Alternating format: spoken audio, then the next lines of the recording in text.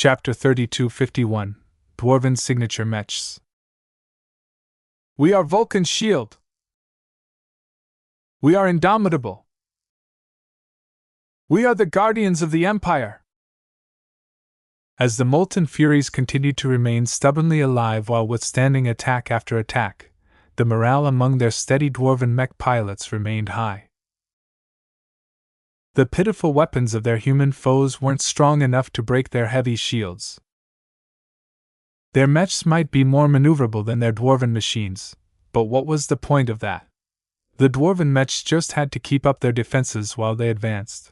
Sooner or later, the molten hammers would be able to bull through to the enemy fleet and force every fast and flighty mech to fight the dwarves up front whether the humans liked it or not. This was the favorite strategy employed by the Vulcans. Ha! Look at their skinny, ugly mechs.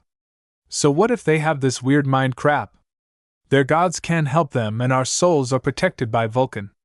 They can't possibly defeat us with their feeble mechs. Though this was the first time the Molten Hammers experienced the various glows of the Larkinson clan, they did not stay unbalanced for long. As the mech pilots of an old and famed mech division, the dwarves who piloted all of the melee mechs were filled with pride and an unquestioning belief in their own strength. The Molten Hammers had managed to drive away many of the human forces that once occupied the Smiling Samuel Star sector. They were one of the units responsible for freeing many dwarves from slavery and oppression. The Mech Division had also taken part in the grand founding ceremony of the Vulcan Empire. Their contributions along with their valor earned them a place of pride that conveyed eternal glory. Although the first generation of mech pilots had mostly retired, there were still a number of oldsters among the Molten Hammers.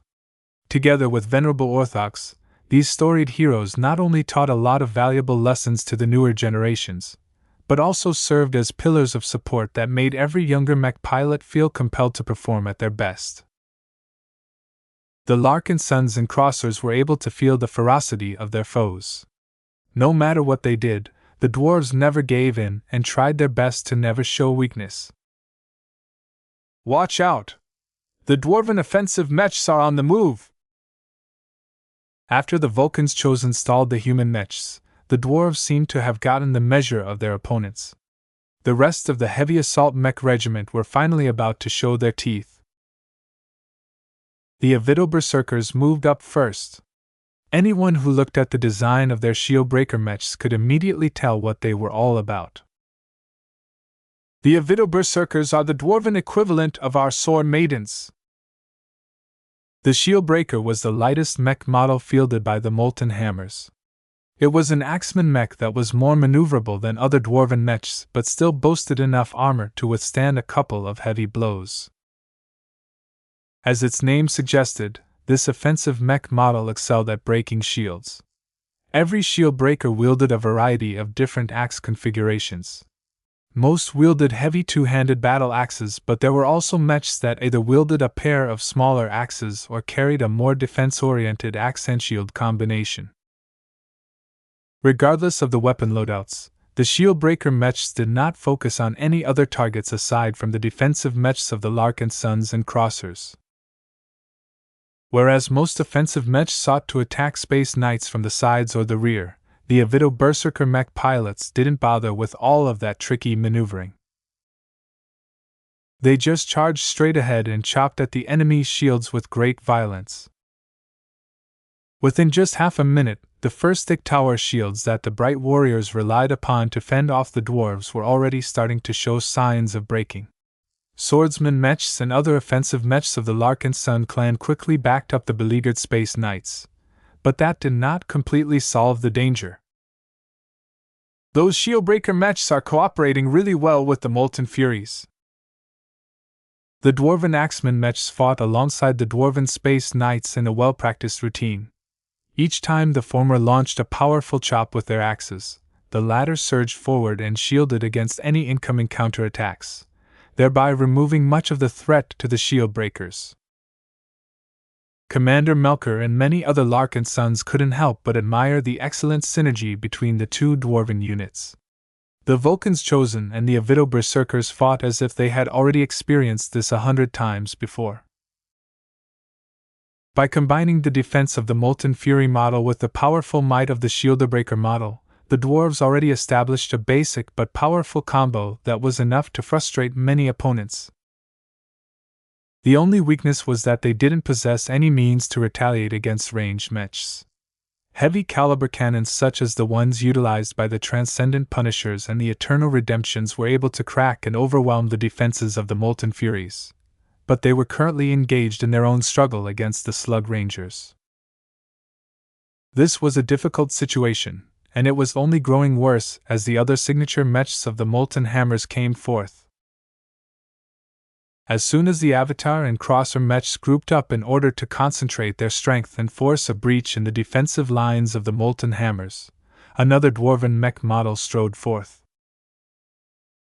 It's the Volcano's Wrath! Let the flames of Vulcan cleanse the blight of humanity from the galaxy! A large amount of Dwarven striker mechs approached the areas in the battle line that was under heavy pressure and began to activate their flamethrowers. Large clusters of human mechs suddenly faltered and were forced into a retreat due to the large overlapping streams of flames bearing down on their positions. The temperature in front of the Dwarven mechs had grown so hot that the most badly affected mechs even showed signs of melting. Fortunately, the defenses of the Bright Warrior mechs were good enough to resist the heat, but the appearance of the Volcano's Wrath mech regiment plugged yet another loophole of the Dwarven defensive lines. They were not only great at fending off the ferocious piranhas and other annoying light mechs, but also served as excellent area denial tools. When Ves spotted the appearance of the striker mechs, he knew that they had become a great threat to the avatars and other mech units at the center. The Magmatar mech model was built for war, and it showed. They were sturdy and wielded thick flamethrowers that were big and robust enough that they could probably be used to bash weaker mechs. The Magmatar striker mech model didn't appear to possess much mobility, but they didn't need to be particularly fast. Their role was to provide close-range support to the battle line. Though the flames they released weren't capable of melting mechs immediately, it was extremely undesirable to bathe in them for an extended amount of time. The widespread pattern of the Magmatar's flamethrower and the capability to use multiple weapons to deny a huge area instantly caused the melee mechs of the expeditionary fleet to feel as if they were being hampered at every turn. The impregnable defenses of the Molten Furies, the destructive axe attacks of the shield breakers, and the anti-crowding capabilities of the Magmatar produced an even stronger degree of synergy. So this is what a real mech division is like! Ves became enlightened. He had seen hints of it when his clan fought against the Friday Men, but that was different. The detachments from the elite mech regiments were plucked from different coalition partners and had to fight alongside strangers from the same state. This was different because the Molten Hammer mech division came as a whole.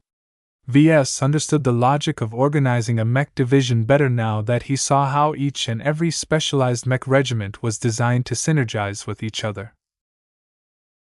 The Vulcan's Chosen formed the defensive bulwark. The Avito Berserkers formed the assault group. The Volcano's Wrath provided close-range fire support. The combination of the three made for a much greater combination than anything the Larkinson clan was able to come up with. The avatars and so on mainly relied on the four configurations of the Bright Warrior model, which was never designed with maximizing synergy in mind. The current iteration of the Bright Warrior was meant to serve as a quality-based platform that was designed to be highly adaptable in many different battle situations. They also had to be flexible enough to be compatible to a wide range of different mech pilots. Although Ves was glad that his Bright Warriors fulfilled its role, he never really thought how they would function as part of a wider system on a battle of this scale. Though General Vol had mentioned this topic to Ves many times, the abstract nature of the topic along with his other priorities caused him to neglect this matter. Now that Ves not only saw the power of combined arms firsthand, but also suffered from it, he vowed he would definitely rectify this shortcoming in the future. The avatars of myth, living sentinels, flagrant vandals, battle criers, sword maidens, penitent sisters, and Eye of Ilvain were too monotonous when it came to their mech rosters. A single well-designed mech model might afford them great advantages against most opponents, but against true professionals, mixing and matching different specialized mech models always yielded better returns. I need to apply this approach for my own troops. The clan's mech legions all deserved to field a coherent mix of mech models that each combined into powerful systems that performed far better than the sum of their parts. Ves quickly felt another burden on his shoulders. He knew that this could not be done unless he designed a large number of mechs. Each and every mech design not only had to perform well on their own merits, but also had to fit the fighting approach of every mech legion. Due to this, one specialized mech design that worked well with the avatars, for example, might not make sense for the sword maidens. As a result, Ves would have to design at least 3 to 4 specialized mech models per mech legion, each of which had to perform better than the bright warrior. Suffice to say, that was a lot of design work and would probably take years to complete. Once I do, a grand vision momentarily swept his imagination. If he entered this battle with a mech army that was largely composed of many different specialized mech models, this battle might have turned out drastically differently. At the very least, his mech legions wouldn't have been forced into such a passive position. Of course, the lack of numbers is also hurting us a lot. Though the synergy between the different dwarven mechs were excellent, the fundamental reason why the expeditionary forces were already on the back foot was because they were thousands of mechs short. The only reason why Ves and the Larkinsons weren't panicking was because the Molten Hammer mechs were beginning to crowd up. Part of this was due to their own tactics, but another reason why they began to condense their lines was because of the pressure exerted by the expeditionary forces.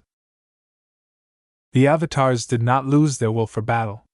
Despite the difficulty of keeping up with the Molten Hammers, the avatar mech pilots possessed their own pride and fought with the fate of the Larkinson clan on their shoulders. Reinforce our left and right wings. We need to compress their battle lines further. They're still too far apart at the moment. Our middle columns can't hold the dwarven mechs back. Hold as best you can. Buy as much time as possible. Another reason why the Larkinson mech pilots fighting against the Molten Hammers did not lose confidence was because they were all anticipating a powerful solution. Further in the rear, the Valkyrie Redeemers led by the Valkyrie Prime had been circling around and biding their time. The penitent sisters had all been praying to the Superior Mother for over 10 minutes. Their bond and connection to the Supreme had reached their strongest point. On the right flank, Venerable Dice and the elite sword maidens had also been honing their minds and wills. The Hiverorers were just as difficult to deal with as the Molten Rangers, and conventional solutions were too costly to undertake. Only by employing its trump cards would the Larkinson clan be able to change the current pattern. Wait for the right moment, Larkinsons. Soon, we'll show these dwarves that Vulcan won't be able to save their lives. Chapter 3252, Small Pilots. Niall. I know, Minxie. I worry about Vincent as well, Riella Larkinson said as she sat in her stateroom in a penthouse in Twilight City. In previous battles, Riella always found herself in the cockpit. The Larkinsons needed every skilled mech pilot they could get in order to defend their clan. She still missed those days sometimes, but thought it was better that she sat this battle out this time. Our clan has grown so much, she sighed. The Larkinson clan had grown so explosively in the past couple of years that it was no longer short on mech pilots anymore. In fact, the clan actually had a surplus of thousands of mech pilots. Each of them were just like her and were sitting in their homes or shelters aboard the capital ships. Though they were all capable of piloting a mech in battle, the mech legions already assigned all of their available mechs to the best mech pilots. Though Riella made sure to keep up her skills every chance she got, she was not a part of any of the mech legions. Even if she thought she could outfight the average Avatar recruit, she wasn't versed in any of the tactics and battle methods that the Avatars trained in. Her presence in the ranks would merely disrupt the unit she was attached to and threaten their internal cohesion. I chose this life for myself. She was a director now. She put herself in charge of the growing competitive scene of the Larkinson clan. Ever since the vivacious wall with its built-in mech arena joined the fleet, she had come into her element. Under her vigorous leadership, she quickly managed to erect exciting leagues where many clansmen could have their fill for battle in the form of thrilling duels and group matches. Yet now, the mech arena was empty and silent. The clansmen who ordinarily sat in the stands to witness mech-on-mech violence with their own eyes were absent. There was a bigger battle taking place outside, and it was not just a game to the clan. It would have been one thing if Riella was able to put her champion skills to the test once again, but that part of her life was firmly over by now. She was no longer a blood claw who risked her life to win in underground duels. That made her feel melancholic, but only for a short amount of time. Niall. Minxie comforted her by rubbing her furry face against her hand. She reached out and scratched her ears in return.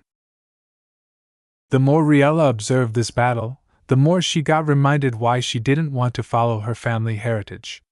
There was just something about being in the middle of that chaos and fighting for her very life that sat wrong with her. After so many years, she still couldn't explain it. All she knew was that she wasn't cut out for the battlefield. Janzi and the others are much more suitable. She sighed once again when she thought of how the Larkinsons of her generation had diverged so much. Ves became an incredibly successful mech designer and started his own clan. Janzi broke through to expert pilot and was becoming more and more difficult to approach. Ganso also became an expert pilot, only to go bonkers and die trying to kill his own relatives. Melker managed to become a somewhat successful Legion commander, and was able to command thousands of mechs in battle. Certainly, there were far more true-blood Larkinsons than this. Some had gone on to become the chief ministers of the clan. Others advanced to expert candidate, and were now on the battlefield in order to find their own opportunities to undergo apotheosis. Of course, there were also many true-bloods who hadn't accomplished anything of note. They originally came from a third-rate state, and not all of them managed to adapt to the rising standards and expectations of the Larkinson clan. Even Riella herself found herself inferior to all of the talented second-raters that had joined up as of late. She did not begrudge their entry, though. Even now, many adopted Larkinsons were fighting and dying to defend a clan and people that were strangers to them just a year ago.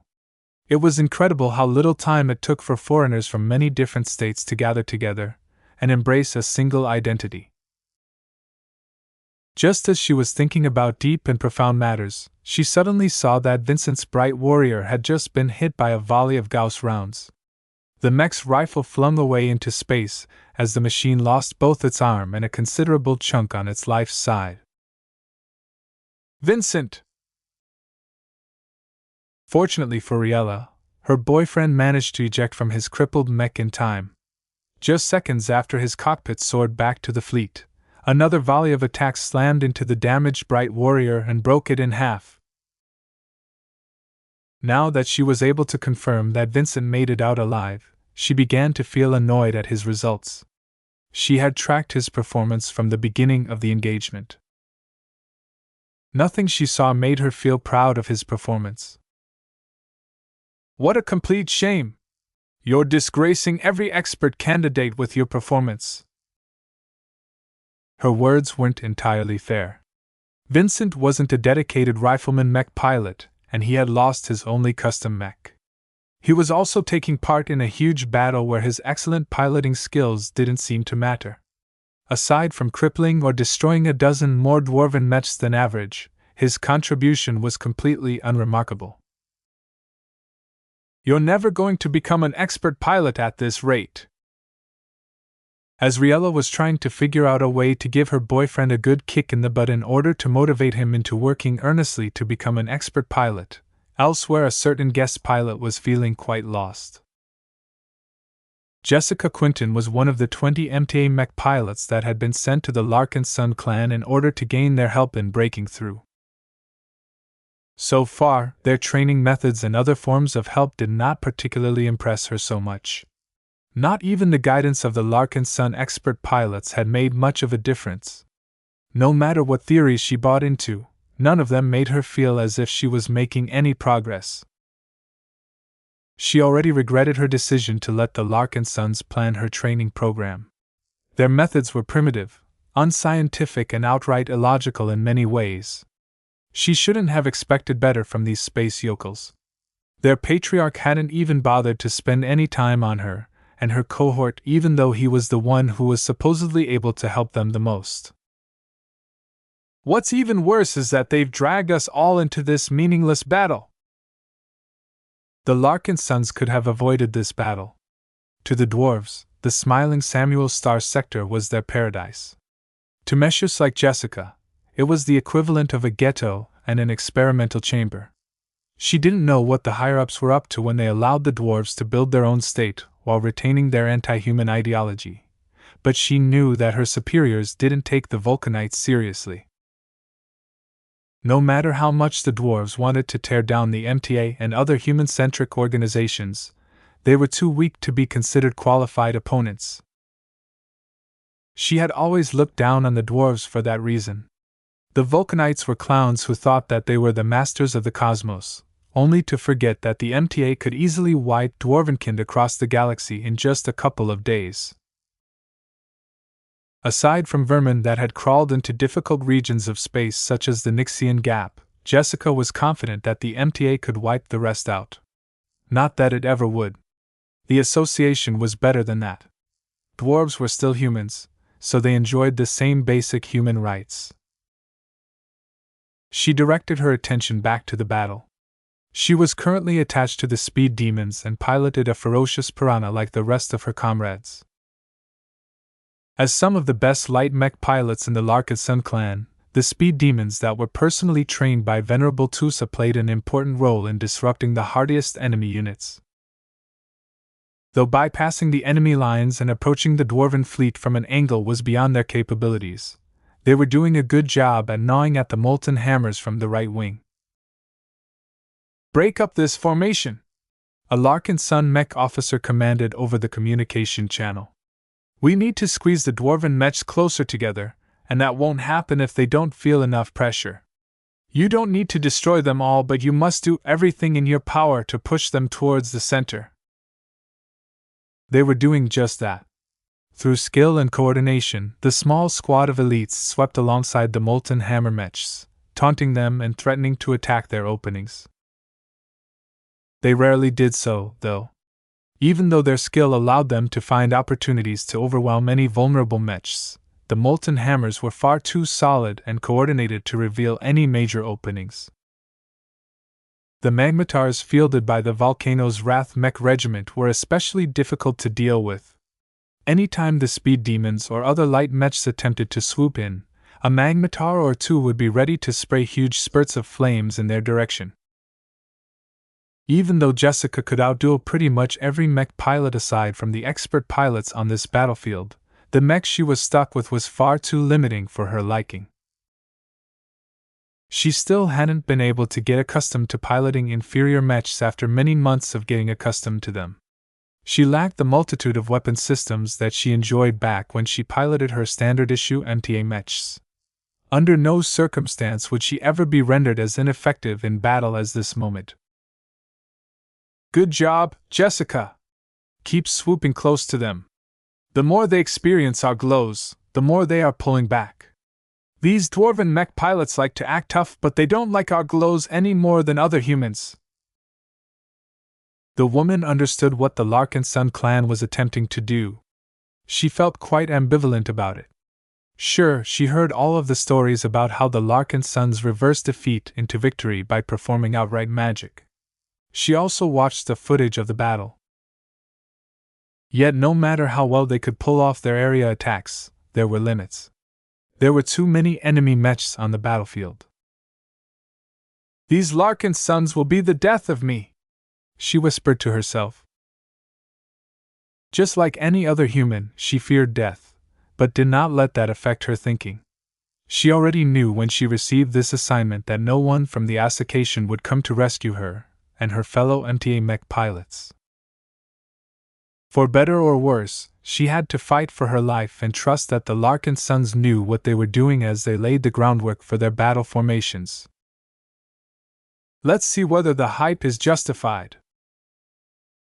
After several minutes of dodging flames and annoying dwarves, the Larkinsons were finally ready. It's almost time! The penitent sisters and the sword maidens are about to make their final approaches. They'll try and time their attacks so that they'll unleash their power at the same time to put the dwarves on the back foot as much as possible. Get ready to advance into them and break open any holes in their battle lines. Though Jessica still maintained her skepticism, she nonetheless became excited for what she might be witnessing. The Larkinsons had talked so much about these maneuvers that she was bound to grow curious about the actual effects. Were these Larkinsons really capable of coming up with a new attack method that completely surpassed the power level of a second-class mech force? What was their secret? Why did they possess so much power despite fielding weak mechs?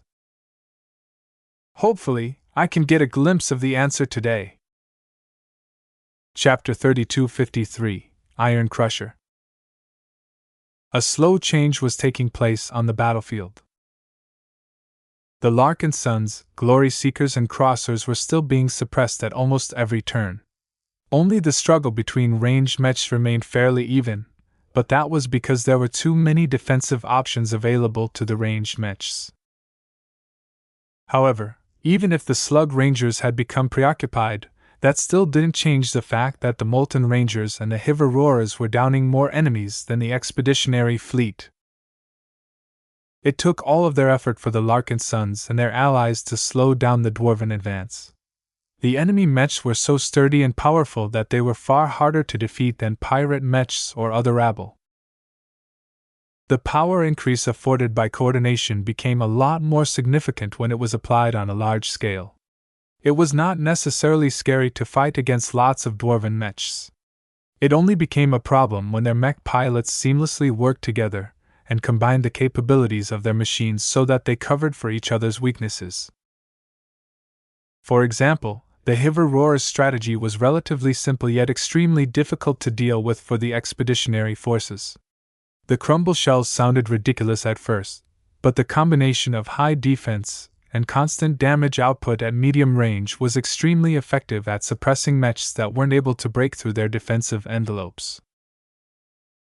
The Molten Hammers were even more refined in their synergy. Although they did not possess the power to hit back at ranged mechs, they were practically invincible at close range. The combination of Molten Furies, Shield Breakers and Magmatars served as their base models upon which the foundation of their combat approach rested upon. As long as the Molten Hammers were able to field a sufficient amount of all three mechs, they were able to augment their strategy with various different specialized mech models that each added a bit of extra flexibility to the mech division. For example, when the Molten Hammers noticed that the center of the human battle line was beginning to buckle, they soon dispatched their largest and strongest offensive mechs. It took a lot of time for these heavy melee mechs to fly to the front. Their mobility may be terrible, but in a relatively static situation like this, the dwarves were in their element. The threat of their slow but steady advance had forced the human mech forces to play on their terms. The Forge Hammers have arrived! Let Vulcan's might ring true in this star system! Hammer their mechs to pieces! The Forge Hammer Mech Regiment was one of the slowest but also most defense-oriented units of the Molten Hammers. The Forge Hammers had long acquired a reputation within the Pharaoh Provincial Army for being the biggest powerhouse mechs that average mech pilots could use. They were the dream of every molten hammer mech pilot that preferred to go on the offensive rather than the defensive. Nothing exemplified the Forge hammers more than their iron crusher heavy mech. Each of them possessed strong arms that wielded strong and heavy hammers. Wherever they passed, every other mech reverently made way. Though this exposed some defensive loopholes as a consequence, any attack that landed on their thick armor simply bounced off or inflicted negligible damage.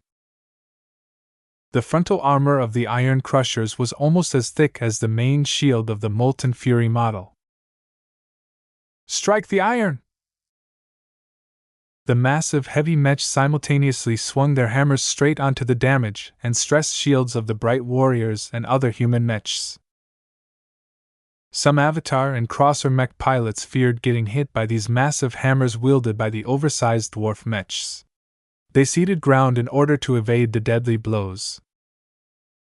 However, some mechs weren't able to retreat in time or did not have space to do so. The outcome of these defensive mechs were severe as the solid hammers impacted straight onto their shields. Some shields shattered. Other shields dented. In every case, the mechs that got hit by the iron crushers all bounced backwards, sometimes even colliding against other friendly mechs in the process. The power of the iron crushers was too much. Though their attacks were slow and could easily be dodged, in increasingly cramped battlefield conditions or in situations where their foes weren't able to move away, they were fantastic at breaking stalemates. Of course, this was bad news for the expeditionary forces as the collapse of their center columns was accelerating. Not a single melee mech could withstand the blows of the iron crushers and escape unscathed. If a mech did not shatter from getting hit, they would almost certainly get knocked back by a very hefty distance. This was enough for the dwarven mechs to advance closer to the expeditionary fleet. Of course, they were not without their weaknesses. Though their defensive capabilities were formidable, they were not heavy space knights and lacked the characteristically tough physical shields of the latter. Their extremely low mobility and flexibility also made them vulnerable to attacks from their flanks and rear. Even a light skirmisher was able to take them out of the fight. The light mech just had to approach the rear of an iron crusher and attack the vulnerable flight system that was only moderately reinforced against attacks. The molten hammers weren't stupid though. The iron crushers was one of the prides of their mech division and always surrounded them with multiple escorts. The only way to suppress and possibly destroy the heavy mechs of the Forge hammers was to direct heavy firepower towards these indomitable mechs. The heavier the caliber, the better. "We can't let the molten hammers collapse our center too soon. If they manage to cleave through our lines, they can split us up and put us in disarray." Out of helplessness, the Larkinsons were forced to direct their ranged firepower to suppress the iron crushers. Average ranged mechs didn't cut it. The transcendent punishers performed better but weren't the most ideal solution. Only the eternal redemptions were able to slow the advance of the Forge hammers. When the iron crushers began to get targeted by the ultra-heavy rounds fired by the penitent sister cannoneer mechs, the dwarven heavy mechs finally showed weakness. Occasionally, a bright and powerful beam landed on the iron crushers as well. Unlike the attacks unleashed by average bright warrior mechs, the powerful positron beams fired by the Amaranto never failed to burn through the armor of the iron crushers and take them out right away. However, before Venerable Stark could continue to pick off the threatening hammer-wielding mechs, her position behind the graveyard fell under an intensive bombardment. "Don't even think about killing my brothers!" Venerable Leva roared as her Gauss Baron continued to pepper the graveyard's heavily battered surface with continuous artillery fire. "A masterwork mech is wasted on you, tall folk!" So far, the Amaranto and the Gauss Baron were the only expert mechs that made their presence known. Everyone could sense that would soon change. The only question was which side would expose their expert mechs first. The side that put them to use first would lose a lot of initiative. If it wasn't necessary, it was best not to expose them too early. These humans won't last much longer. What can a bunch of cannoneer mechs do? They still have to defend themselves against our slug rangers. They should have brought at least twice the amount of mechs to stand a chance against defeating us. We're invincible. We don't need to disturb Venerable Orthox at all if this battle proceeds at this rate. How many expert mechs can they muster when they don't have the backing of a state? Though the Vulcanites had plenty of reason to feel confident, the expeditionary forces weren't losing as much confidence as they should. They all had their reasons to believe that they would become the eventual victors of this tough battle. The glory seekers put their faith in the superior mother whether they were winning or losing. They were still human and could still experience fear, despair, and other negative emotions. However, their strong faith in the superior mother, along with witnessing her might in a previous occasion, had given them a rock-hard belief that they would never be led astray. Whether they lived or died, it was worth it to get noticed by the greatest supreme of the Hexer state. As for the Crossers, they fought for other reasons. Pride and family were two major reasons why they stiffened their spines. However, what truly kept them going was the respect and awe they held towards Patriarch Reginald Cross. As long as their leader entered the fray, he would quickly be able to teach the dwarves a lesson. Short of a dwarven ace mech showing up, the Crossers were relieved that not a single enemy could defeat their patriarch. As for the Larkinson clan, their reasons were much the same. The mech pilots did not entertain any notions about giving up because there was no escape and because their families were counting on them. Each of them shouldered the future of their people, and they could never afford to let the dwarves claim their victory. To lose this battle was to lose everything. The stakes couldn't be higher for the Larkinsons. This was why they began to develop a lot of anticipation for what might be happening next. Will the Larkinson clan show off the might of its battle formations?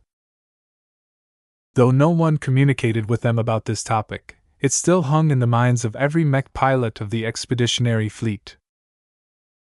The situation on the battlefield was not ideal to perform those massive attacks. Even though the expeditionary forces tried their best to compress the dwarven mechs together, the molten hammers and the hiver roarers did not let the tall folk dictate their movements. The dwarves tried their best to follow their own plans, which did not entail backing up and letting themselves get pressured all the time. Anticipation continued to build up as time passed by. The penitent sisters and the sword maidens had already been moving around for a while now. They previously circled around and pretended to act like ordinary reserves. It wasn't until a few moments ago that they had built up speed and begun their final approach. Did the dwarves know? This question hung in the minds of every human mech pilot. It didn't seem as if the Vulcanite got wind of what the Larkinsons might be doing. The dwarven mech formations had compressed to an extent, and there were certain sections of their battle line that had become a lot more congested with mechs. General Verl even commanded additional Transcendent Punishers and the Eternal Redemptions to open fire on the molten hammers. The more the dwarven mechs came under bombardment, the more they pressed together in order to form sturdy shield walls that heavily neutralized incoming fire. The only pity was that the hiver roarers were much more difficult to compress. They also split their units into two separate wings. Their mechs were significantly more dispersed as they employed drastically different battle approaches.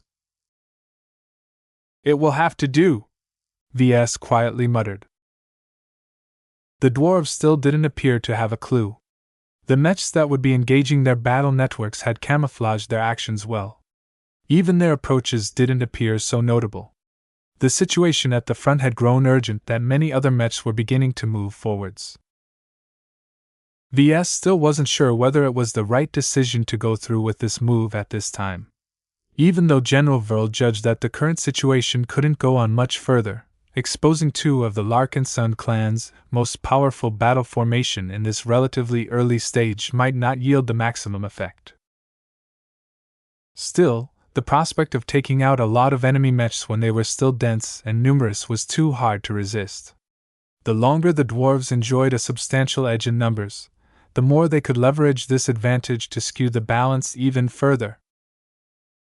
Instead of allowing that to happen, the Larkinsons had to do their best to even the scales.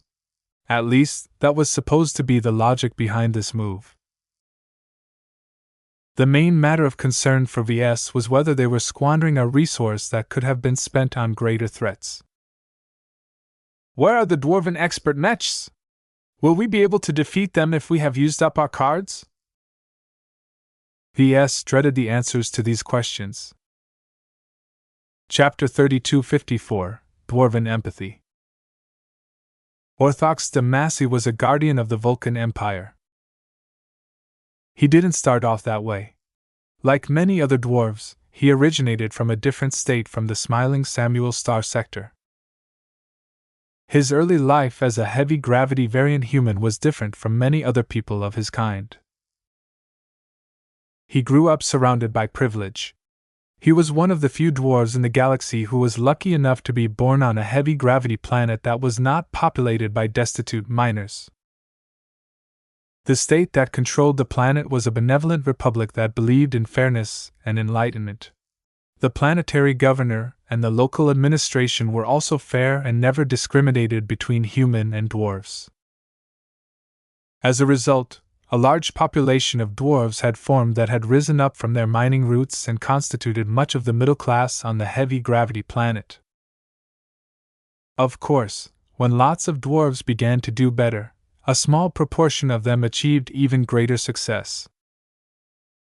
Tycoons, mech designers, politicians, and more emerged from the booming planet. Half of the time, the planetary governorship was claimed by dwarves, which resulted into even more favorable policies. The humans weren't worried about this as they knew the rich and powerful dwarves weren't interested in expanding their reach to other planets. Dwarves were the natural inhabitants of heavy-gravity planets. If they lived on another planet without any gravity accommodations, their bodies would quickly grow weak. Their bones and muscles would atrophy and all kinds of negative body changes would occur. Their altered genetics could only stave off this kind of decay for so long, and it was quite expensive to reverse the maladies.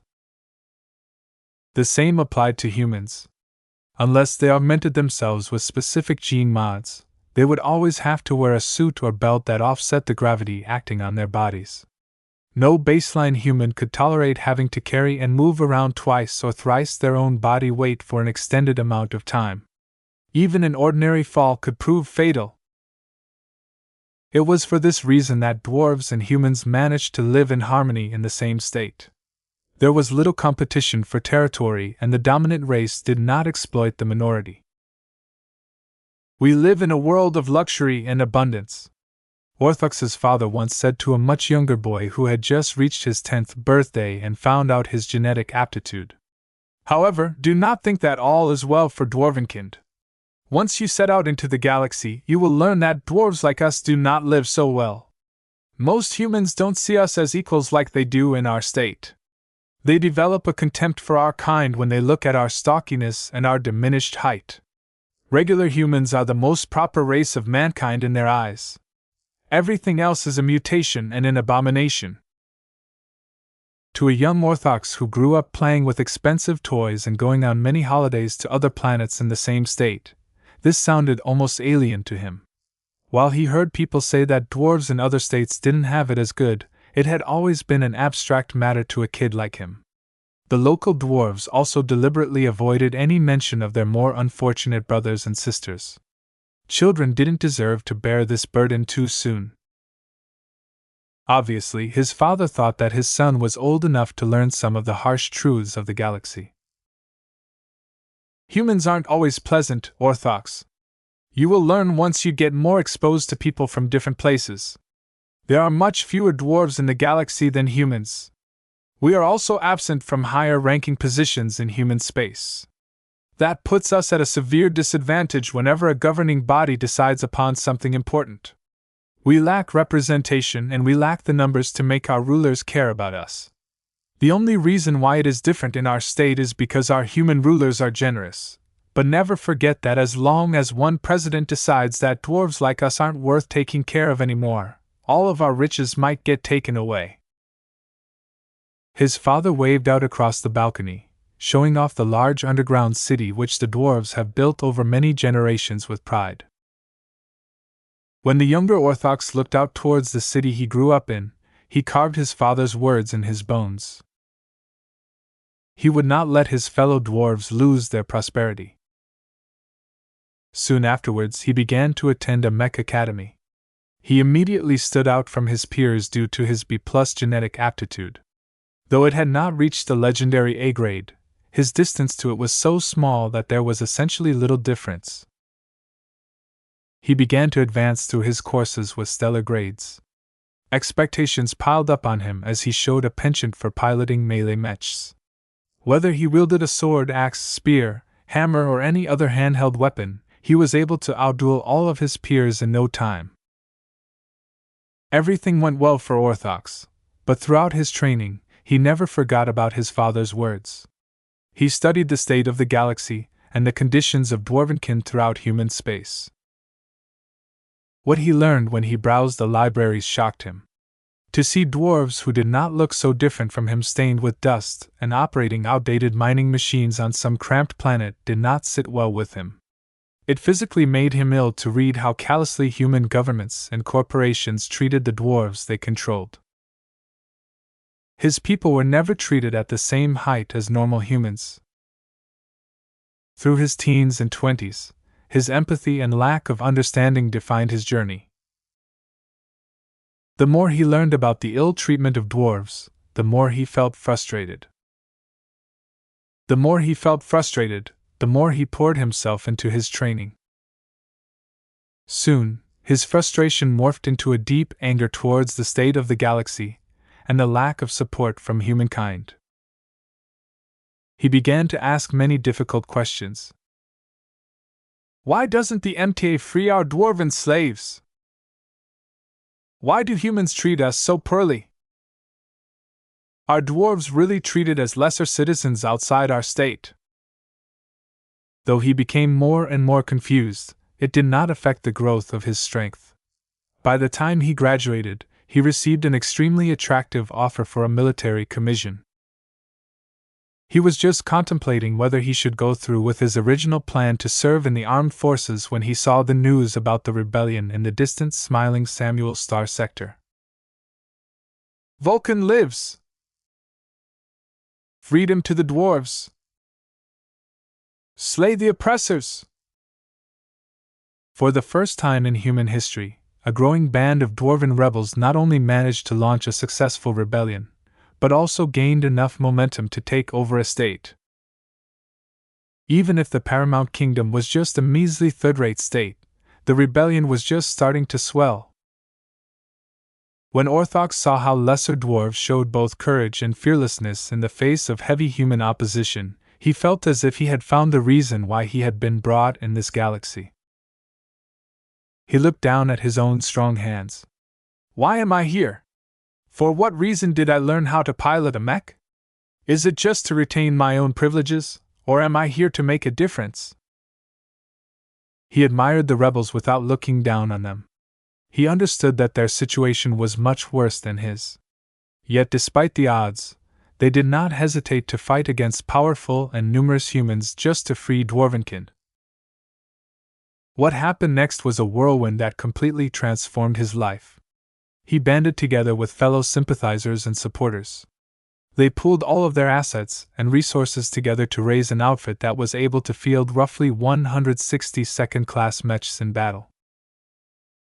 Then, they all traveled to the smiling Samuel Star sector in order to answer the calling of the dwarven rebels. Years went by as more dwarven compatriots like him rallied to the Vulcanites. Many of them had long felt that they were missing something and did not hesitate to convert to the Vulcan faith once they became enlightened to this new dwarven religion. Others were not as quick to worship Vulcan, but they fought for dwarven liberation all the same. Orthox belonged to this group. Though he was a secularist by nature, his time with the Vulcanites caused him to become increasingly attached to his new people. Each of them were working towards the creation of a strong and powerful dwarven state.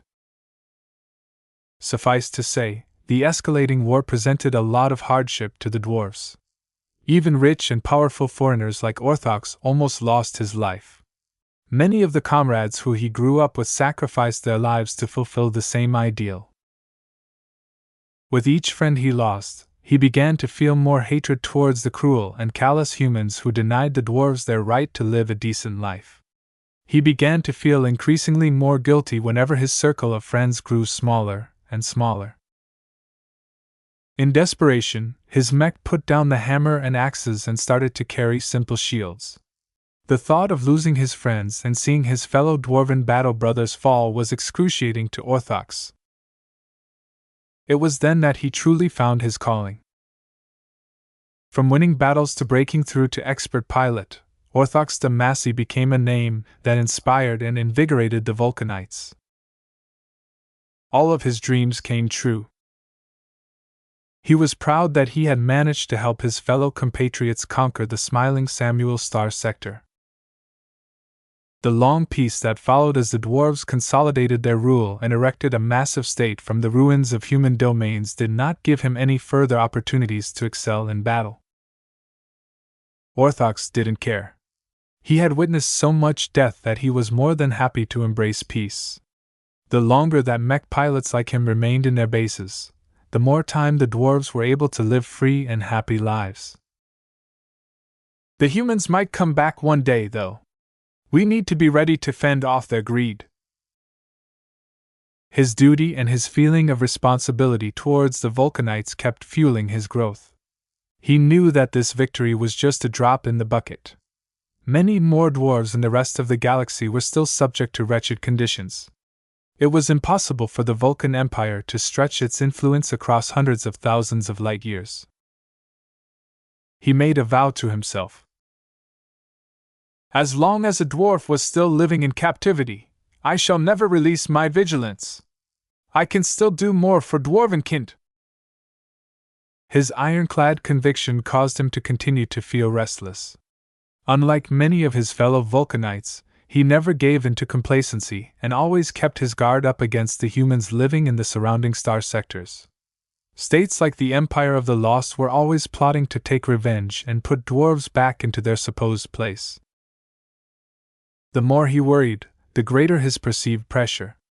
The greater his pressure, the more he strengthened his will. His strength as an expert pilot steadily grew stronger. Before he knew it, he became a high-tier expert pilot.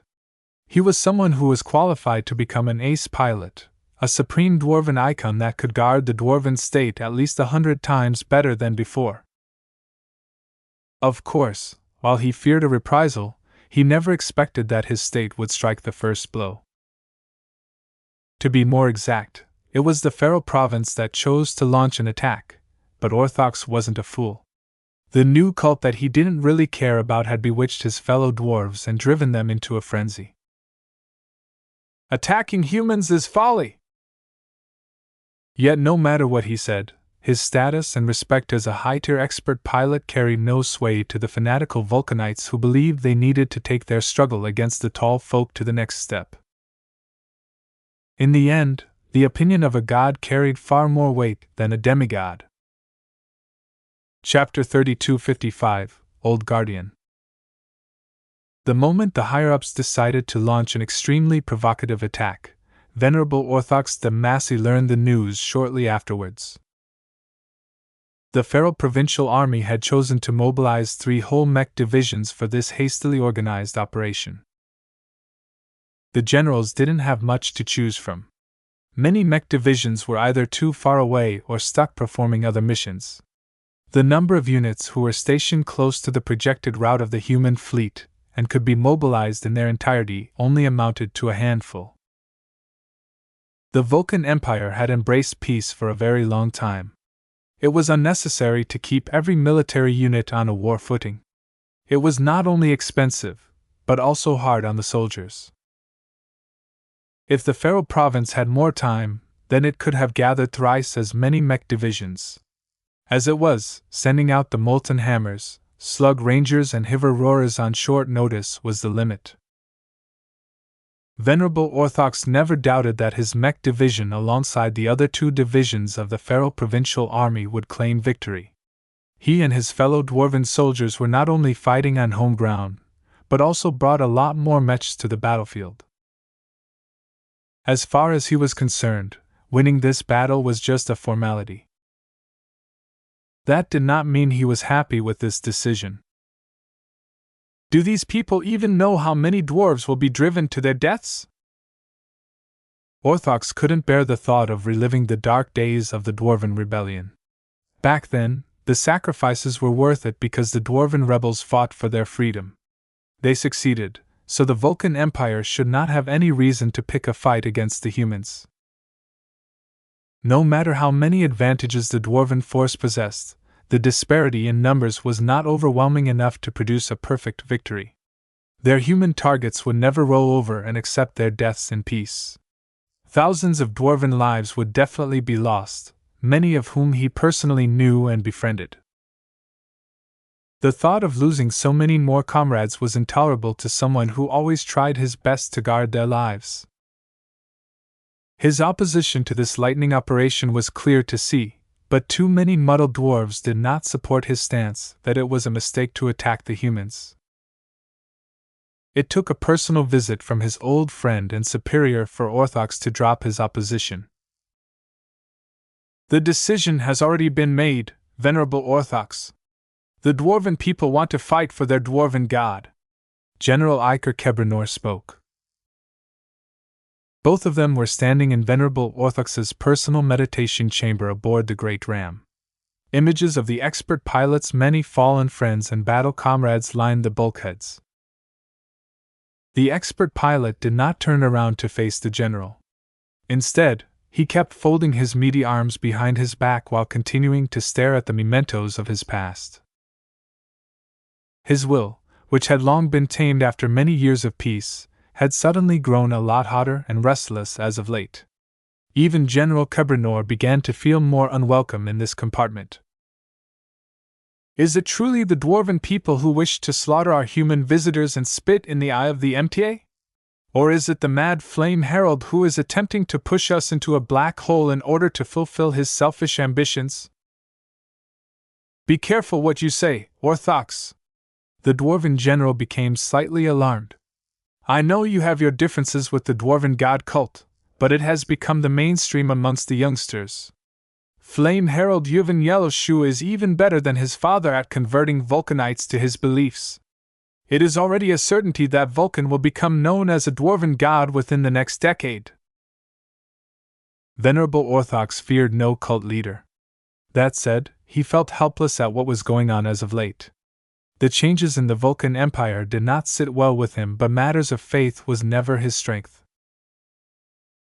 We fought too hard to free dwarves to see our hard work collapse. The Flame Herald is delusional if he thinks that Vulcan will help us fend off the MTA's wrath. The MTA is distracted, my friend, General Kebranor replied. It has been for many decades. We are a mere sideshow to the Meshers.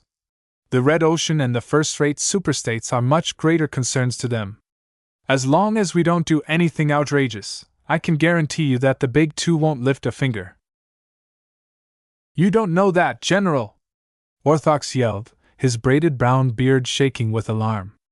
I don't trust the Flame Herald to keep his cool and restrain his ambitions. He's the exact sort of person who will drive us into an impossible war against humans. Have you studied the enemy human states around us? I have, and I can tell you that each of them will not hesitate to rob our freedoms and put us back in the mines where they think we belong. The general was not as blind to the potential risks and dangers as many of his other dwarves. Many dwarves of the ruling class felt the same way as Venerable Orthox. It was useless, though. Orthox, Kebranor sighed as he brushed his long and bushy beard. Times have changed.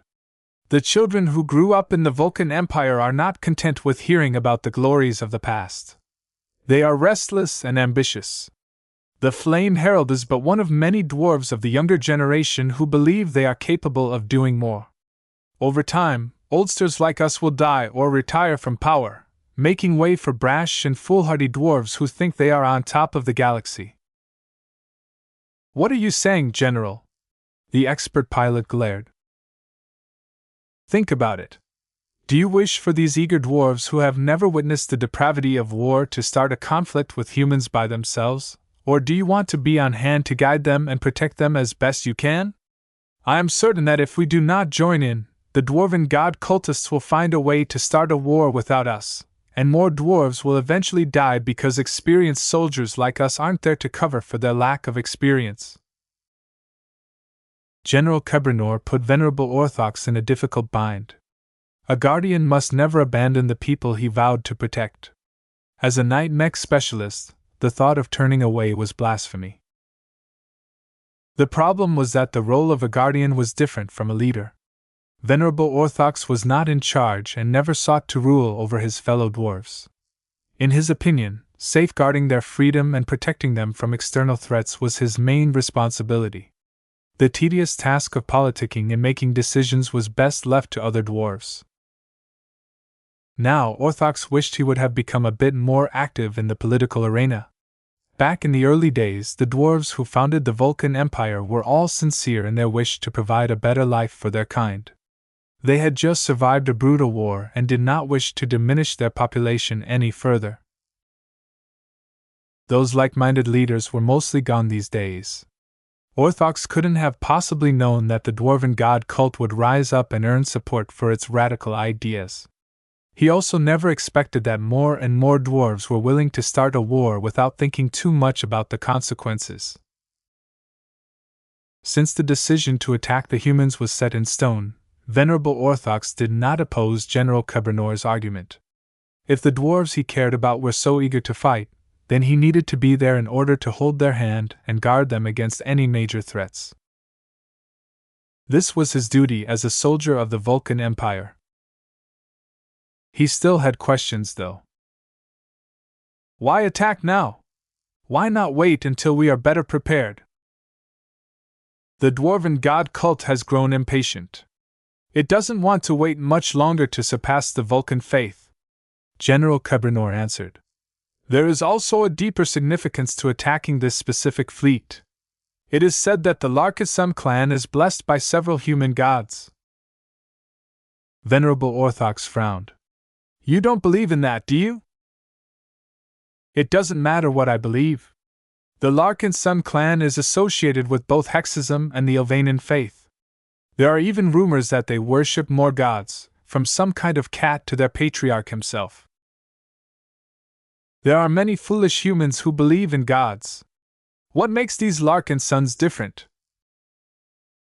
They can call upon their gods in battle or manifest their powers through their mechs. It's difficult to explain, but you will see why people think this is the case when you meet them in battle. All I can tell you is that the Larkinsons are the perfect punching bags for the dwarven god cult. They believe that Vulcan, the dwarf version that is locked in a struggle against human gods. What better way to prove their devotion to our god by beating up the favorite emissaries of obvious human gods such as the Superior Mother and the Great Prophet? The symbolic and religious meaning of defeating the Larkinson clan is 10 times bigger to the Flame Herald than attacking other human targets. Venerable Orthox still mulled over this discussion for a long time afterwards. As he sat in his cockpit and witnessed the battle unfolding, he questioned whether the dwarven god cult had made the right decision. Fortunately, his dwarves had the situation well in hand. The Molten Hammers, the Slug Rangers and the Hiver Roarers did not disappoint and gained the upper hand in almost every aspect of the battle. Even without the intervention of him and his fellow expert pilots, the dwarves were easily capable of tipping the scales in their favor. Though Orthox felt pained whenever he saw a mech pilot lose his life, he did not feel too burdened. Battle was inherently dangerous, and no one was able to protect every comrade. This was a lesson he learned a long time ago. Trying to coddle them would not only tire him out sooner, but also prevent his fellow dwarves from growing up and learning how to fight by themselves. The only reason for him to step forward was if the enemy brought out its expert mechs. Even then, Orthox wasn't concerned at all, because the intelligence clearly stated that the human fleet was short on expert pilots and expert mechs. By how much, he wasn't sure, but it was impossible for private organizations to whip out so many expert mechs in a short amount of time. What a senseless slaughter! Just as he thought that this battle had no suspense, he suddenly felt an enormous threat in the distance. His eyes widened as his connection to his mech spotted a peculiar enemy mech formation surging forward.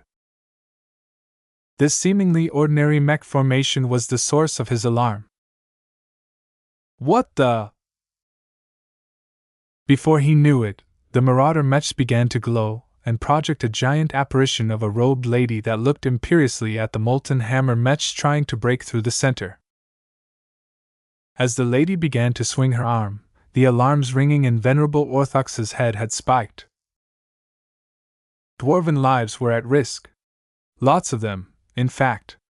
How he knew that, he wasn't sure, but as a knight mech specialist and a self-proclaimed guardian of Dwarvenkind, he never doubted his own instincts. These human mechs must be stopped. Venerable Orthox no longer paid attention to his instructions to stand by. Thousands of dwarven lives were at stake at the moment, and he needed to be there in order to stave off a catastrophe. As long as I stop those mechs, everything will be right again. The gatecrasher he piloted went from a relative standstill to speeding towards the front. Its powerful flight system boosted the expert mech forward with great power as Venerable Orthox did not hesitate to activate a resonating ability.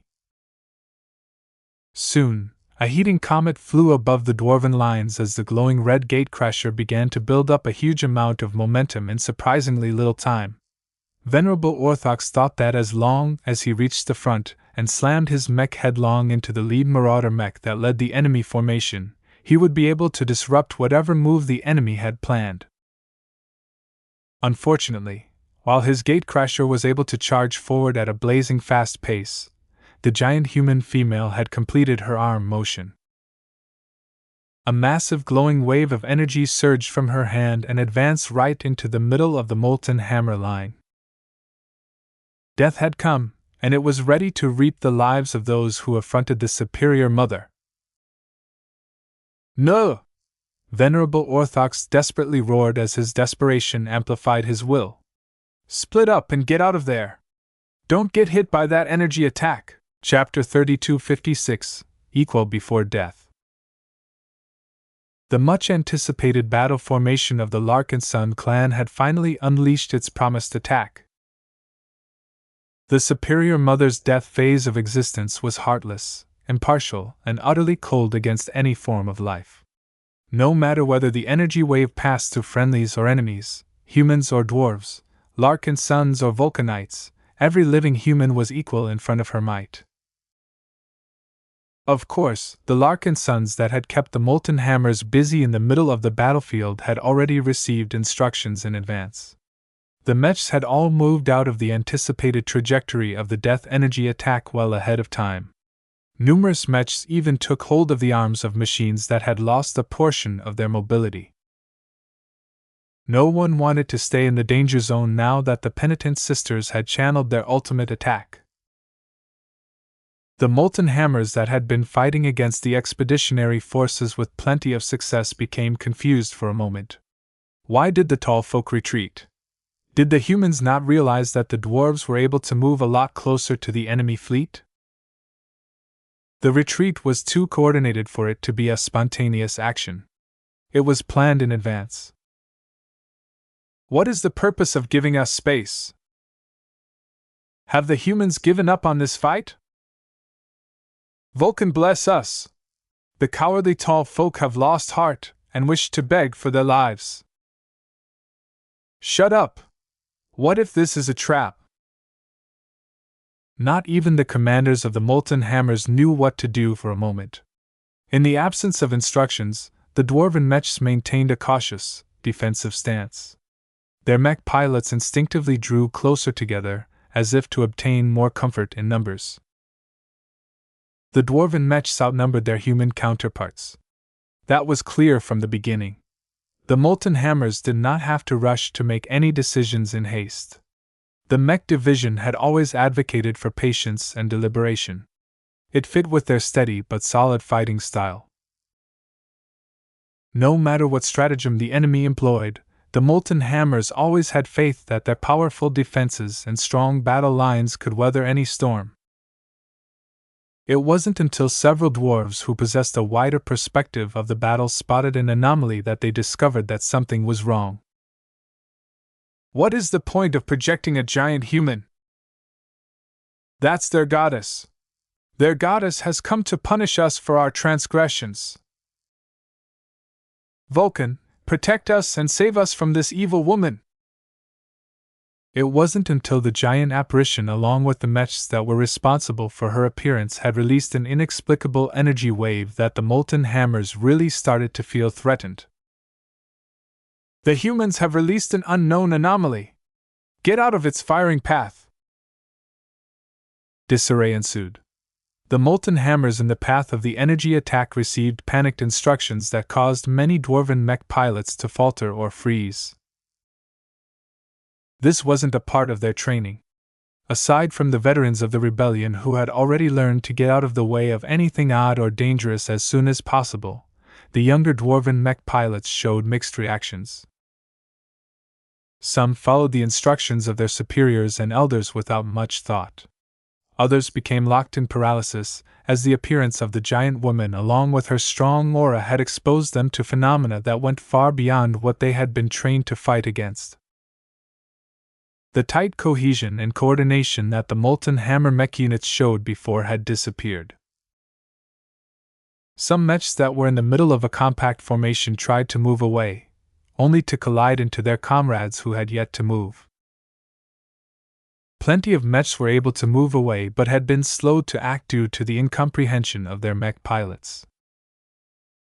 Others who were more cautious or recognized the threat early had already tried to move outside of the path of the incoming energy attack a long time ago. The only reason why they hadn't moved out yet was because their mechs were too slow. We can't get out of the way fast enough. The molten hammers discovered to their horror that their proud and sturdy mechs had become their own worst enemy at this moment. The molten furies, the magmatars and the massive iron crushers in particular did not possess enough acceleration to move out of the way before the swift energy attack reached their positions. Eject from your cockpits. Forget about your mechs. Your lives are more important. Form a shield wall. Our defenses are invincible. Even gods can't break our armor. The dwarven mech pilots all took action in different ways. Whether it was ejecting their cockpits in order to get out of the danger zone faster to fearlessly linking together in order to form the most desperate shield wall in their lives, not a single dwarf was waiting for their deaths. Alas, only a fraction of lucky mechs and mech pilots situated at the periphery managed to evacuate in time. The rest were too far inside the danger zone or did not possess the speed to get out of the way in time. The iron crushers, for example, needed several seconds to even complete a cumbersome course change. It only took a short moment for the attack released by the penitent sister battle formation to reach the front of the disarrayed molten hammer mechs. Whether they recognized the threat or not, whether they moved their mechs away or linked up to defend against the unexplainable, whether they trusted in the defenses of their mechs or chose to eject their cockpits prematurely, every victim was equal in front of the superior mother's attack. For a moment, the entire battlefield appeared to stagnate. Many mech pilots who had been paying attention to the eye-catching spectacle couldn't help but slow down their attacks or abort their offensive movements. The energy wave traveled quickly through space, but not as swift as a laser beam. It just traveled forward with an inevitability that shook the hearts of anyone that was in its inexorable path. On the bridge of the Spirit of Bentheim, Ves remained solemn as he gripped the shaft of this new hammer. The dwarves have brought this on themselves. Though he wished to defeat the Vulcanites, he did not revel in the deaths of their mech pilots. A part of him felt that mech pilots didn't deserve to get killed in this fashion. There was no glory in their futile resistance. They either got out of the way, or lost all of their vitality. There was no other outcome. "The attack wave is bigger than last time," he whispered. This was quite impressive because the amount of penitent sister mechs that launched this attack was actually a bit less than before. Though the all-female Mech Legion had recruited thousands of new mech pilots, the recent recruits were not hexers in origin and still had much to go before they completed their training and indoctrination. The effectiveness of a battle network depended highly on mutual understanding and mental alignment. Though devoting themselves to a singular figure or ideal was a good way to narrow people's differences, it was not enough. The newcomers had to truly live and think like the rest of the penitent sisters in order to join their most honored circle. Since the Battle of Reckoning, the penitent sisters' veterans who had launched the attack that slew the entire crew of the Orelise had become a lot more pious and devoted to the Superior Mother. Their previous successful experience offered them a lot of guidance, and they had all consciously worked to increase their compatibility with the battle network and each other. Of course, there was also another reason why the attack wave became more threatening this time. "The Superior Mother has grown stronger. A lot stronger," Ves observed with mixed feelings.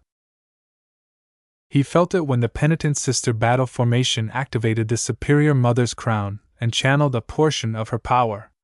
The presence the ancestral spirit exuded in the brief moment she was active could be felt across the entire battlefield. Compared to previous times, her death aspect had become a lot more concentrated and condensed. Ves could imagine why this was the case. "She has witnessed too much death." The Komodo War still raged on. An uncountable number of mech pilots and other service personnel lost their lives every day.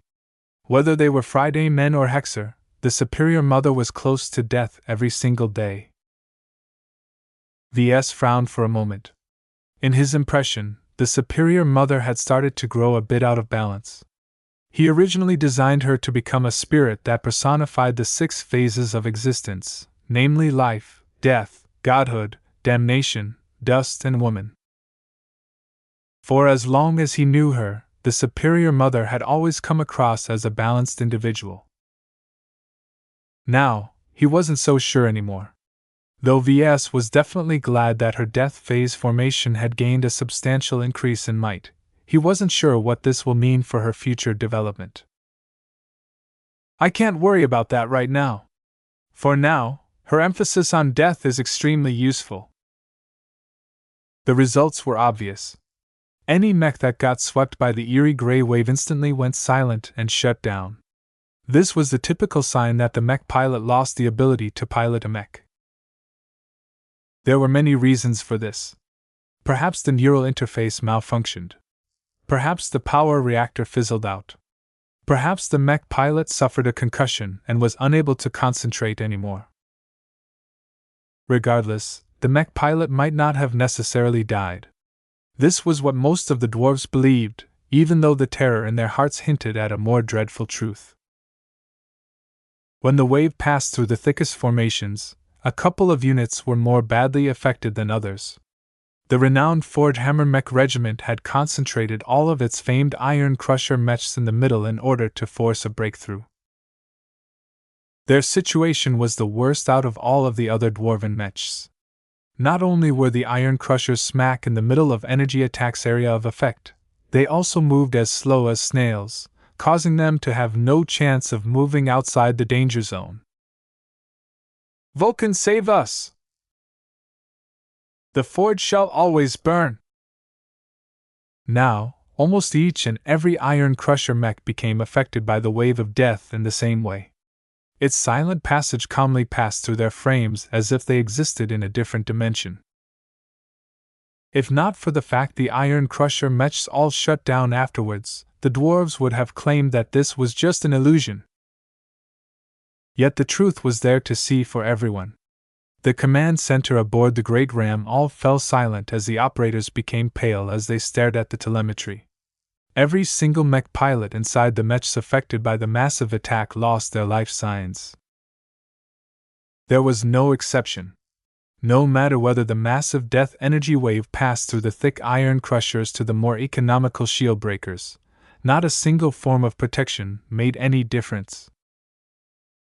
Not even energy shields were able to block this strange attack. After sweeping through over 1,000 molten hammer mechs, at least hundreds of more machines were still in the death energy wave's trajectory. Sheer terror had caused many dwarves in its path to break down. Even if they were still able to escape the danger zone in time, the mech pilots were already locked in the illusion of their deaths. "Wake up! Form up behind me now!" A roaring voice boomed across the communication channels of the molten hammer mechs.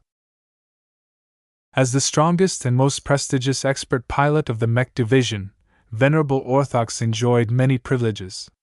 With just the press of a button, he could override all communication protocols and get his message across at the loudest possible volume. His willful roar shook the dwarven mech pilots out of their paralysis. Just as they began to move their mechs, their hero had already surged forth. A huge red comet had soared in front of the surviving mechs and slowed to a halt. The famed gatecrasher had finally entered the fray, and it did so at full power. "No dwarf shall perish under my watch! My shield shall never yield!" The gatecrasher was just a single expert mech, but as soon as Venerable Orthox resonated with its shield, a huge red barrier came into existence that covered enough area to shield a mech company. As soon as the death energy wave collided against the gatecrasher's extraordinary shield, the seemingly unstoppable reaper of lives was blocked. Everyone from the expeditionary fleet widened their eyes. They couldn't believe how someone managed to block their greater trump card. Unfortunately for the dwarves, the area covered by the massive death energy attack was far greater. The energy that bypassed the gatecrasher's powerful resonance ability went on to sweep through hundreds more mechs before reaching the end of the molten hammer formation. "No!" Venerable Orthox did not need to access any life sign readings to know that his fellow battle comrades had died. Even as he suddenly exhausted a lot of strength to block the powerful attack, his will had grown even firmer, as his sense of failure drove him to exert an even greater effort to prevent any more lives from getting lost. "Tall folk must die!" he roared, his expert mech's resonance shield exploding like a volcano. Meanwhile, General Kebranor had become ashen-faced as he witnessed the ruinous attack from afar. How many lives had been lost? "Sir, the energy wave has not dissipated. It's turning around." "What?" Chapter 3257, Living Death. The Larkinsons had made use of the power of their battle formations several times. They had grown familiar with many of their properties and had developed several tricks to harness their power to a greater degree.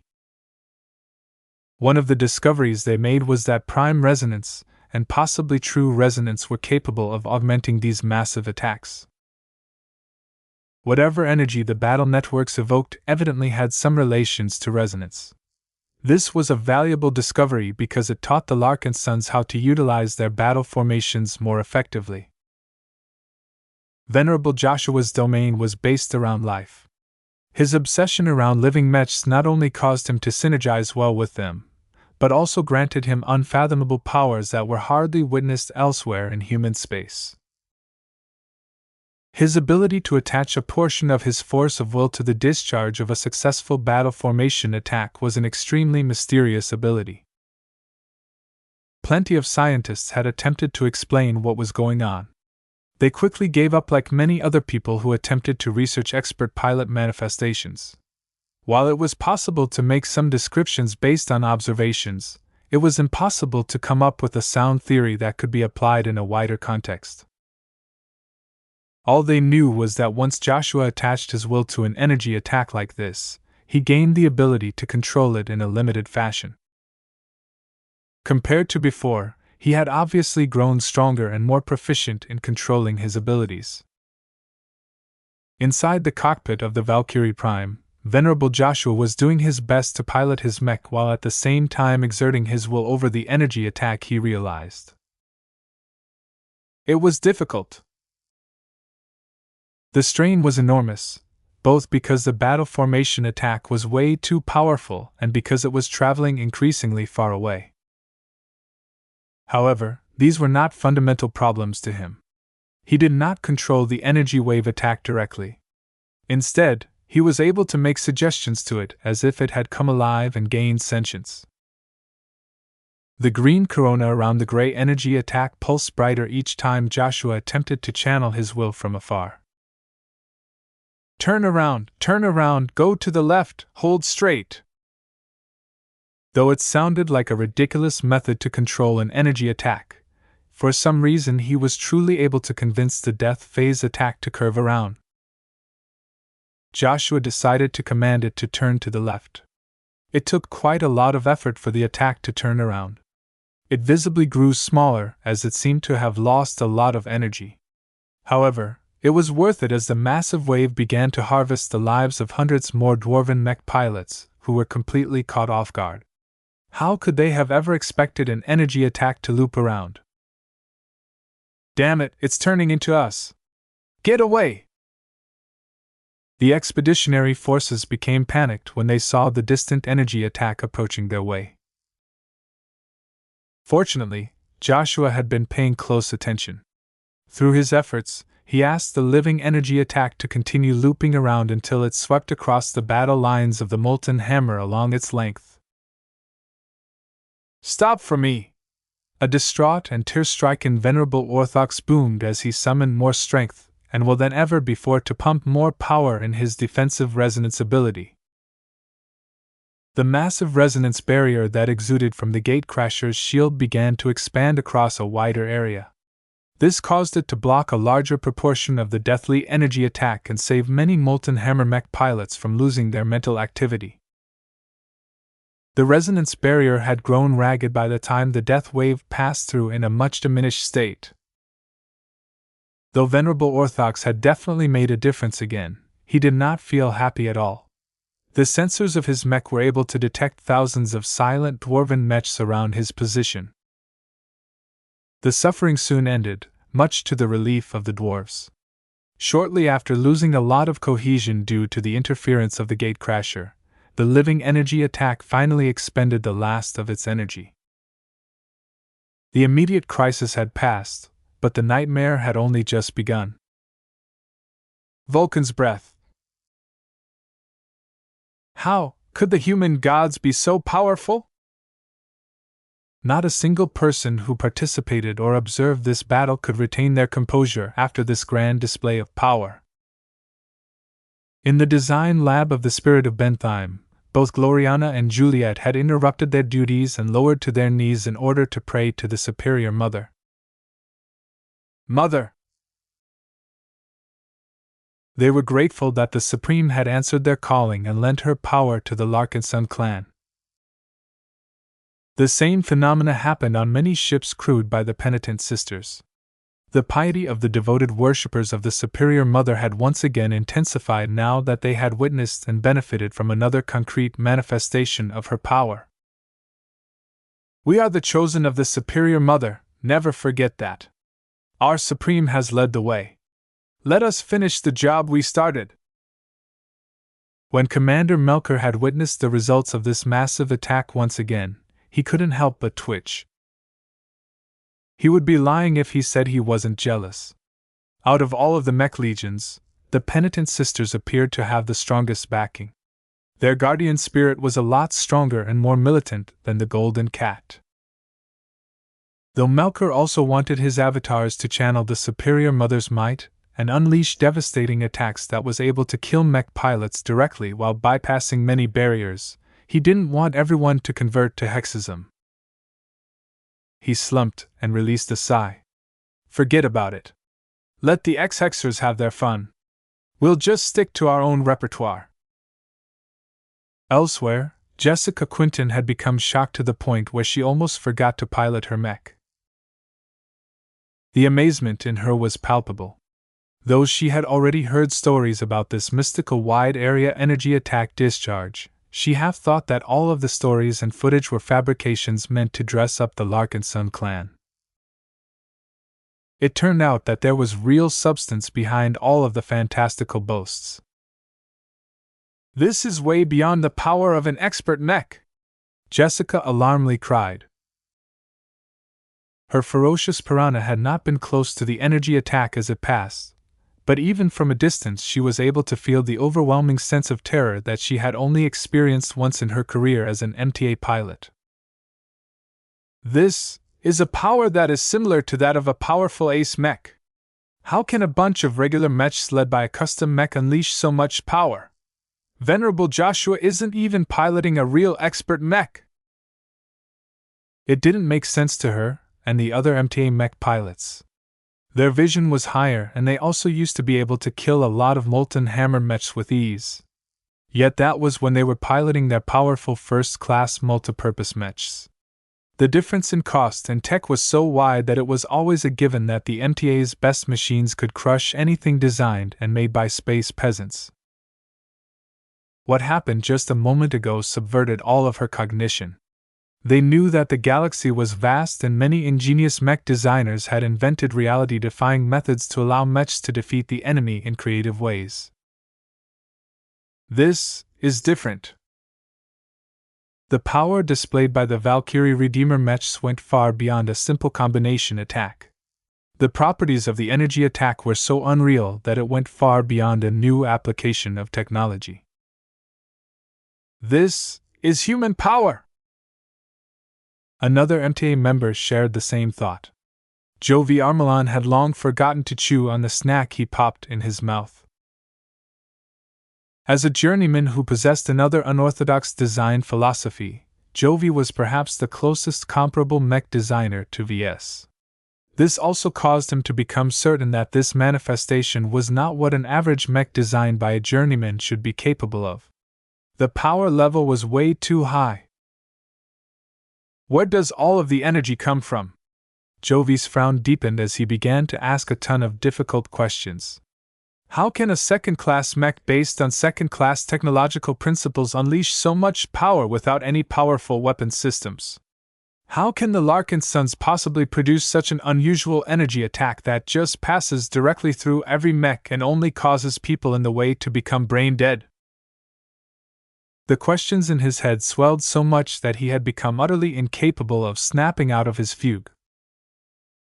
Back at Halcyon Citadel, all the way in the Komodo sector, even the two masters had fallen silent. With their access, they had already witnessed and analyzed a lot of data about this powerful energy manifestation beforehand. They expected the Larkinsons to employ the same powerful solution that they had shown during the Battle of Reckoning. Neither Master Olson nor Master Willix were in a hurry to analyze the data gathered by the stealth corvette. If previous data failed to yield any meaningful results, then there was little hope that they would be able to obtain enough clues to crack the secret behind this revolutionary new method. "Pity." Willix looked regretful. "Beyond material." Olson grimly nodded. "Too specific." Vs. Untransferable. Master.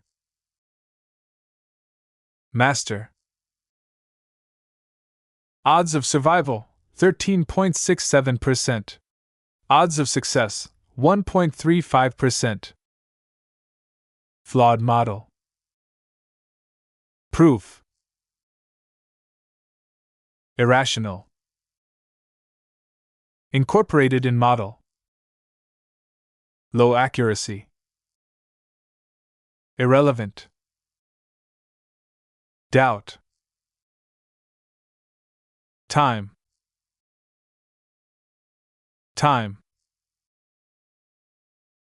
The masters shared no further words with each other.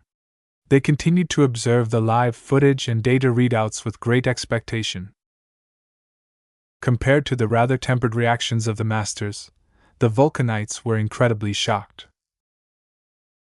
In the command center of the Great Ram, many of the dwarven officers, operators and analysts looked as if their blood had drained from their faces.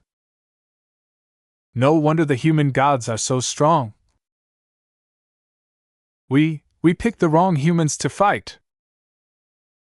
Vulcan won't let the tall folk get away with this. He is still with us. He has to be. Right? The outbursts in the command center were highly unprofessional, but right now not a single dwarf cared about that. They were all trying to process what had happened and how much damage their forces had suffered from this singular powerful move. Casualties? General Kebranor asked as his beard shook with a mix of fear, recrimination, regret, and anger. No one spoke up. Everyone was still locked in their own roiling thoughts and emotions. Give me a number! The general boomed, his deep and thundering voice shaking many dwarves awake. We are still investigating and confirming the list of casualties, General. Kebranor scowled. Just tell me how many of our mechs are reading zero mental activity in their cockpits. Over 3,000, sir. This figure is still rising as we confirm the data transmitted by our dormant mechs. That meant that 3,000 nearly intact molten hammer mechs had turned into extremely expensive tombs for their pilots. In one moment, the molten hammers were riding high. In the next moment, the pilots had all been thrown into the abyss. There was no glorious battle. There was no escapable transition. There was no damage to the mechs. Their mech pilots had just turned into living corpses. Just as the dwarves reluctantly thought that the worst had passed, something else was happening on one of the flanks. How could this have happened? Kebranor's heart skipped a beat. Thousands of Hiver-roar mechs looked as if they had just flown through a forest of blades. Many lightly armored bestial mechs showed various degrees of damage across their exterior. Some even lost limbs or all of their functionality due to what they had gone through. It turned out that while the penitent sister battle formation attracted all of the attention, the much smaller formation of elite sword maidens had unleashed their own battle formation attack. From the initial results, the attempt by the sword maidens to break open the Hiver-roarers had succeeded. The bestial mech division at the right flank had lost all of its momentum, and its threatening crumble shells had become a lot more vulnerable to attack. Chapter 3258 The First Sword. The sword maidens shouldered the burden of defending the Larkinson clan once again. It was a tired refrain and one that Venerable Dice was becoming increasingly weary of. She did not fear battle. She understood why Ves was taking risks. Greatness could not be achieved without making bold decisions. The success of Ves and his clan stood as a testament of his approach.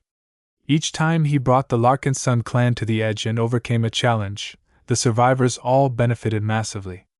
The rapid growth that ensued soon enchanted many clansmen to the point where they no longer thought about the costs the clan had paid to get to this point. Venerable Dice did not forget. From Commander Lydia to Myra, she had lost many sisters along the way. The original band of sisters who originated from the Fairest Star region had been reduced to a fraction of its former glory. Though Dice was glad that many talented young women had joined the ranks of the Sword Maidens as of late, it wasn't the same. The aspirants who came from the Heaven's Word Association possessed excellent qualifications and far more talent than the women who originated outside human space, but they lacked a ferocious and desperate quality that only children of the frontier possessed. The Heaven's Word Association was a second-rate state, after all. The conditions over there were paradise for swordsmen and swordswomen. No one in the state grew up cold, hungry, and orphaned. The streets were clean and no one threw their waste buckets onto the mud-ridden paths. Glimpses of her childhood flashed through her mind before Dice reasserted her will. I'm not that little girl anymore. She was an expert pilot now. She survived everything Aeon Corona 7 could throw at her and managed to survive and thrive through a combination of skill, luck, and happenstance. Her inexplicable bond with Kalanxo as well as a couple of her fellow expert pilots added a lot of color in her life. "Thank you for your well wishes," she replied to no one. Still, it wasn't the same. She still yearned to go back to the old days where she roamed the frontier piloting a third-class mech under the leadership of Commander Lydia. Though her life and the life of her fellow sword maidens was much more difficult and bereft of comfort, it was the habitat that Dice called home. The Larkinson clan was rich but far too soft in comparison. She never fully felt at ease with the long periods of peace and quiet. The lack of risk in most regions of space had caused her to feel more and more lethargic. This was why she was looking forward to entering the Red Ocean. Only in a region that was more dangerous than the Fairest Star region could reignite her battle thirst. Battles like these also brought her back to her greatest days. She felt guilty for enjoying battle. After all, she cared a lot for her fellow sword maidens and did not wish to drive them to their deaths. Fortunately, she was an expert pilot. She had already condensed her will and resolved the dilemmas in her heart.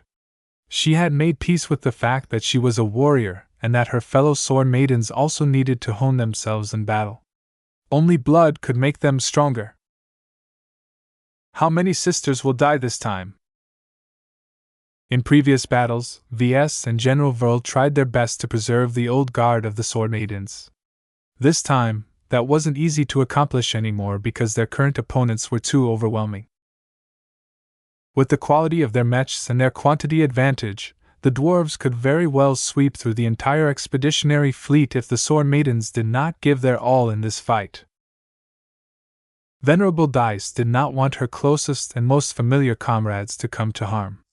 She needed to fight with all of her will and effort if she wanted to keep the sword maiden mech pilots by her side alive. "Let's go, First Sword. Get ready for your baptism in blood." She received a positive vibe from her expert mech. As a machine designed primarily by Keddies and tailored for her use, the First Sword had become a powerful extension of her body and will. In fact, she somehow suspected that the last-minute tune-ups had somehow boosted her expert swordsman mech even further. From the moment her mech unsheathed the decapitator, she strangely felt more in tune with the mech-sized great sword than before. Whenever she resonated with it a little, she could sense a sharpened edge that yearned to cut through mechs. Was this an effect of the masterwork properties of her mech sword? She shook her head. "I don't need to think so much. I just need to fight." As an expert pilot and swordswoman, she was meant to fight whoever opposed her and her fellow comrades. She fought not just for the sword maidens but also the clan that gave them a new home and future. That was her role. She could leave the other matters to other Larkinsons. Now that she had finally received the command to go on the attack, she focused on her immediate task. Her will grew more solid as it swept across her entire mech. A faint corona surrounded the First Sword as the expert mech easily accepted her influence. She always wondered how mech designers made that possible. Resonating with the First Sword was an entirely different experience from the Bright Sword Prime. As for the Decapitator, she did not resonate with it yet. It was a powerful weapon and a masterpiece in its own right. Dice did not want to draw upon it unless it was necessary. As the First Sword and a mech company of bright warriors piloted by sword maidens swung around to approach the Hiveroras, she quickly swept through the summary of the data on the enemy mechs.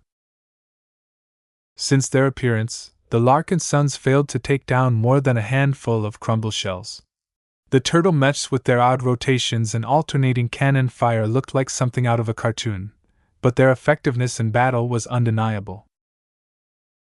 Taking them down was her highest priority, but when she looked at the spread formation of the dwarven mechs, she did not have much hope of finishing them in a single blow.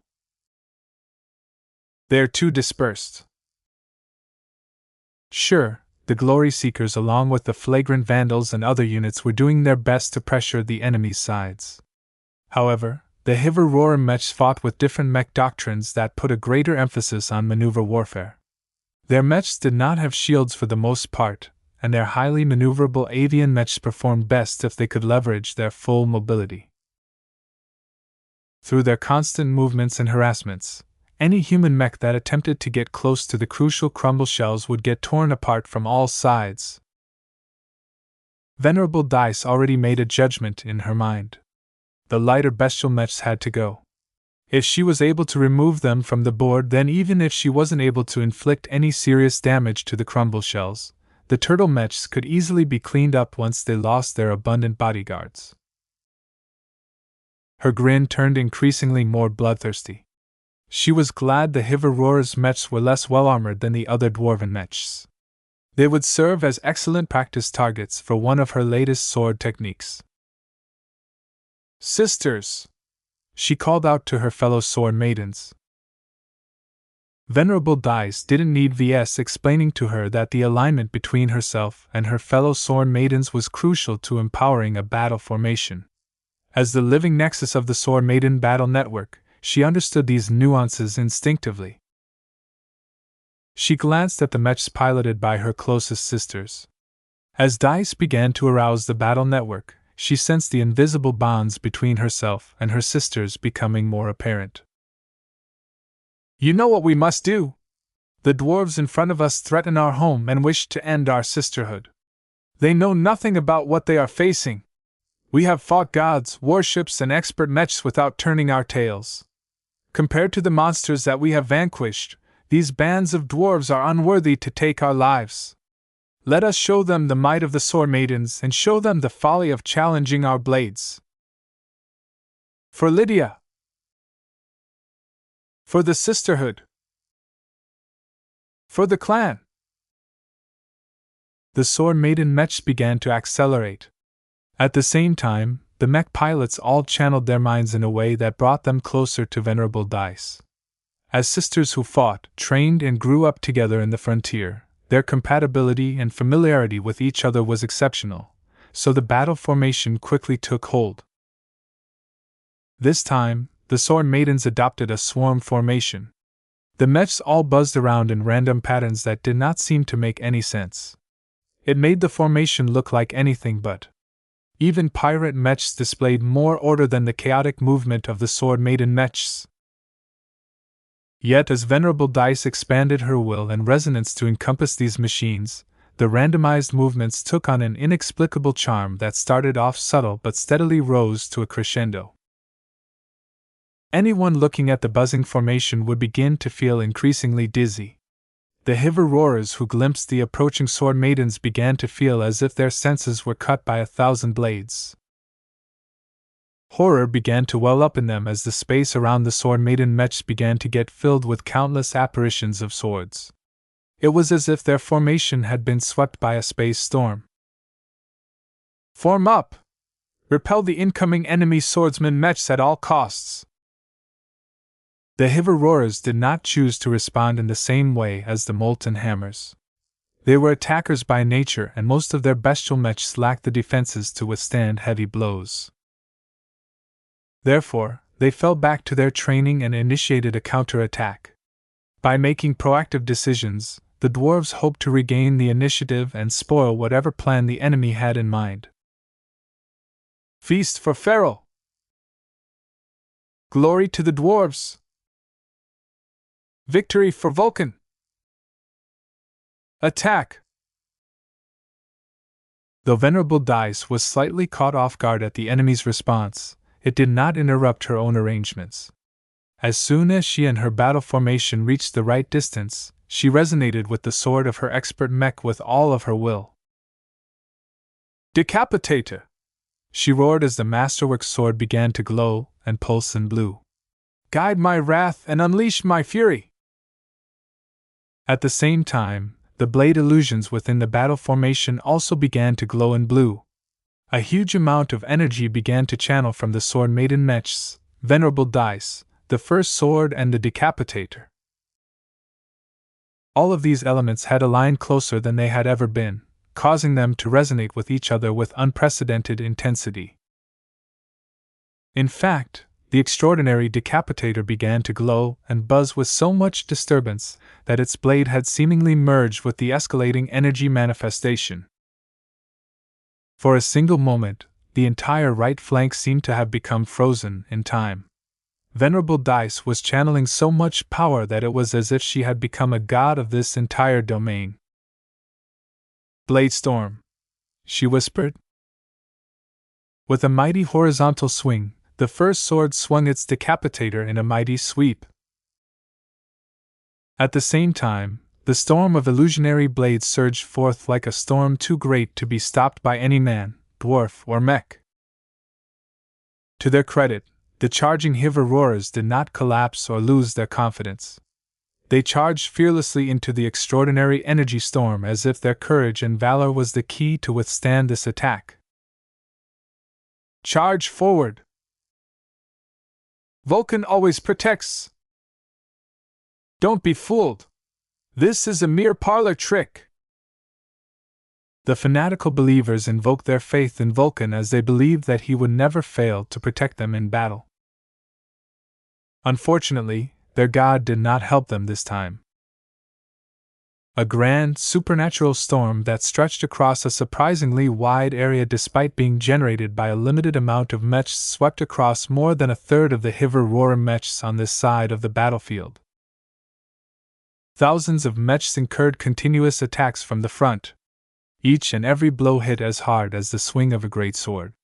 Though many bestial mechs were able to withstand numerous direct hits of this strength level, the problem with the energy blaze storm was that every machine sustained at least 24 attacks. If not for the fact that the successive blade attacks weren't concentrated and hit randomly across the entire frames of the Hiver-roarer mechs, they would have all been sliced to pieces by now. Still, the sharpness of the blade attacks were not to be underestimated. Thick armor plating bore many deep scars. Many vulnerable modules and parts had either been cut to pieces or crippled to the extent that they had become burdens to their mechs. As the blaze storm quickly swept across the entire length of the Hiver-roarers at this flank, the blades soon lost cohesion and disappeared. In the end, many broken and heavily damaged mechs floated in space. Their dwarven mech pilots had not lost their lives for the most part, as unlike the penitent sister battle formation, the blaze storm only inflicted material damage. That did not make it any less deadly. With so many avian mechs losing their wings and other limbs, these flightless birds had turned from predator into prey. Chapter 3259 Disobedient Children. The extraordinary attacks on both the molten hammers and the Hiver-roarers had completely changed the balance of this engagement. Before the penitent sisters and the sword maidens employed their most powerful trump cards, the military mech divisions of the feral provincial army had firmly gained the upper hand. Their solid mechs, their powerful range support, and above all else their superiority in numbers had conflated the confidence of the dwarves to the point where they already assumed they had earned their glorious victory. This sudden reversal completely shattered their overblown expectations. On 2 different occasions, the Larkinson clan unleashed 2 powerful area attacks that had ravaged the dwarven lines. The molten hammers did not incur any damage to their mechs, but the same could not be said for their mech pilots. Regardless of how much effort the dwarves back in their fleet attempted to wake up the affected victims, not a single measure succeeded in pulling them back from their brain-dead state. 3,000 lives.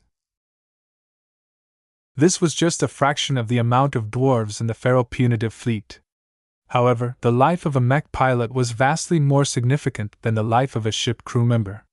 The former played a crucial role in piloting the weapons of war employed by the dwarves. Without conscious, living mech pilots, all of those tough and expensive mechs had been rendered useless. It didn't matter that the mechs hadn't incurred any scratches. It was even less consequential that the dwarves who had died from the death attack were still physically healthy and functional.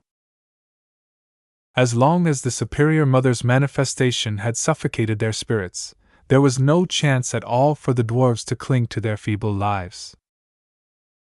Only a single dwarf who had far exceeded his mortal limitations had managed to survive.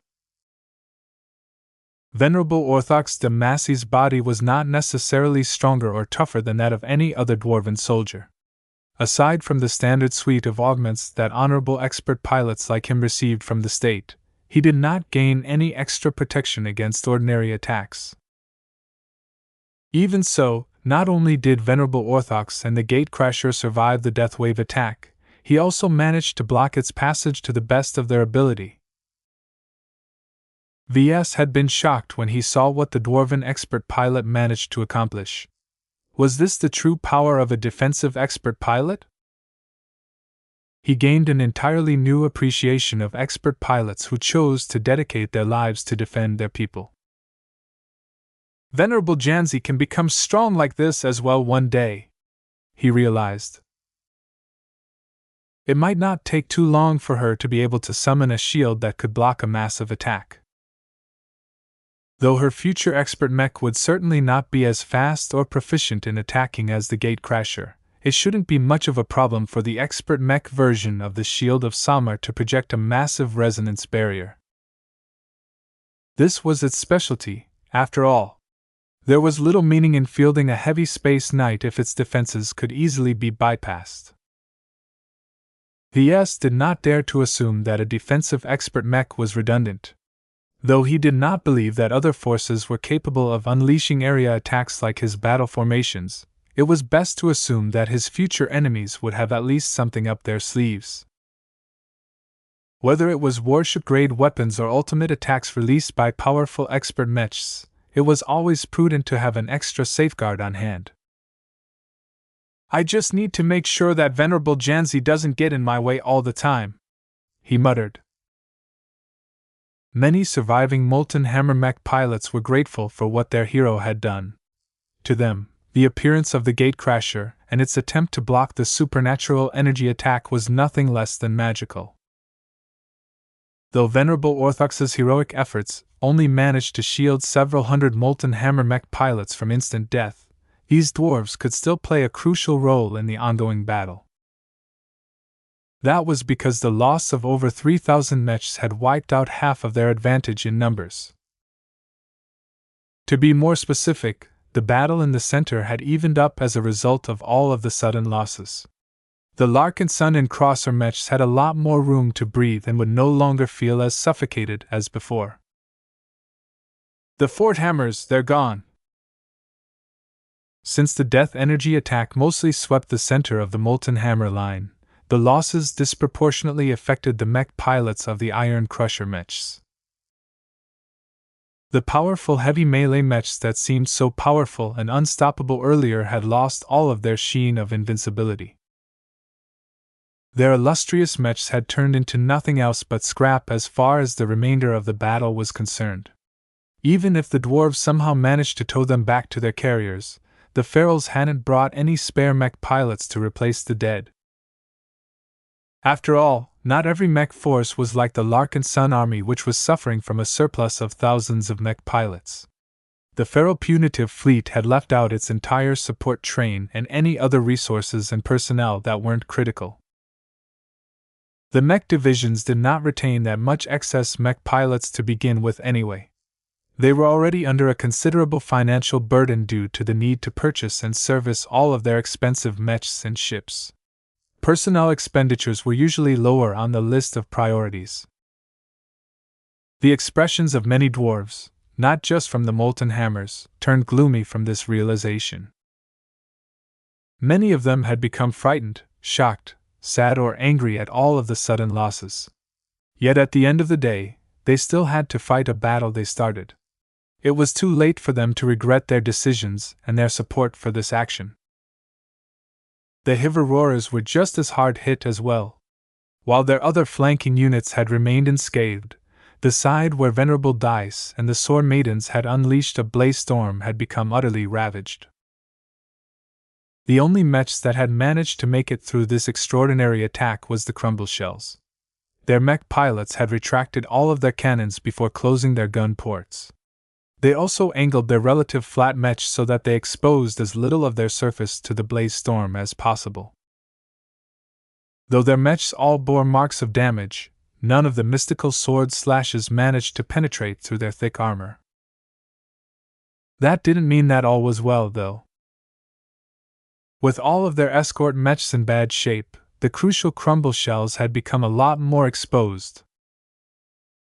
The state of the right flank had become a lot more optimistic as a result. As soon as the Larkinsons and Glory Seekers on this side of the battlefield advanced forward, they could easily roll up thousands of Hiver Roarer mechs with ease. General Vrl's eyes already lit up. The sword maiden battle formation exceeded his expectations. The power boost provided by the expert mech as well as its masterwork sword had made such a substantial difference that the victims had lost their will to battle. We need to strike while the iron is hot. Just as the Larkinsons, Glory Seekers and Crossers were moving in to take advantage of the opening, Ves decided that the time was right to pull off his own stratagem. He took one more look at his own appearance. He did not look like much of a god or anything like the traditional depictions of Vulcan. His unending regalia possessed impressive defenses, but was merely a good piece of craftsmanship that was predominantly in black. Would the dwarves care? Probably. Was it a fatal flaw? Probably not. Ves just had to tweak his story a little in order to sell his story to a greater extent. Maybe it's not a good idea to pretend I'm Vulcan, he hummed as he gripped the hammer of brilliance. He was starting to have second thoughts about the wisdom of this move. However, the thought of being able to employ his rhetoric to confuse and divide the dwarves was too attractive to pass up. He had to give it a try. Ves decided to stop overthinking the matter. He decisively pulled the trigger by donning a pre-prepared mask that instantly caused his demeanor to undergo a radical shift. He had become more severe, grand and inviolable with the help of his Vulcan mask. At the same time, he became a lot more in tune with the hammer of brilliance that embodied all of the domains associated with Vulcan. The luminar crystal pommel lit up in a soft and shifting light pattern that added a lot of extra mystique to the asymmetrical artifact. He transmitted a silent signal that caused the spirit of Bentheim and many other Larkinson ships to project an enormous image of himself in front of the expeditionary fleet. Not only that, but the starships all transmitted an open feed that anyone on the battlefield could tune in. Ves didn't worry about the dwarves refusing to listen to his words because his projected image was simply too shocking. Who is that armored figure? That's their patriarch, I think. How can he be a human? That hammer! What is that hammer? As Ves began to channel his spiritual energy in his mask in order to amplify his presence and strengthen his current persona, the giant projection that stretched across kilometers had become irresistible to the Vulcanites. Even though they hated the tall folk with a vengeance, the presence exuded by Ves made them feel highly contradictory. It was as if they were looking at the idols of Vulcan that were dotted throughout the Vulcan Empire. In fact, those empty, lifeless statues were incomparable to the living figure that had presented himself to the dwarves. Children of Vulcan, Ves slowly began as he swept his gaze from left and right. It is I, Vulcan. In the end, he decided to go for broke. For a moment, many dwarves stagnated as they were doing their best to repel the advancing human mechs. Of all of the indignities that the tall folk had committed to the dwarven people, none of them had been audacious enough to pretend to be a god. Yet all thoughts of objecting to this ludicrous statement had stalled when the furious dwarves beheld the enormous projection. A part of them felt that this supposed Vulcan did not lie to them. The man's presence resonated with their faith so much that many of them fell into doubt. Ves was able to sense the effect he had. He inwardly smiled as he recognized that he had commanded their attention. You have made a grave mistake, my children, he sincerely said in a sad tone.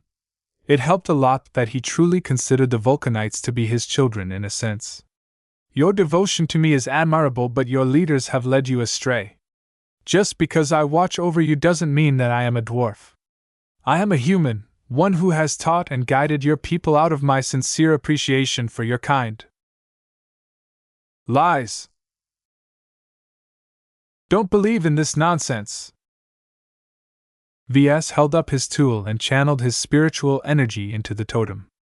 The hammer of brilliance flared in a way that caused everyone to feel as if they could create the most perfect works if they used this amazing artifact. Your beliefs have led you astray. Your leaders seek to pervert and usurp my authority by replacing me with a false version of myself. From the moment you have turned away from the truth about my existence, you have fallen into a trap that seeks to weaken Dwarvenkind by stripping it of my protection. Shock, outrage, doubt, and many other turbulent emotions welled inside the Vulcanites. They so badly wanted to denounce the human as a fraud and a liar, but the persuasiveness of the figure who claimed to be Vulcan was too great. Chapter 3260 A Disappointed God. The entire battlefield seemed to have turned into an audience for a ludicrous show. The giant projection of Ves made so many outrageous claims that not even the Larkinsons themselves knew what to believe. Many Vulcanites did not listen to a word he said. However, there were many more impressionable dwarves that were not as firm in their denial. They either clung to the original Vulcan faith or had become so unbalanced by the huge disasters that took place that they couldn't help but become enchanted by this narrative. It is not a lie, he said. If you need any proof of my divinity, then look no further to the work created by my anointed agent in this realm. Look at the masterworks he made. He is barely over 30 years old, and he has already created far more masterworks than any dwarven mech designer in his lifetime. Ves waved his hand, causing the Larkinson fleet to project additional images. The Quint, the Little Angel, the Amaranto, as well as the first sword showed up, even though the last one wasn't strictly his work. Regardless, the successive displays of masterworks impressed anyone with enough vision to recognize good craftsmanship. Since this was an extremely important preoccupation in the Vulcan Empire, this included a lot of members of the Dwarven fleet. Though Ves did not expect this argument to sway the Vulcanites, the more confusing nonsense he said, the greater the chance of affecting the battle performance of the Vulcanites. He even hoped that a couple of dwarves would become so overcome with meeting their real god that they would even be willing to turn against their own comrades.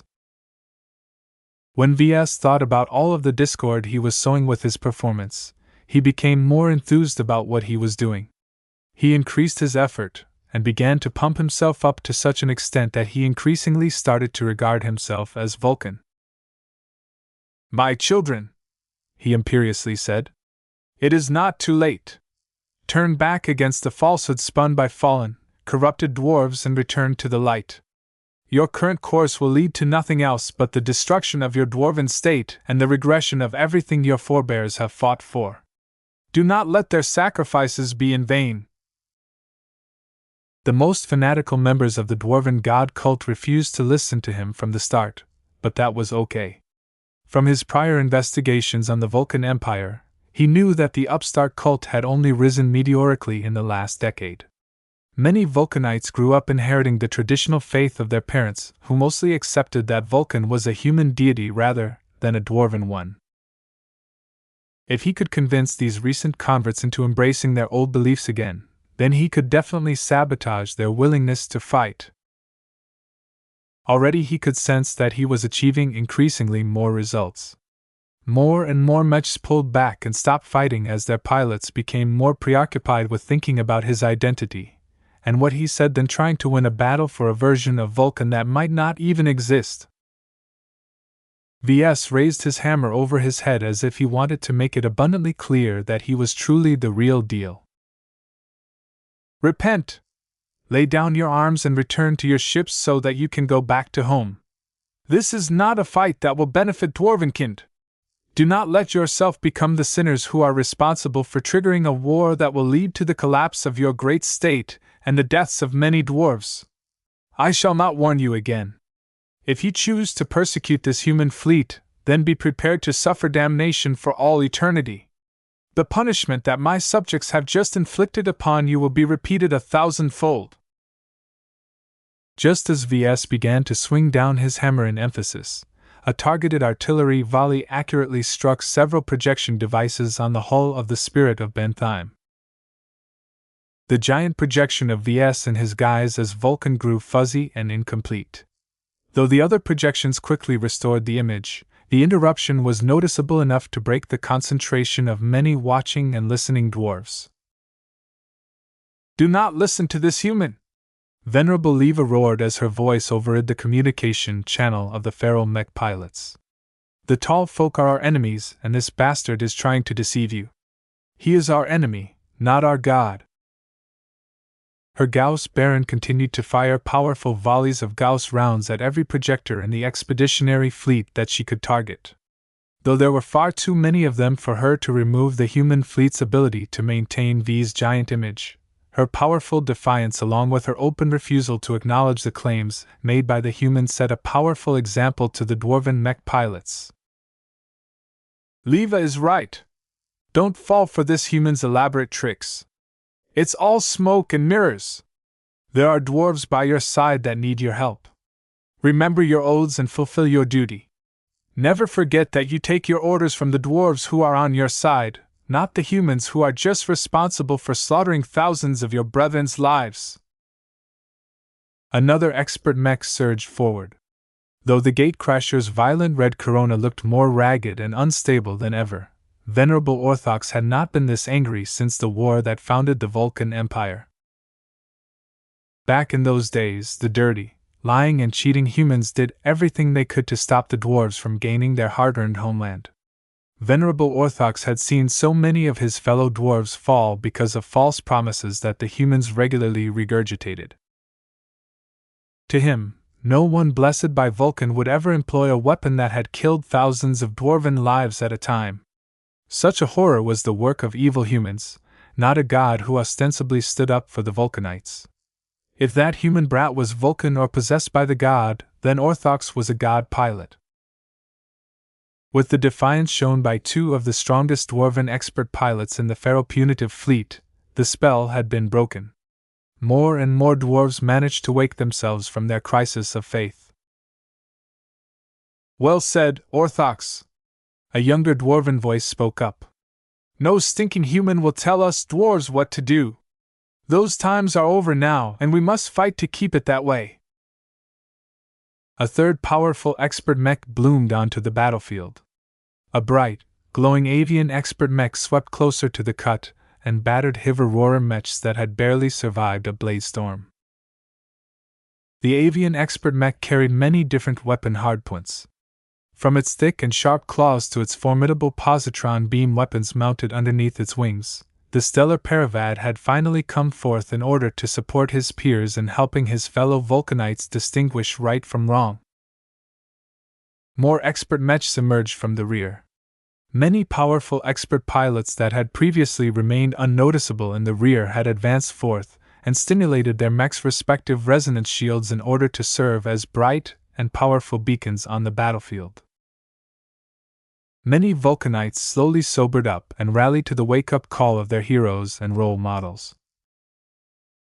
Though the identity of the man who claimed to be Vulcan was very much in doubt, there was no mistake at all about the authenticity of the dwarven expert pilots.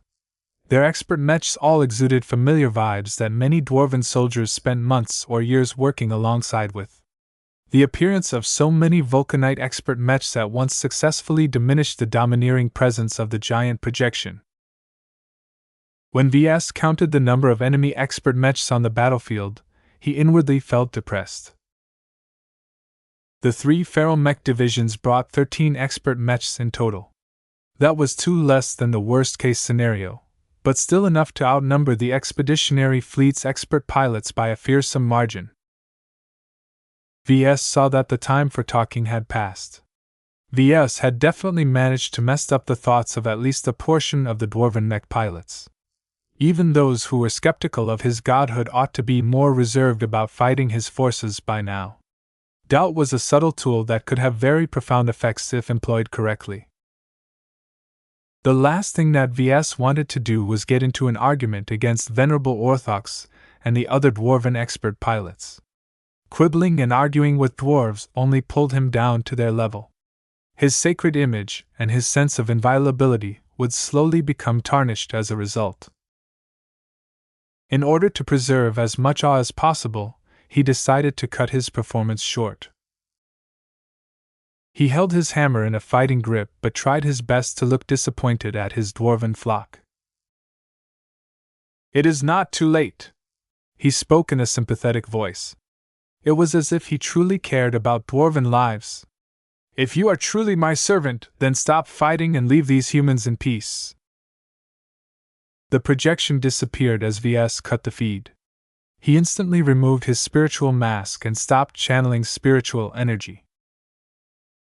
"Damn, that's exhausting."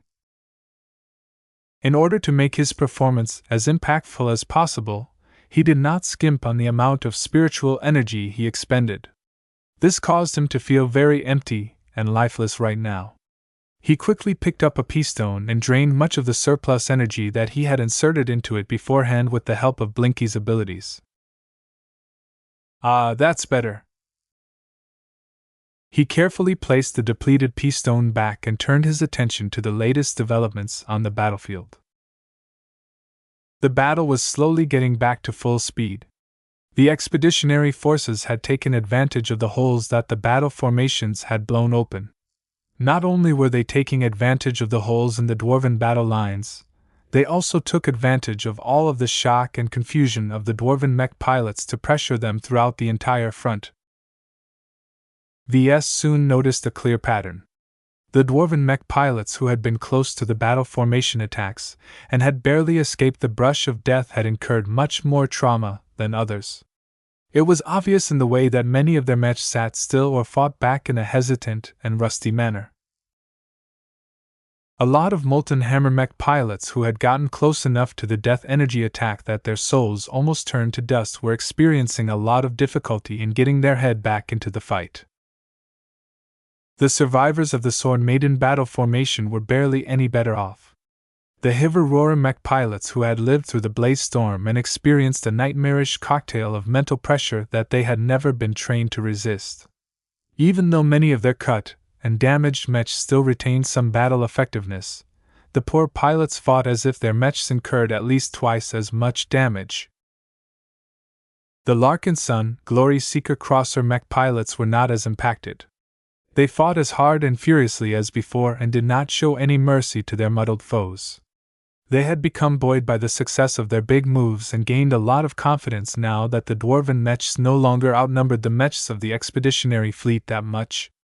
The difference had shrunk to just a couple of thousands of mechs, and this disparity was growing smaller with each second that passed as the human forces had gained a huge boost in morale. "Brothers and sisters, do not despair! Victory is still within reach! Let us lead the way!" As one, the expert mechs of the Pharaoh provincial province had all entered the fray at once. The Gauss Baron bombarded a mech company of crosser mechs as they sought to exploit the holes in the molten hammer defenses. Every single resonance-empowered Gauss round launched with such great power that not a single crosser mech remained operational after getting struck. The Gatecrasher charged shield first into a squad of bright warriors in Lancer configuration. The powerful dwarven expert mech blunted the spears and shattered the frames of the mechs that had attempted to charge the surviving but disarrayed molten hammer mechs. The Paravad swooped in on the Sword Maiden mechs as they sought to massacre the damaged and crippled Hiverora mechs at the right flank. The elite Sword Maidens led by Venerable Dice sought to take advantage of the broad opening that they created, but the expert avian mech of the dwarves single-handedly blocked the partially exhausted Sword Maidens. A new and more intense phase of the battle had begun. Chapter 3261, Subtle Approach. The latest phase of the battle had grown a lot more chaotic than the previous ones. The neat and tidy lines and formations of the Vulcanites had been disrupted. Too many dwarves died at once, and the successive psychological attacks inflicted on their minds didn't help any matters.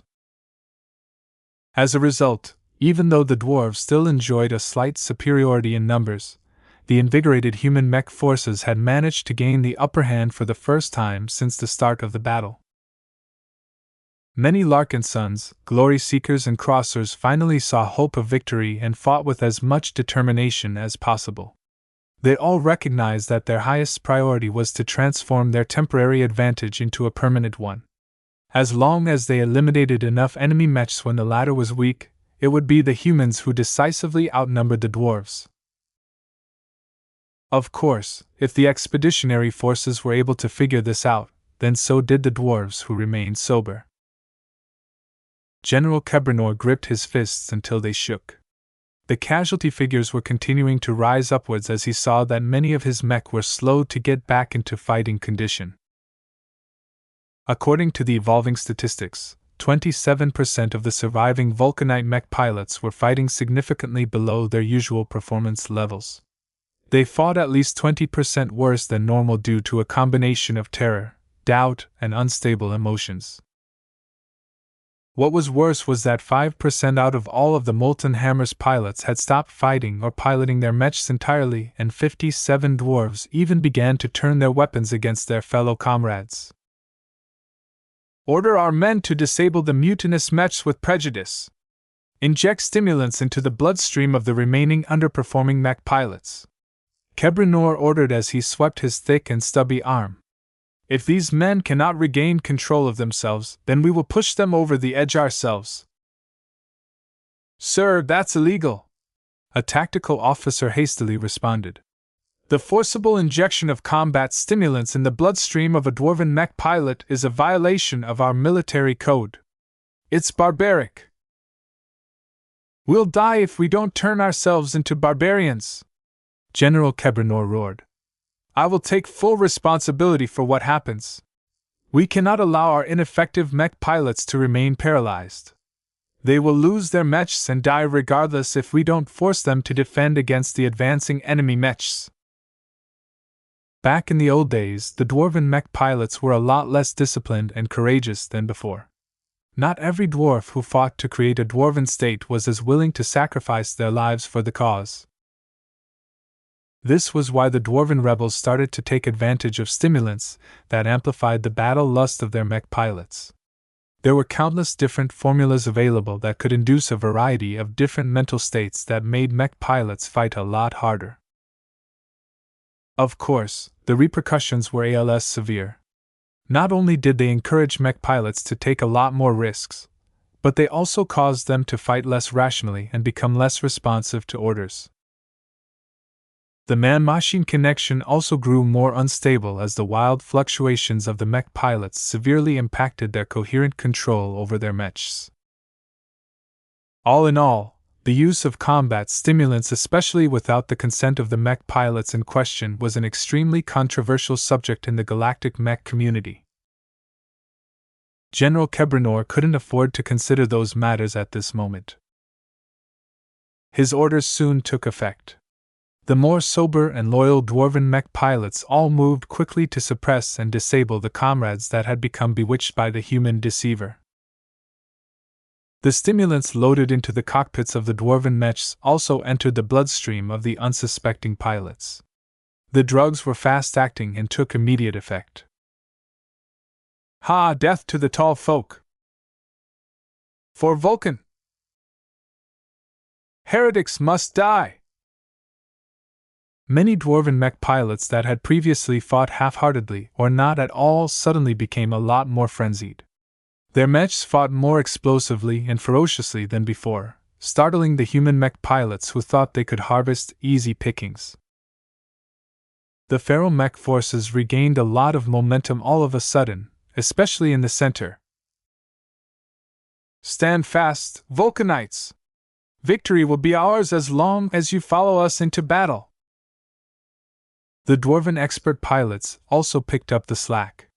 The simultaneous entry of the Gatecrasher and many other dwarven expert mechs immediately reversed the local hotspots that threatened to turn into a runaway collapse if they weren't reinforced. With each expert mech repelling dozens of human mechs at a time, the heroes of the feral provincial army instilled a lot of hope in the hearts of the dwarven soldiers who had never truly experienced the horror of real warfare. The unblooded dwarven mech pilots slowly managed to regain their composure due to these emergency measures. Though their cohesion and coordination had not returned to their old levels, many dwarven mech units at least regained a significant degree of battle effectiveness. Ves was not pleased to see this recovery. Though his stratagem had definitely caused a lot of disruption, he did not expect the dwarves to mitigate the consequences so quickly. Fortunately, he did not waste his time. Many Larkinsons could tell what happened when a lot of dwarven mechs suddenly fought like berserkers. Their out-of-control mech pilots did not exhibit any patience and exhibited a lot of difficulties in trying to stay in formation. While the mechs piloted by drugged enemy mech pilots were individually hard to fight against, they had ultimately turned into wild animals that were easier to take down than if they fought as solid soldiers. It was the enemy expert mechs that gave the expeditionary forces a lot of consternation. Though the Golden Skull Alliance had already planned and anticipated their arrival, it was still difficult to adjust to the major swing in battle. Collectively, the 13 dwarven expert mechs represented the greatest threat to the expeditionary fleet now that 2 out of 3 mech divisions had been cut down to size. As long as the Larkinsons and their allies were able to control the enemy expert pilots, they had a good chance of routing the regular dwarven mech units. The expert mechs of the Golden Skull Alliance immediately went into action. The Amaranto began to fire at the various expert mechs that had flown to the front of the dwarven lines. Though alternating her targets resulted in reduced pressure to each, the suppression she exerted with her powerful shots still forced the dwarven expert pilots to restrain their aggression. The First Sword immediately sought to do battle against the Paravad, thereby causing the powerful mid-tier avian expert mech to become too preoccupied to retaliate against the elite Sword Maiden mech company that was ravaging the crippled Hiver-Roar mechs. The Riot charged right into a hammer-wielding Molten Hammer expert mech, its spear tip fluctuating with unstable resonance that inflicted a lot of damage to the dwarven expert mech's resonance shield. The Dark Zephyr acted much more discreetly. Whereas the other expert mechs of the Larkinson clan ostentatiously confronted the nearest dwarven expert mechs, Venerable Tusa only had one target in his sights. "The Gauss Baron is mine!" Venerable Tusa whispered as his expert light skirmisher swung around the thick of the battle. The Dark Zephyr advanced towards the dwarven fleet with only a single purpose in mind. The expert mech had to reach the Limogo Distat that was positioned in the center of the Slug Raider formation. This was a daunting prospect as the Dark Zephyr would not be accompanied by the Speed Demons or any friendly unit. Trying to avoid detection and evade as much incoming fire as possible was just the first hurdle. Since the Dark Zephyr was flying right towards the Slug Raider fleet, Venerable Tusa had to be prepared to get targeted by hundreds if not thousands of powerful cannons that want to get close to the Limogo Distat. The second obstacle that Venerable Tusa had to get past was the horde of defending melee mechs. The Slug Raiders did not limit their mech roster to ranged mechs. They still fielded plenty of melee mechs that were solely there to defend their ships from getting raided by enemy melee mechs. Though the Dark Zephyr was powerful enough to bypass many of these obstacles, if the mech pilots did not hesitate to give their all, they could form solid walls of mechs that could pose a heavy hindrance to Tusa's attempt to reach the Gauss Baron. Destroying the escorts would take too long. The Dark Zephyr was an assassin, a skirmisher, and a raider. It was not designed for mass destruction and did not contain any weapons or abilities that assisted in this role. "I need to get around them as much as possible somehow," he murmured. The difficulties didn't end when he got close. The Gauss Baron was situated in the most solid and well-protected bunker on the Limogo Distat. A lot of mechs had attempted to fire upon it, but the bunker cover was made out of the same quality materials that was used to make expert mech-grade armor. I'm going to need a lot of help for that, perhaps. If he was somehow able to bypass the thick and sturdy bunker cover, he still had to finish the job. The Gauss Baron may look like a formidable heavy artillery mech that didn't carry any weapon systems aside from its 8 formidable Gauss cannons, but looks could be deceiving.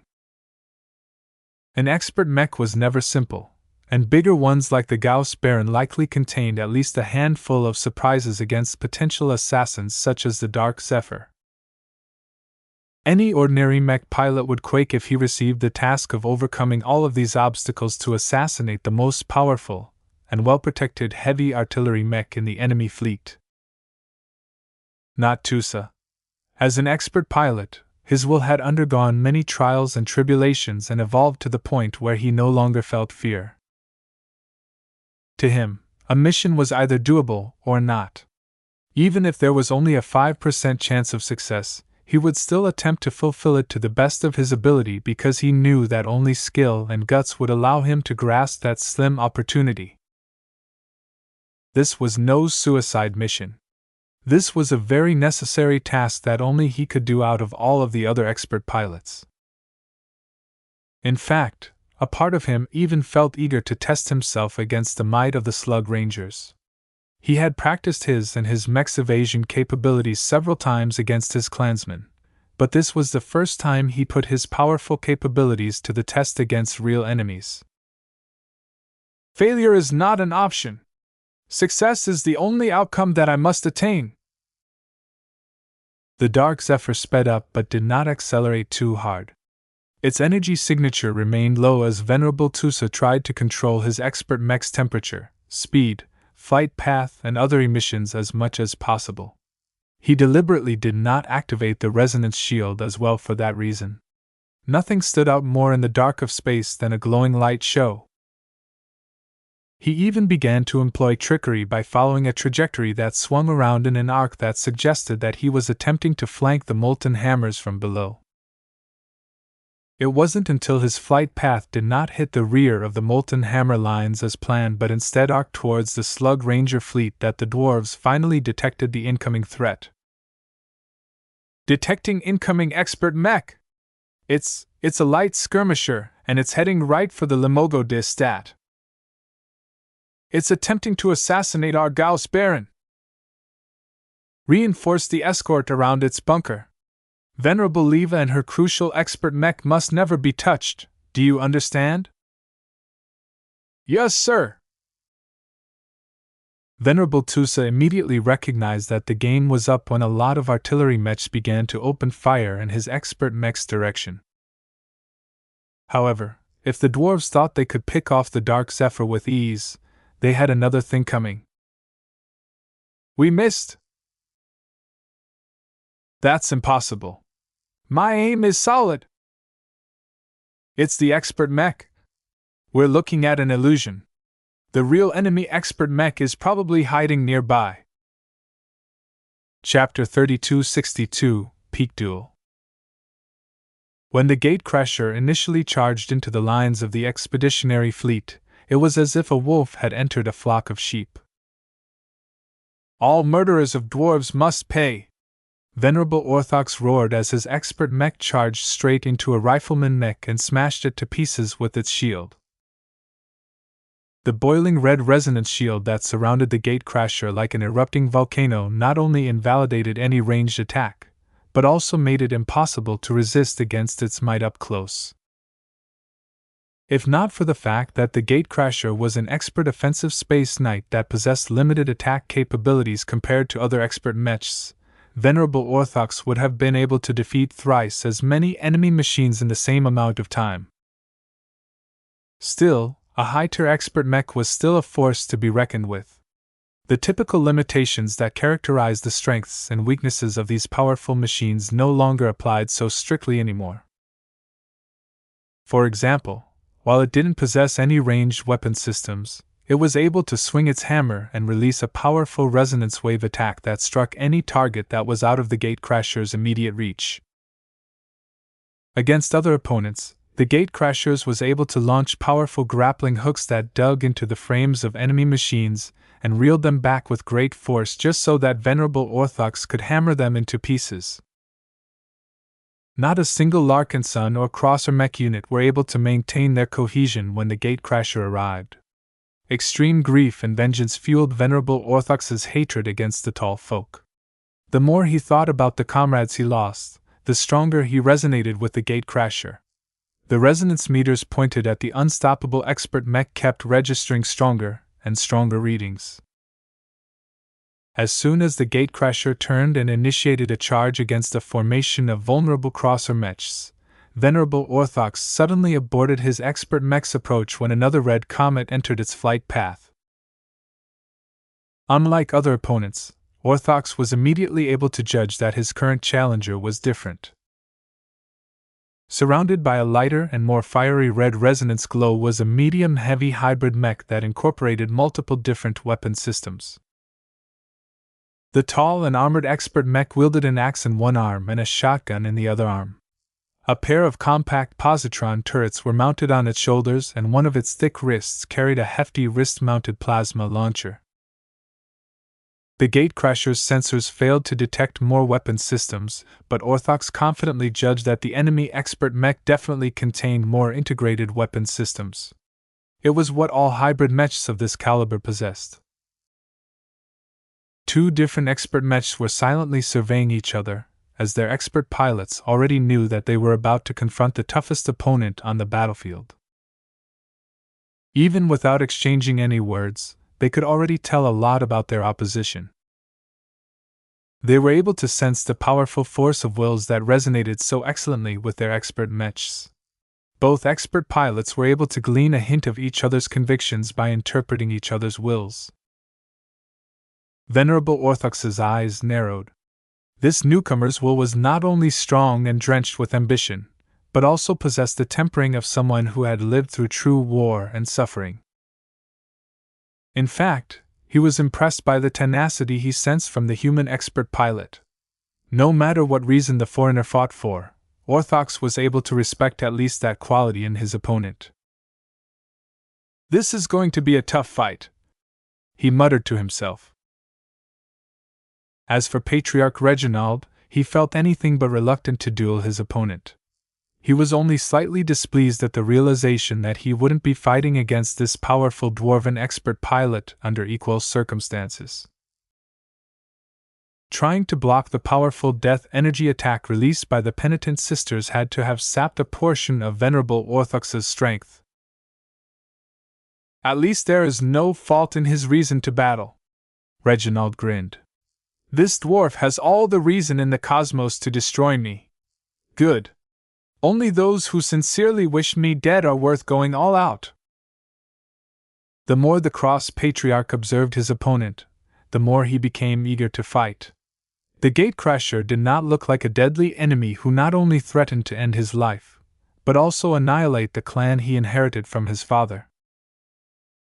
To him, the gatecrasher was nothing less than a gift from heaven to the battle-starved and glory-hungry patriarch.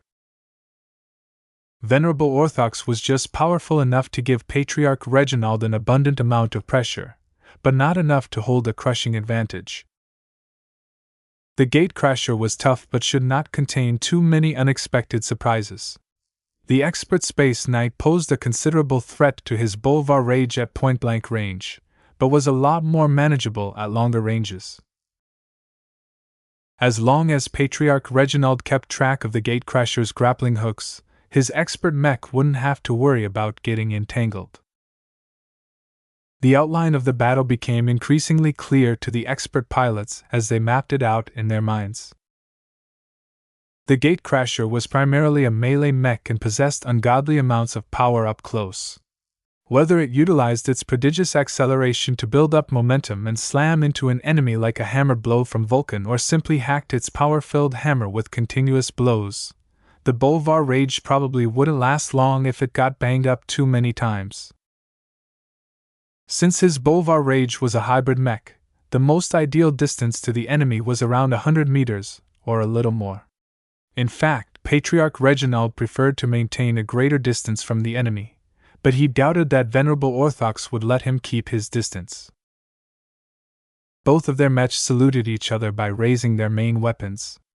No matter what side they were on or what cause they were fighting for, they both held great respect for their opposition. They were true warriors who had risen above the rest, and had come close to taking their next step to ascension. They exchanged greetings. Venerable Orthox de Massey. Patriarch Reginald Cross. Both of them had read the intelligence reports, so they knew who they were dealing with. They did not share any meaningless words and platitudes.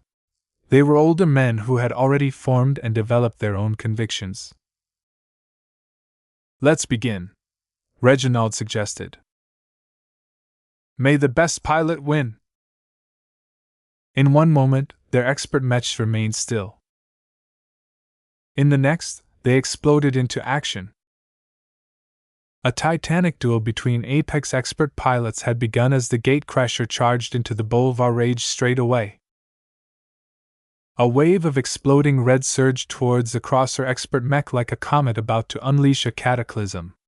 The gatecrasher apparently possessed a powerful burst acceleration ability that kick-started the expert Space Knight so that it did not have to waste any time to get up to speed.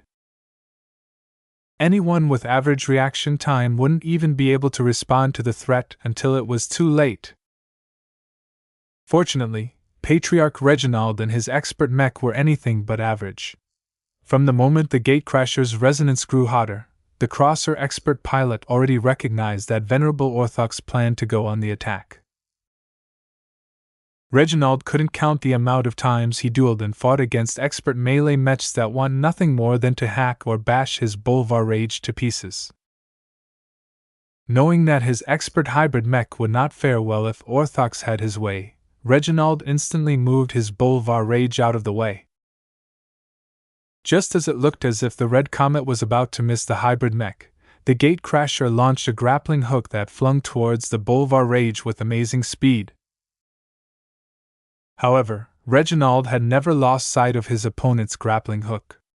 Even though there was only a split-second time to react to this unavoidable threat, the Boulevard Rage's hammer accurately dinged the grappling hook, deflected it to the side. The two expert mechs passed by without a decisive result. As soon as the gatecrasher passed by, Reginald's eyes gleamed as his glowing mech began its counterattack. While the gatecrasher was still in the process of arcing back in order to perform another charge, the Boulevard Rage spun around and began to fire its weapon modules at the fast and powerful dwarven machine. The shoulder-mounted positron turrets accurately tracked and struck the exploding red resonance shield of the gatecrasher. Reginald knew that he had to invest a serious amount of effort in order to peel open the defenses of a high-tier expert Space Knight, so he immediately resonated with his energy weapon mounts in order to strip his dwarven foe of its first layer of defenses. A couple of compact but powerful missiles launched from the rear of the Boulevard Rage. These weren't average missiles but ones that were specially designed by Professor Benedict and utilized the highest and most potent materials the Cross clan could obtain. Venerable Orthox did not sense that much threat from the Boulevard Rage's positron weapon mounts. Though the energy weapons dealt a fair amount of damage, he had plenty of ways to endure or mitigate their damage potential. Those missiles were different. The two incoming warheads accelerated quickly and homed straight towards the gatecrasher as if their target locks was impossible to break. Space Knights tended to possess little in the way of ECM and jamming systems. Part of it was because they were designed to attract fire. Another part of it was because they were too big and massive to hide from electronic sensors in an efficient manner. In fact, even if the gatecrasher was as quiet as an expert light mech, the missiles still wouldn't have been fooled. Patriarch Reginald had split his concentration and directly took control over their flight trajectory. Through his efforts, the two missiles approached the gatecrasher from opposite sides and crashed headlong into its resonance shield. Two small but intensely powerful explosions ensued. The reason why the blasts hadn't expanded too much was because most of the explosive power was directed towards the front, thereby making sure that it expended as much of its damage potential towards the target as possible. The gatecrasher's resonance shield lost a huge chunk of strength and looked a lot more unstable than before. Venerable Orthox grunted as his force of will suffered the repercussions of withstanding a couple of powerful blows. Though Patriarch Reginald wanted to fire a second salvo of missiles, his expert mech only carried a limited amount of them. Each of them were laced with high-grade exotics to maximize their explosive potential and also contained a trace of resonating exotics that allowed him to empower them with his own will. Considering the thick armor and even thicker shield of the gatecrasher, Reginald believed he needed to save most of his burst damage potential when he had an opportunity to crack its shell. It's not yet time. The gatecrasher's resonance shield was incredibly strong, as befitting a space knight. It also possessed an energy shield generator that Orthox had yet to activate in order to conserve energy. Every action and every expenditure mattered. Neither of the two could afford to waste their resources. This was looking to be a long and extended duel. When the gatecrasher finally turned around, it charged towards the Balvo's rage yet again. Different from before, Orthox did not accelerate his expert mech to the limit. Instead, the gatecrasher approached the Balvo's rage at a controlled pace before striking out with its hammer. A silent boom erupted as the gatecrasher landed a powerful blow on the Balvo's rage's resonance shield. However, the Balvo's rage had not only peppered the gatecrasher with continuous positron beams, but also splashed the dwarven expert mech with hot matter released by its wrist-mounted plasma cannon. The two expert mechs continued to dance and collide against each other with fury and valor. Neither the gatecrasher nor the Balvo's rage gained any immediate advantages. Instead, both mechs chipped and hacked at each other's defenses while trying their best to conserve as much of their defenses as possible. Neither Patriarch Reginald nor Venerable Orthox paid any attention to the wider battle. They could not afford to split any concentration off their opponent. Even a split second of inattention was enough to decide the outcome of this impactful duel. Chapter 3263 Elusive Zephyr. Now that the Feral Punitive Fleet put their expert mechs into play, the Expeditionary Fleet had sent out its response. Just as intended, Patriarch Reginald's Balvo's rage rapidly intercepted the wolf that was feasting on the sheep. Now that the expert hybrid mech locked the hardy gatecrasher into a duel, either of the two high-tier expert mechs could assist any of their comrades or take care of their other comrades. Ves did not dare to hope that Patriarch Reginald could achieve a quick and decisive victory against Venerable Orthox. The latter piloted an expert space knight. Even if it leaned a bit more towards offense than defense, it did not change the fact that durability was its strongest property. It would take a long time for the gatecrasher to fall into a disadvantage. Thus, the next best outcome of this battle would be for both expert mechs to hammer at each other's defenses for a long amount of time. No matter who won or lost, as long as Patriarch Reginald managed to stall Venerable Orthox for at least 15 minutes, the Expeditionary Fleet could do much to increase its advantage. "Don't do anything stupid, Reggie," Ves whispered as he sat on his observer's seat while lazily swinging his hammer in random directions.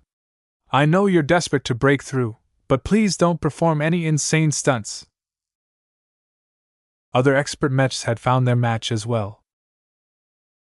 The Dark Zephyr had bypassed most of the battle lines and began to close in on the enemy fleet as fast as possible. However, the stretch of space it was attempting to bridge was completely empty and devoid of any mechs, ships, or even pieces of debris. The environment offered absolutely no form of cover for the expert light skirmisher to block incoming fire.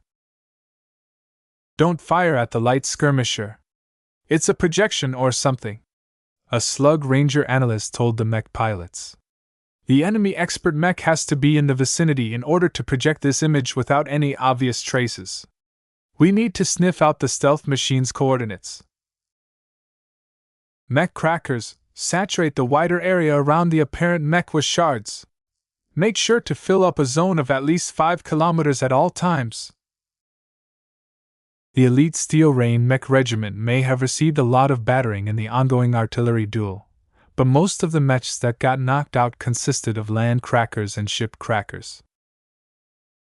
Their ultra-heavy and heavy Gauss cannons posed enormous threats to the ships of the expeditionary fleet and had been the focus of the Eye of Ilvain and other human-ranged units from the start. As a result, there were too few land crackers left, and the amount of active ship crackers had also diminished. Of course, the Eye of Ilvain also lost a substantial amount of transcendent punishers in the process. It was painful for the Larkinson clan to lose them before the Eye of Ilvain employed its new battle network, but the time wasn't right for the youngest Mech Legion to employ its trump card. This left plenty of mech cracker mechs unscathed. While the lightest artillery mech model of the Steel Rain did not boast an impressive caliber, it carried 8 medium Gauss cannons that were able to pump out a rain of projectiles. Every mech cracker was capable of showering an area of 100 meters and greater with deadly shards that could easily punch through a shuttle despite their smaller sizes. As the obvious target of this lone assault, the Gauss Baron couldn't sit still either. It also joined in on the party. The expert heavy artillery mech ceased its job of suppressing the Amaranto and exerting pressure on the other human expert mechs in order to address the immediate threat. "I'm not going to let you get close," Venerable Leva boomed as she began to switch the firing mode of her expert mech. Soon afterwards, all 8 Gauss cannons fired a salvo that propelled a different kind of round. Just like the projectiles of the ship crackers, the Gauss Baron's rounds splintered and fractured after reaching a predetermined distance. Different from the output of the regular heavy artillery mechs, the shards originating from the Gauss Baron possessed a lot more lethality. Venerable Leva did not try to conserve her energy, and expended a copious amount of effort to strengthen the damage potential of her cannons. With so many shards flooding the space around the fake Dark Zephyr, it was only a matter of time before the real mech got exposed. In actuality, a couple of shards did indeed hit the Dark Zephyr, but the odd thing was that the dwarven analysts failed to understand the distorted perception that frustrated their attempts to take the incoming expert mech down. Still, there were plenty of mech designers and other engineers that were researching the properties of the enemy light skirmisher. A dwarven master mech designer who was providing support by remote finally deciphered the effect they were trying to overcome. "The human expert mech is employing the properties of perfidious steel. It's making this evasion-oriented light skirmisher far more difficult to target. What you're seeing is the actual mech, but its actual position is shifted from our perspective due to a distortion of our perspective. The most troubling variable we need to deal with is that the expert pilot can vary the degree and direction of the distortion. The distance between the actual expert mech and its apparent coordinates can vary on the fly. The greater the range, the greater the maximum distortion." All of this technical talk mostly flew over the heads of the dwarven mech pilots. However, they received enough instructions to know what they had to do to pressure the Dark Zephyr. The mech crackers concentrated on filling up a zone around the Dark Zephyr with deadly shards. They did not focus on penetration, knowing that the shards they propelled were simply too weak to penetrate the armor of an expert mech, even if it came in the lightest and slimmest package. Indeed, whenever the splintered shards fired by hundreds of mech crackers hit the surface of the Dark Zephyr, Venerable Tusa did not even deign to channel a resonance shield. He put his complete trust in the unending alloy armor plating that covered his expert mech.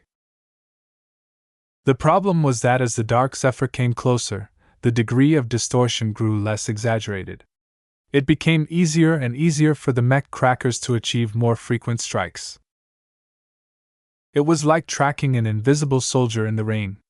The soldier might remain out of view, but the gap in the rain clearly exposed his position. Though the mechanics were slightly different in this case, the dwarves employed a lot of AIs and processing power to track, calculate, and predict the Dark Zephyr's movements. The more data the Slug Rangers gathered, the more precise they were able to establish the Dark Zephyr's current position and where the mech was likely to be found a few seconds later. The Slug Rangers filtered and condensed all of this raw data and supplied the necessary details to the Gauss Baron. Venerable Leva Hinder was an experienced expert pilot. Though she did not excel in precision or prediction, as a ranged mech specialist she was not a dummy in this aspect.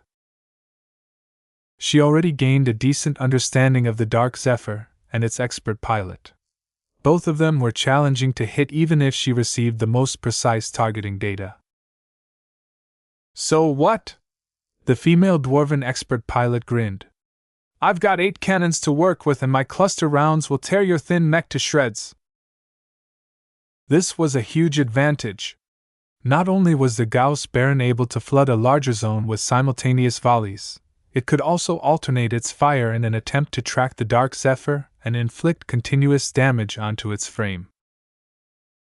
After doing the former for a minute, Venerable Leva finally gained enough confidence to switch to the latter firing pattern. Lay off me! Venerable Tusa grunted as his expert mech continuously rumbled after getting hit by an unrelenting rain of resonance-empowered shards. Venerable Leva grinned even as her breath grew heavier. Unlike her opponent, she had already expended a considerable amount of energy and resources in the earlier phases of the battle. Maybe I shouldn't have put so much pressure on the enemy masterwork expert mech, she muttered. She did not regret her decision, though. Any other ranged mech would lose badly in a duel against the surprisingly powerful and accurate Amaranto. If not for her constant suppression effort, Venerable Stark would have massacred at least thrice as many cracker mechs as now. The emergence of all of the other dwarven expert mechs freed her from this role. Though the Amaranto was quite powerful, the Slug Rangers still had expert rifleman mechs to spare. 2 of Leva's comrades were already working together to pin down the Amaranto and rob it of any opportunity to take its time to aim. With Venerable Zelia Burmas and Venerable Lloyd Kitzerig on the job, the chances were extremely slim that the masterwork expert mech would be able to accomplish anything of notice. Venerable Leva therefore felt free to concentrate fully on alternating her Gauss Baron's cannons so that they continually kept track of the Dark Zephyr's movements. It helped a lot that the distance between the incoming expert light skirmisher and the Limogo Distat had shrunk by a considerable margin. The delay between pulling the trigger and seeing a shard hit the exterior of the Dark Zephyr grew smaller and smaller, giving Venerable Tusa a much harder time in trying to get rid of the tracking. He didn't bother to activate his resonance shield. Against the steel rain artillery mechs alone, it would have been able to block a fair deal of ordnance, but against the resonance-empowered attacks of the Gauss Baron it would shred like paper. I really hope you can hold it together, Dark Zephyr. This dwarf isn't letting up on us. He gritted his teeth as his mech began to rattle harder and harder. Though ordinary vibrations weren't a threat to a well-designed and well-built expert mech, he knew that could easily change once Venerable Leva switched to heavier ordnance. What is up with this expert mech?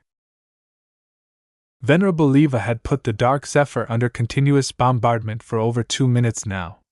The shards she launched with the 8 Gauss cannons she had at her disposal wasn't shredding the enemy expert mech as they should. She did what many expert pilots did when they encountered something weird. She called in technical support. What the hell is going on? Why is this human expert mech so durable? Ma'am, our analysis on the approaching expert light skirmisher indicates that it is clad with dense and abnormally resilient armor plating. We have never encountered this unknown alloy before, but our preliminary conclusion is that it is a pseudo-first-class material. What? She reacted with alarm. Are you saying that the Larkinson clan built an expert mech that is covered with better armor than my Gauss Baron? It's not just the light skirmisher we have identified as the Dark Zephyr that possesses this excellent armor system. 2 more expert mechs along with 2 other abnormal machines fielded by the Larkinson clan are also clad in this material.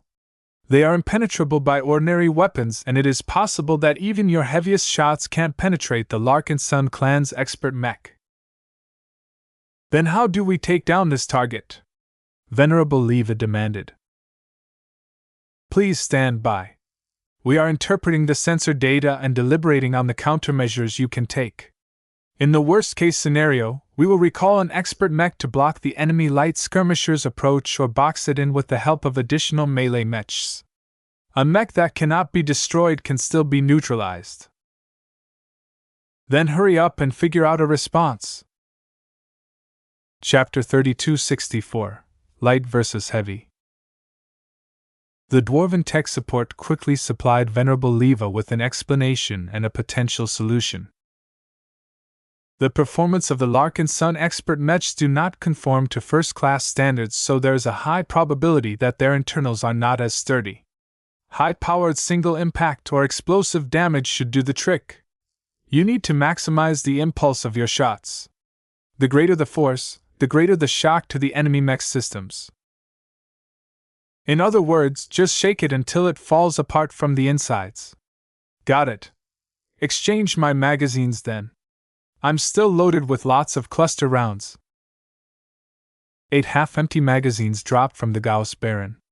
Bots entered the bunker and quickly brought the hot containers away. At the same time, 8 more bots arrived and slotted in the fresh replacement magazines in the open slots. The brief pause also granted the Gauss Baron a quick time to rest its A cannons and perform a lot of internal diagnostics in order to ascertain its current condition. The expert mech performed many minor adjustments to various systems in order to compensate for any deviations that had taken place, as the expert mech endured a lot of wear and tear over the course of the battle. Once the Gauss Baron was ready, Venerable Leva immediately fired solid, glowing slugs at the Dark Zephyr. Yikes! Tusa shouted as he hastily jerked his expert mech aside. That's a big attack! Though the hit rate of the Gauss Baron decreased massively, its damage output had become a to more threatening. Tusa didn't need to reference any numbers to know that getting slammed even once was enough to give his precious expert mech a concussive blow to its internals. I can't get hit. I'll lose a lot of momentum if I get hit even once. He tried his best to dodge and foil the prediction of his opponent as best as possible. He felt way more stressed at this moment than he had ever been when he sparred against Venerable Stark. Venerable Tusa was highly grateful that he got a lot of practice in this aspect, though. All of the skills he developed while acting as Venerable Stark's target dummy came really handy at this moment. He knew that if he got hit by one of the Gauss Baron's powerful projectiles even once, it would not just shake his expert mech a bit. It would give his Dark Zephyr a powerful push that was enough to stagger its flight and interrupt its movement for a brief amount of time. If the enemy expert mech was sharp enough, which he thought was highly probable, then the Gauss Baron's subsequent attacks would take advantage of the Dark Zephyr's momentary incapacitation and continue to stagger it in the same way as keeping a volleyball in the air. Venerable Tusa felt more pressure than ever as he focused fully on anticipating his opponent's attacks and staying one step ahead of the incoming attacks.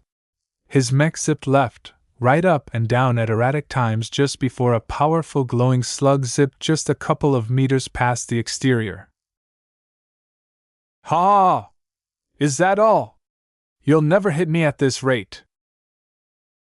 His reaction time was on point, and the Dark Zephyr's boosters came in very handy. Their greatest advantage was that they gave the expert mech an immediate impulse that displaced it in another direction with hardly any warning. Though the compact but surprisingly powerful booster modules were limited by their fuel supply, Tusa estimated that he would have enough juice left to close in on the Gauss Baron's bunkers. However, as the Dark Zephyr began to get close enough to the Limogo Distat that he was easily able to distinguish her enormous hull with the naked eye, his luck finally ran out just as he thought he would keep his mech untouched by his powerful opponent. The effect of perfidious steel heavily dropped off this range, allowing Venerable Leva to rely more on her own senses and judgment rather than the data fed by AIs and algorithms. Venerable Stark had always warned Tusa that he unconsciously adopted patterns in his decision-making. Every skilled ranged mech pilot learned how to detect the habits and other repetitive patterns of their opponents. As long as they identified at least a single rule, they could anticipate a movement and attack in the location that their target was expected to be a moment later. Though Tusa had expended a huge amount of effort into preventing this from happening, the more he got fired upon, the higher the chance that his expert mech would get hit. This was much worse than in his practice sessions because his opponent had 8 primary weapon mounts and could employ trial and error to a much more liberation fashion. At one point, whether due to skill or through happenstance, one of the 8 cannon shots hit the Dark Zephyr in the leg, causing the frame to become unbalanced and lose control over its flight trajectory. The impact was so powerful that the resonance-empowered round exploded with dark orange power. Fortunately, just as Tusa expected, the armor of his expert mech held, though the internal telemetry stated that the damaged sections had dented by as much as 28 millimeters. Though that did not sound like much, this was just the result of a single impact. If a more important section of the Dark Zephyr suffered continuous impacts on the same spots, the denting could get very serious.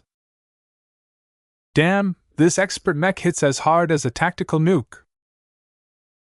The more serious indication of damage came from the delicate internal components. They were too weak to withstand heavy damage, but were usually well protected enough to become vulnerable to external attacks. The issue was that the Gauss Baron's powerful cannons were just too powerful. Venerable Leva did not spare any of her energy. She paid no effort to her increasing strain and mental exhaustion and powered her attacks as much as her expert mech and projectiles could allow. I can't let this mech get close. The Slug Rangers had also become alarmed at the continued approach of the surprisingly resilient Dark Zephyr. The mech division reassigned more melee mechs to protecting the bunker where the Gauss Baron was housed. However, because the dwarves underestimated the threat of Venerable Tusa's expert mechs, it was too late to recall one of the melee mechs of the Pharaoh Provincial Army. Expert light skirmishers were proficient in bypassing or fighting through a lot of regular mechs.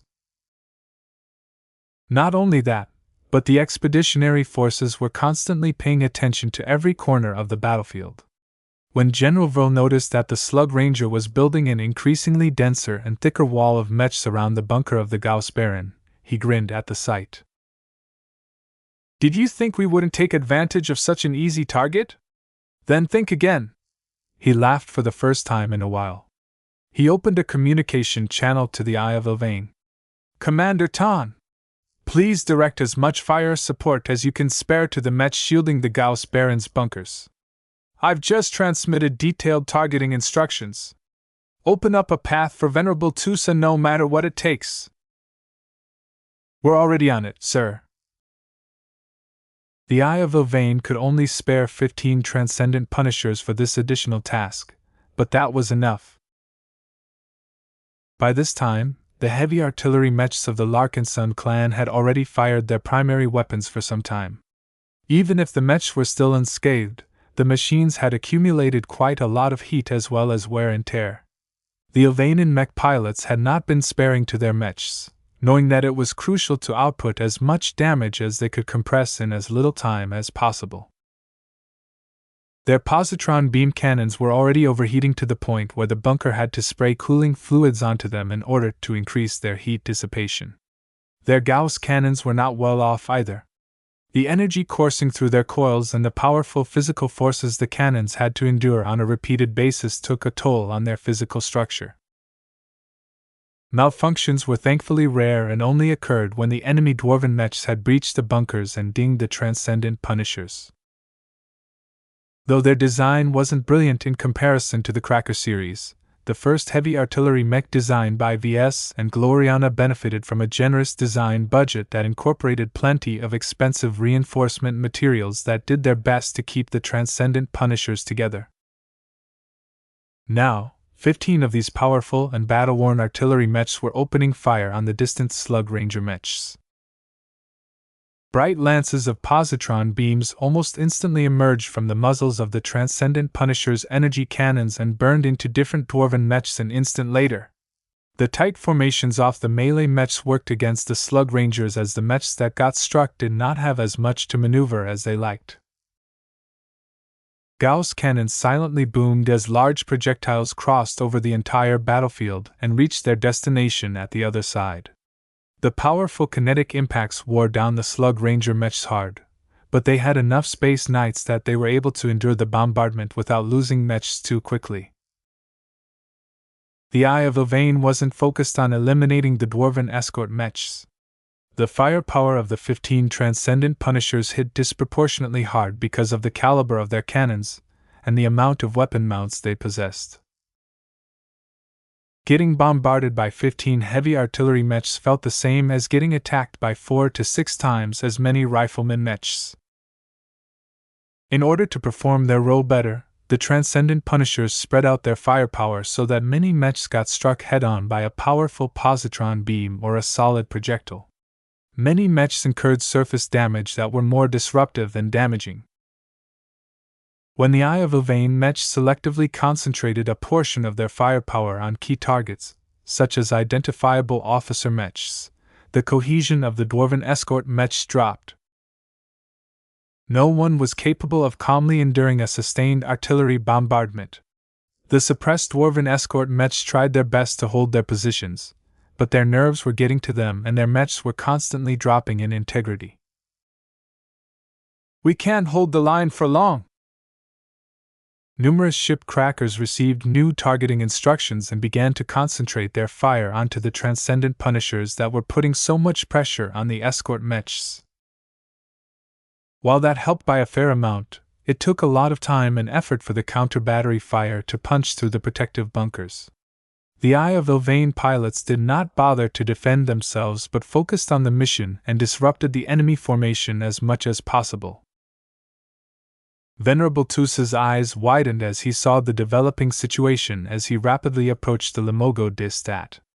Even though his mech had been battered numerous times by the Gauss Baron, his expert mech had more tricks up its sleeve than making use of perfidious steel. A powerful resonance-empowered slug struck the Dark Zephyr's chest. Though the attack failed to dent the expert mech's resilient frontal armor, it unleashed a severe concussive blow that the armor system only partially absorbed. The remainder of the kinetic energy went on to shake the internals, which also included the cockpit. Tusa quickly employed the remainder of his booster fuel in order to evade the follow-up attack that he was completely certain would arrive. "Ha, you missed!" It became harder and harder to mislead Venerable Leva's prediction, but the intense pressure caused him to squeeze more potential out of him than ever. Venerable Leva, sensing a greater and greater threat to the oncoming expert light skirmisher, decided to override a number of safety features. This enabled her to forcibly increase the firing rate of her expert mech's Gauss cannons by 20%. "Drown in my fire, human!" All of this took a terrible toll on the Gauss Baron's weapon systems. Its expert pilot thought that it could fix the damage afterwards. Right now, taking down the Dark Zephyr took precedence. Chapter 3265, Endless. The Dark Zephyr had crossed an enormous distance in a short amount of time. Its speed wasn't as blazing as other expert mechs, but its skillful expert pilot and its emphasis on evasion allowed it to start its end run without suffering any crippling damage. Many other expert mechs would have been torn to pieces by the Gauss Baron by now. It was a massive accomplishment for Venerable Tusa to get this close to a hostile expert heavy artillery mech by relying mostly on itself. However, the hardest part came last. Not only did the Dark Zephyr have to bypass or fight through a horde of dwarven escort mechs, but it also had to find a way to get past the heavily armored bunker that had taken an enormous beating but still remained fully intact. Then, Venerable Tusa had to attack the Gauss Baron itself, and he seriously doubted that the expert heavy artillery mech would just roll over and allow itself to get butchered by a human expert mech. Dozens of different scenarios swept through the expert pilot's mind as he still tried his best to evade as many attacks as possible. While Tusa could readily ignore the impacts from ordinary artillery mechs, especially because most of them missed anyway, the Gauss Baron's firepower took an increasingly greater toll on his expert mech. "Hang on, buddy! We're almost there!" Numerous internal systems and components have already started transmitting error messages. Though mechs were large and robust enough to be able to function despite suffering from malfunctions, it was a bad sign that the Dark Zephyr had reached this condition. The line that separated a slightly damaged mech and a heavily damaged mech was quite blurred. This was because even a single malfunction or misaligned element created a vulnerability that could easily be exploited if the system in question received another substantial blow. All of this meant that Venerable Tusa could not afford to delay his high-risk assault. The longer his expert mech was out in open space, the more opportunities the Gauss Baron and the Slug Rangers obtained to thwart his attack. When he studied the enemy escort mechs getting pressured by distant artillery bombardment, he did not see many openings that his expert mech could squeeze through in order to reach the target bunker. The bombardment from the Eye of Ilvain could only yield so many results. "Then I don't have any choice but to resort to that trick." Compared to the Piranha Prime, the Dark Zephyr was a much more capable machine. He would have never had the guts to overcome these barriers when he was still piloting his previous mech. Throughout this battle, Venerable Tusa had continued to increase his resonance with his own mech. The Dark Zephyr came more and more to life as Tusa depended on it to a greater degree while he was desperate to overcome the attacks launched by the dwarves. With an entire expert heavy artillery mech doing its utmost to shoot down his expert light skirmisher, Tusa felt more free and untouchable than ever. "We are untouchable!"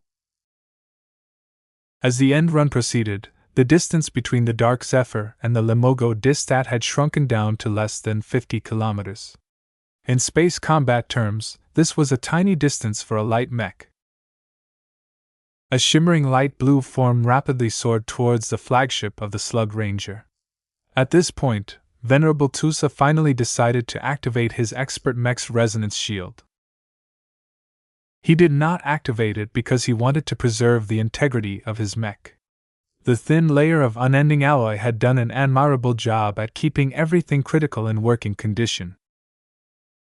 Instead, Tusa wanted to borrow the special damage mitigating properties of resonance shields. A silent impact struck the resonance shield of his Dark Zephyr as the Gauss Baron managed to land another powerful hit despite Tusa's best effort to dodge the attack. However, unlike before, the Dark Zephyr hardly staggered this time. The resonance shield successfully absorbed a huge proportion of damaging kinetic energy and transferred it elsewhere instead of transmitting the force to the expert mech frame. If that happened, then the Dark Zephyr would have staggered just like before and disrupt Venerable Tusa's rhythm during these crucial moments. "I'm not going to let you stop me. Hit me if you can, dwarf, but I shall always be free to move how I wish," Tusa roared as he fully became invested in completing his mission. As the sight of the Limogo Distat rapidly grew in the Dark Zephyr's optical sensor readings, Venerable Tusa felt as if he had become incredibly in tune with his expert mech. He not only utilized the Dark Zephyr in the ways it performed the best, but also conformed to the original design intent of this expert mech. What Venerable Tusa was doing was exactly what Ves and the other designers had in mind when they spent months developing its design. This not only made Venerable Tusa happy, but also evoked a lot of joy in the mech itself. The former's deep investment in his difficult task and the latter's eagerness to fulfill its battle partner's demands caused the two to combine their forces in a wonderful way. At the final stretch, the resonance shield of the Dark Zephyr had already turned ragged after blocking a couple of powerful resonance-enhanced blows. It was not a space knight or a heavy mech after all, so it did not contain a lot of defensive resonance materials that could add more durability to its resonance shield. "It's enough!" Tusa didn't need any more, as by this time his swift and elusive Dark Zephyr had finally reached the last couple of kilometers to the bunker of his primary target. "Shoot it down! Block its way! Dogpile on it if you must! Don't let it get any closer to the Gauss Baron!" Alarmed by the lone expert light skirmisher's successful approach, the commanders of the Slug Rangers ordered more ranged mechs to forget about their current assignments and direct their fire towards the Dark Zephyr. But even now the mech's evasive maneuvers were far too difficult for average mech pilots to track and predict. "This light mech is too confounding. I can't predict his movements. Even if we get lucky, our shots aren't doing anything to this mech." The Dark Zephyr turned into a nightmare for the Slug Rangers.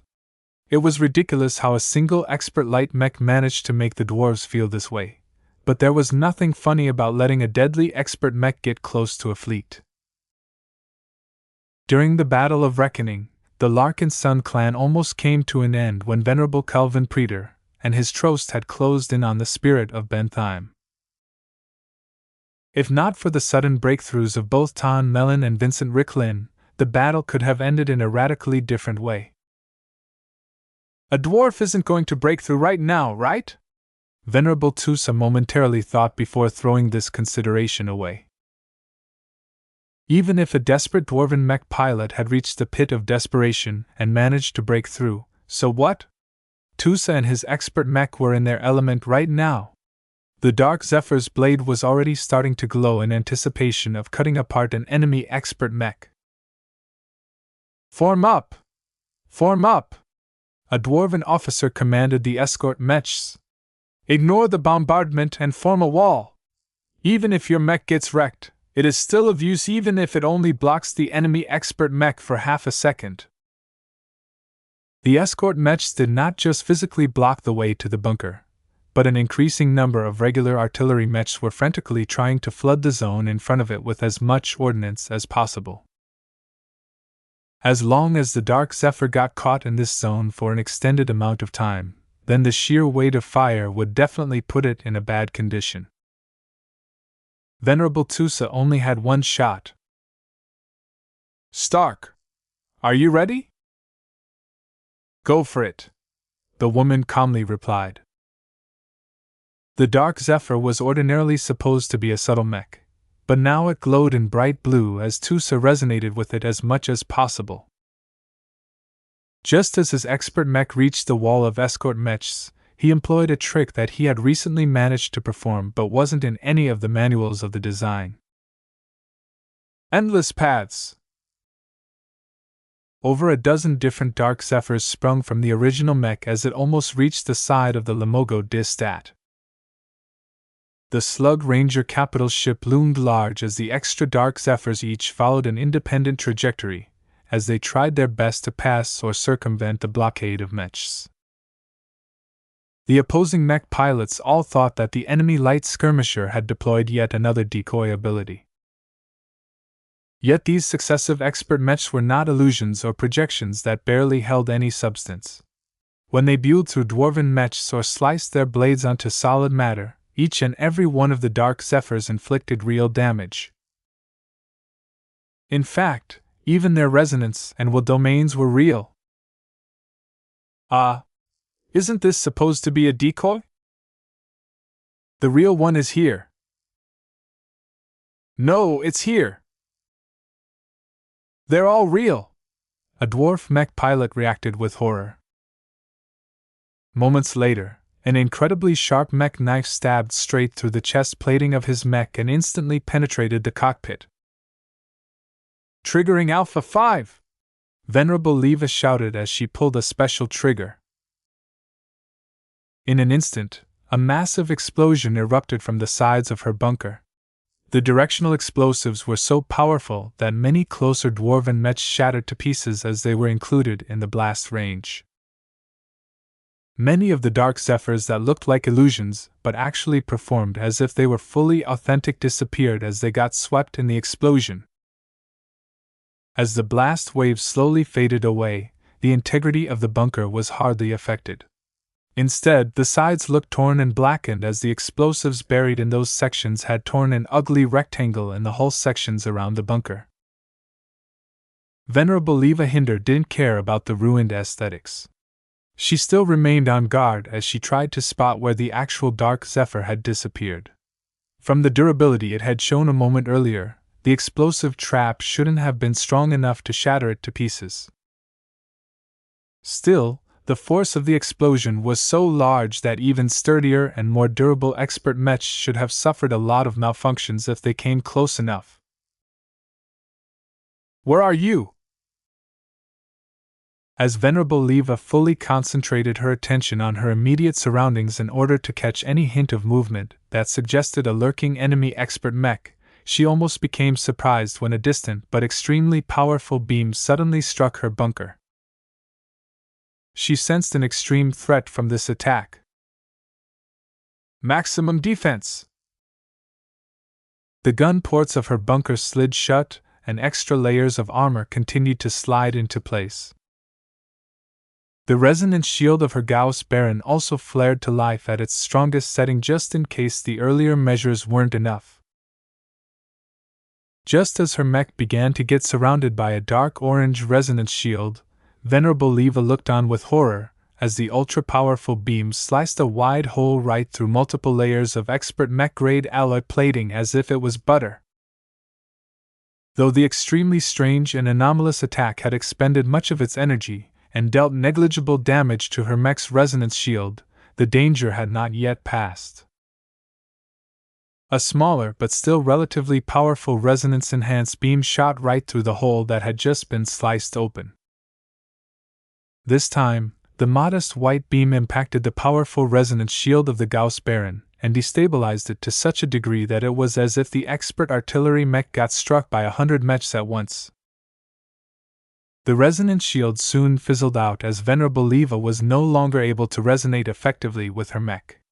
The powerful blow had inflicted a surprisingly large amount of strain to her will and mind. No! A third and different beam struck right afterwards. This one was even weaker but splashed onto the energy shield that the Gauss Baron automatically activated with extremely minimal delay. The energy shield acted as if the expert mech had been struck by an EMP attack and lost a lot of stability. Now, the only defenses the Gauss Baron had left was its armor, but it was also the most difficult defensive measure to overcome. The high quality of its armor system and its frontal plating was so thick that even the earlier powerful attack wouldn't be able to penetrate through all of this high-quality material. Chapter 3266 Sacrifices. The successive blows to the Gauss Baron's layered defenses were so abrupt that Venerable Leva hardly paid any attention to what had happened to the Dark Zephyr. That was a mistake. Much to her surprise, the intact and still combat-capable Dark Zephyr had reached the upper surface of the bunker and swiped its knives to tear through the gap in order to widen its opening. It looked as if it had evaded the explosive trap that had engulfed many of its illusionary copies. Venerable Tusa smirked. In fact, that was indeed the case. When he leveraged the prime mech properties of his expert mech and channeled the power of Arnold, he sent out every single iteration of the Dark Zephyr around the enemy mech blockade in different directions. What no one noticed was that there was one Dark Zephyr copy that had slowed down and reversed course. Instead of going forward, it had stalled and even flew backwards to an extent.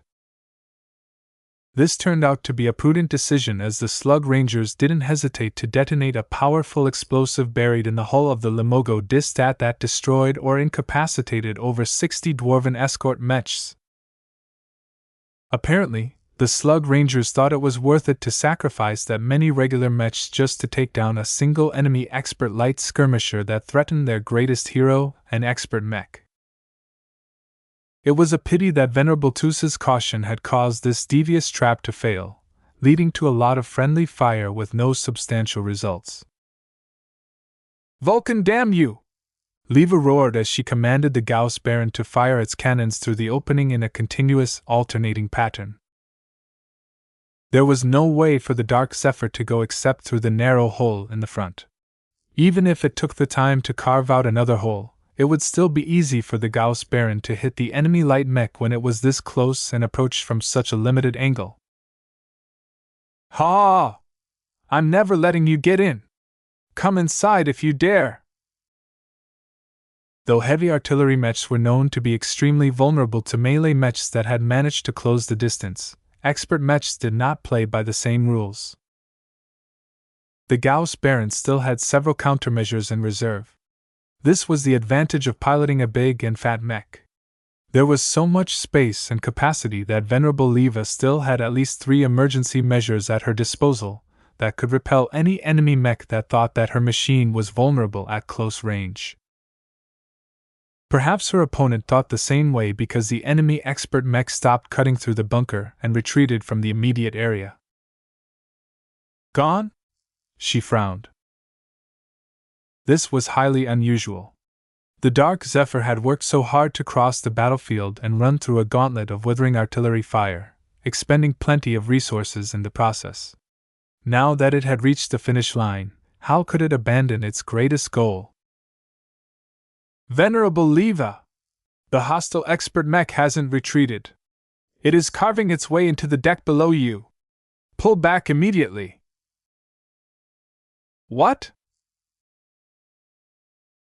The explosive trap that had devastated a lot of escort mechs also dealt a significant amount of damage to the hull of the Limogo Distat. The rough rectangular grooves exposed enough openings for the Dark Zephyr to carve through the hull with quick, repeated attacks with its extremely sharp knives. Though they didn't look like it, the Dark Zephyr's main weapons were quite good at carving through thick but not too resilient metal. Starship hull plating was typically characterized by these properties. The only problem was that there was too much material to carve through, that it would take any mech a long time to create an opening. Another problem was that many blades wore down rapidly if used in such a crude fashion. It was fortunate that Venerable Tusa didn't have to worry about this problem.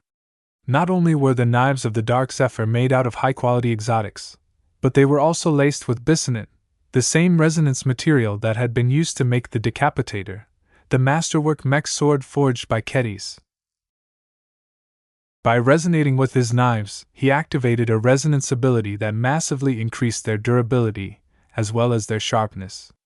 The enormous hull plating became as easy to carve into as a freshly roasted turkey to the Dark Zephyr.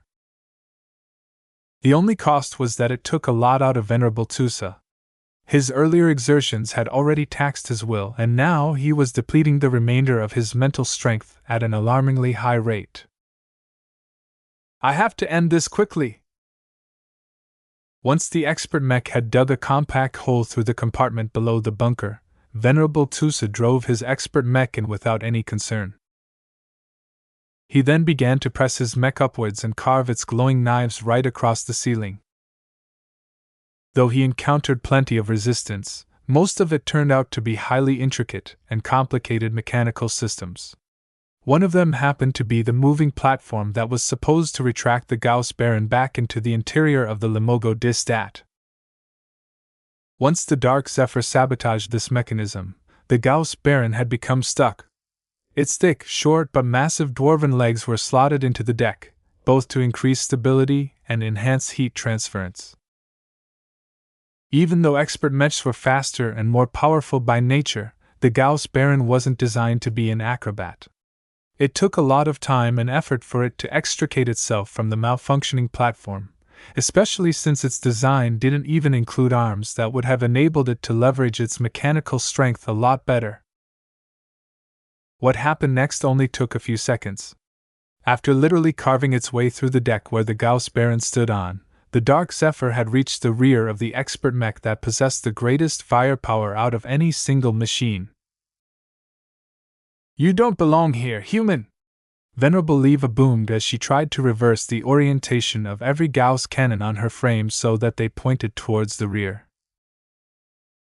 It was too bad that out of 8 of its formidable cannons, only 2 that were mounted on the top were capable of angling to the rear.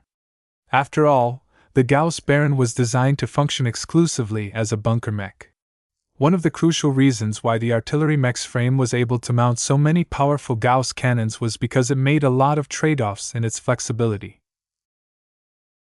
Now, these design choices had come back to bite the Gauss Baron from behind, literally in this case. The Dark Zephyr quickly rushed to the back of the Gauss Baron and cut the powerful but slow-turning cannons into trash before digging its knives through the vulnerable rear armor of the heavy artillery mech with only slightly greater resistance. Venerable Leva's manic eyes glinted as the dwarven expert pilot made a ruthless decision. Ejecting from the mech was out of the question because the enemy mech stood in the way. Many of the countermeasures that she had ready were invalidated because they were primarily designed to repel enemies from the front. Venerable Leva and the Slug Rangers had already failed by allowing the Dark Zephyr get this close. It was not a surprise that she didn't have any adequate solutions at her disposal. Without the ability to move or turn around her heavy mech, she made the only decision that could still allow her to contribute to the battle. "The Vulcan Empire belongs to Dwarvenkind." Venerable Tusa instinctively sensed an acute threat from the thick and heavy mech he was carving up. It was taking too much time for him to disable it due to its enormous bulk. Oh hell! He mustered up as much of his remaining resonance strength as possible. At the same time, he urgently resonated with his Dark Zephyr, causing it to appear increasingly more fuzzy just as the Gauss Baron exploded. From an outside perspective, a huge explosion engulfed the side of the Limogo Distat where the Gauss Baron's bunker was situated. The power and force of the detonation was so mighty that the capital ship jerked and lost control of her flight trajectory for a short instant. A lot of dwarven mechs, particularly those belonging to the Slug Rangers, momentarily faltered. "The Limogo Distat is hurt!" "Venerable Leva!" The explosion that tore out of the Limogo Distat's hull was so visually impactful that a lot of dwarven mech pilots felt chilled. The capital ship looked like a wounded whale. The violent detonation had demolished dozens of compartments around the bunker, and widened a huge and ugly cavity that represented an enormous vulnerability. "Rotate our vessel by 180 degrees!" Though wounded on her side, the damage to her functionality was relatively limited. With all of her major systems and ship components still in working condition, the bruised but still unbroken dwarven fleet carrier spun around her length until her gaping wound was no longer exposed to the human enemies at the front. Regardless of this quick response, a lot of dwarves were still devastated. The Gauss Baron was one of the 3 most powerful guardians of the soldiers in the dwarven military fleet. Her powerful Gauss cannons and her extremely helpful fire support had been key to suppressing powerful elements like the Amaranto, sieging hardy defensive ships like the Graveyard, and wrecking a lot of key enemy mechs such as the Transcendent Punishers and the Eternal Redemptions. Aside from that, the morale boost that Venerable Leva Hinder and her Gauss Baron bestowed to the dwarven troops was also gone. What was worse was that her tragic loss inflicted a negative impact on their morale. The Slug Rangers were especially hard hit. In the same way, the expeditionary forces had become a lot more buoyed. Many Larkinsons, glory seekers, and crossers felt suffocated sometimes due to the prospect of fighting under the specter of getting blasted by powerful artillery at any moment. The Gauss Baron had destroyed or crippled hundreds of mechs before it finally went down. The Dark Zephyr's daring intervention freed the human soldiers from a huge weight on their shoulders, allowing them to fight and serve with less reservations. Yet a number of attentive people weren't entirely happy at this dramatic outcome. The Gauss Baron had unquestionably self-destructed, but what happened to the Dark Zephyr that had been a stone's throw from its target?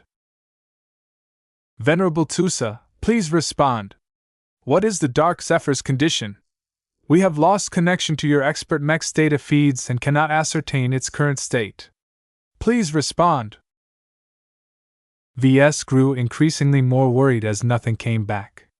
The spirit of Bentheim should have at least been able to receive some signals. Even from this distance, and even with all of the heavy interference in the surrounding space, the Dark Zephyr should have been able to show signs of life, but only if it was functional enough. He suddenly remembered that he had a good way of finding out whether a member of the Larkinson clan was still alive. Book, please. Nita stepped forward and passed over the Larkinson mandate to him. He let his armored gauntlet keep hold of the relic and tried to immerse himself in the Larkinson network. As soon as he did so, he immediately noticed that there were less connections and distant presences than before. The Larkinson clan had already suffered thousands of casualties. Not just mech pilots but also many ship personnel had sacrificed their lives in order to resist the Vulcanites. Naya. The golden cat who sat in the center of this remarkable network took each and every loss personally. As the embodiment of kinship, the ancestral spirit was not able to disregard the death of even the most inconsequential Larkinson. It's okay. VS mentally soothed Goldie. I know you don't like it, but these soldiers died for a good cause. We can't get distracted by grieving for their losses right now. We need to continue the fight and make sure that their sacrifices were not in vain. Nya. Chapter 3267, Escalating Ferocity. The expert pilots connected to the Larkinson network were blazing stars compared to all of the dim lights of other clansmen. VS easily recalled Tusa's light and ephemeral aura and noticed that the connection leading to such a presence was still intact. Tusa. The Dark Zephyr appeared just seconds later and a short distance away from the Limogo Distat. Though the unending alloy exterior actually looked dented and a bit burned in many places, the expert mech had still managed to survive the explosion at close range.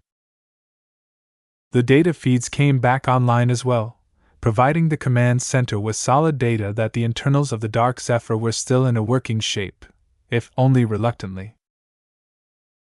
The only matter of concern was that the mental indicators of the mech pilots had dropped to a low point. The Dark Zephyr's resonance strength had deteriorated to the point it wasn't able to form any true resonance anymore. I made it, Tusa tiredly said over the communication channel. How? VS softly asked. I discovered the true meaning of my expert mech, that's all. Well, you've done your job. Please distance yourself from the Dwarven fleet and return to safety. You're not in shape to fight anymore. I'll be sure to order the Eye of Ilvain to cover your retreat. No need, VS.